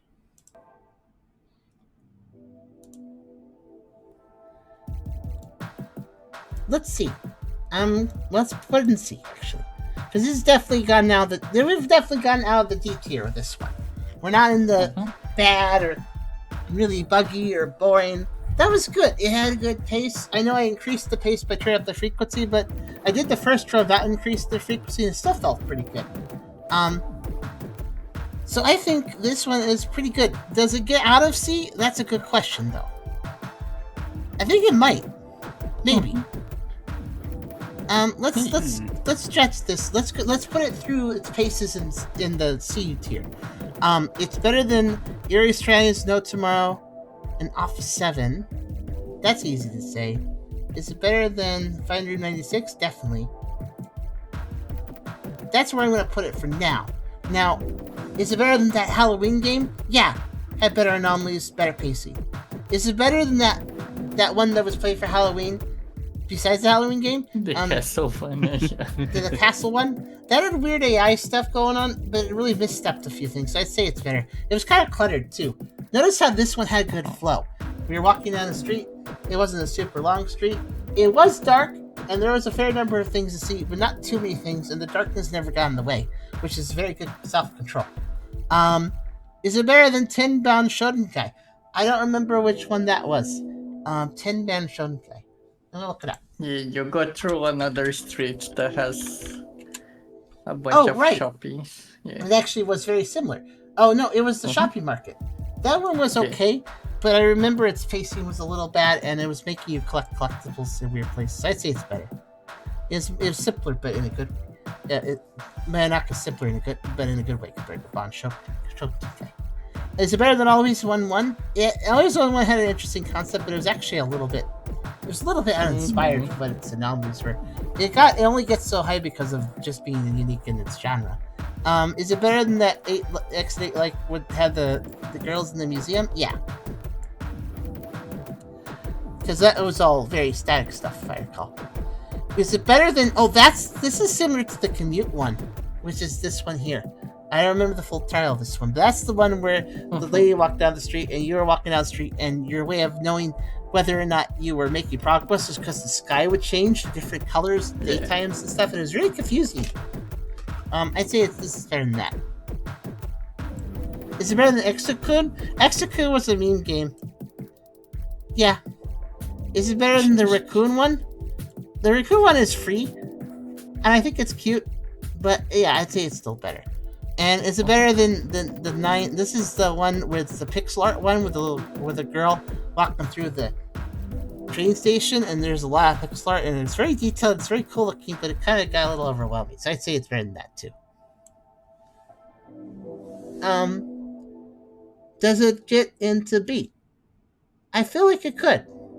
It's not doing anything amazing, but it did everything well. So I think B still... I think that qualifies for B. What was that, Reese? Was it? I definitely think it could definitely go into B. Does it beat Nightmare House? That one had pretty good anomalies, but bad pacing, if I recall. Yeah. So yes. VHS Escape. Does it beat VHS Escape? Yeah, probably. I forgot. I think VHS Escape scored so high because its AI generated posters were really funny.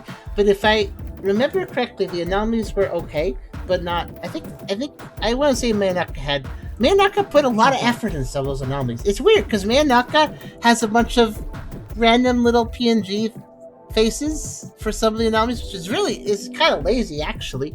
But then on the other hand, you got crazy lava section that's exploding, and then the truck chasing you, and you have to get out of the way, and it blows up. Like, there's a lot of effort put in some of them, even if some of them are lower effort. But the important thing is, regardless of the effort that each anomaly has in Mayonaka, none of them are subtle or hard or unfair. So that's really important too. Is it better than the Stevenson one? I think so. That one didn't leave much of an impression. If I remember correctly, its prequel game was better, right? Or is that the prequel game? I can't remember. There's two of them. Yeah, that's this one, the Nibinsan. This one here. That's the other one. It wasn't as good as Nibinsan. Senbunsen wasn't as good as Nibinsan, but Mayonaka's better than Senbunsen. And it's probably better than the Stairway one. That's the Stairway one where this one here was one that wasn't... The kind was interesting, but nothing was randomized, we found out. Yep. Then we have the Home Zero Alpha demo. Oh, that's right. I think we have... Yeah, right here. So the Alpha demo for Home Zero, that actually full release, that's in the list, so we'll be rolling that at some point. We'll probably switch them in places or something. I might... Maybe we'll remove the alpha demo listing when we play the full one. We'll see. But Mayonaka is probably better than the alpha demo because it was interesting actually, but it was short because it's an alpha demo. So that we didn't need to see a whole lot of it. I bet the full game could actually get a pretty good ranking if they kept to what the alpha demo showed. Okay, is Mayonaka better than? Then that's the next one on the list. I don't remember its name, but it's the one where you are in a Japanese hotel. You're taking care of a Japanese hotel and going through all the hotel rooms. I'd say it's better than that. And is it better than Pitfall for Overcall? I'd say so. That game was actually not an X8 like first off, but it was a good game. But it was a little bit bloated. So Mayonaka felt like a good cohesive experience that didn't waste time. So I'd say it's better than that. Ghost Room was the one where you're lighting candles, I think. Mm-hmm. And that one was okay. I'd say Mayonaka was more interesting in that. It had better pace. And then Room 13, that was the one, I think, that there was a wet floor sign anomaly, and then and the charm stepped in, just slipped, and there was no sound, and then they died. Which was very funny. But it wasn't. I think it's still better than that too. Like Mayonaka is not necessarily super duper impressive, but it just got the pacing. It's consistency. It's like if you were doing a sprint and somebody ran really really fast at the start and then they got tired and they fell behind. Mayonaka, and then you have somebody later that only gets a big run up at the end. Mayonaka is the one that doesn't sprint at all, but they just keep a consistent pace that gets them a pretty good score because they're not sprinting at the start, they're not sprinting at the end, they're just keeping a good, fast run regardless. They're not going to get first place with that, but they're not going to score too bad. I'd also say it's better than that. The XA, like, that's the one that was like an RPG. This one. And then the Street 10. Oh, okay, now we have Street versus Street. I think the Street 10 was the one that actually had a number of interesting things, but if I remember correctly, I remember Charm and Esther both making a lot of fun of it because it was super glitchy, like the environment was put together bad. Oh yeah, the achievements were really funny too. I think that got it too. But wasn't the Street 10 also the one where the street was really glitchy and they constantly found like bad geometry floating stuff? pods or I'd say it's due to its polish. I'd say Mayonaka wins a little bit over Street 10. I think Street 10 had some fun anomalies, and the description writing gave it a lot of points actually, which I guess Mayonaka doesn't have comparatively, but I still say it's better. And then Mayonaka versus that's another 2D one. That's the one with the anime 2D. She's walking through like a shrine area, and there's stuff that happens. That was a pretty good one. That was a pretty interesting one. I think I like Mayonaka slightly more than it though, because pace. Again, it's all about pace. And then we come up against Hangar 8. Okay, now that we're getting to the contending spot, where it might be hard to move it up further. Hangar 8, I think that was called Hangar 8. I can't see the full word. But that was the sci-fi one that we played sort of recently. That was like lower res model packs, but it was actually used pretty well. Its performance was a little bad, but it had some really cool anomalies. I think it probably is better than Mayonaka. I think this is where Mayonaka should sit. Yeah, seems fair. I think so. Yeah. Okay, that's where Mayonaka's going to sit then. And that means 3 more games for the tier list are done. I shall quit this. Alright. Well, I guess that's another good episode. Well, I'm glad to have at least the first 2 games.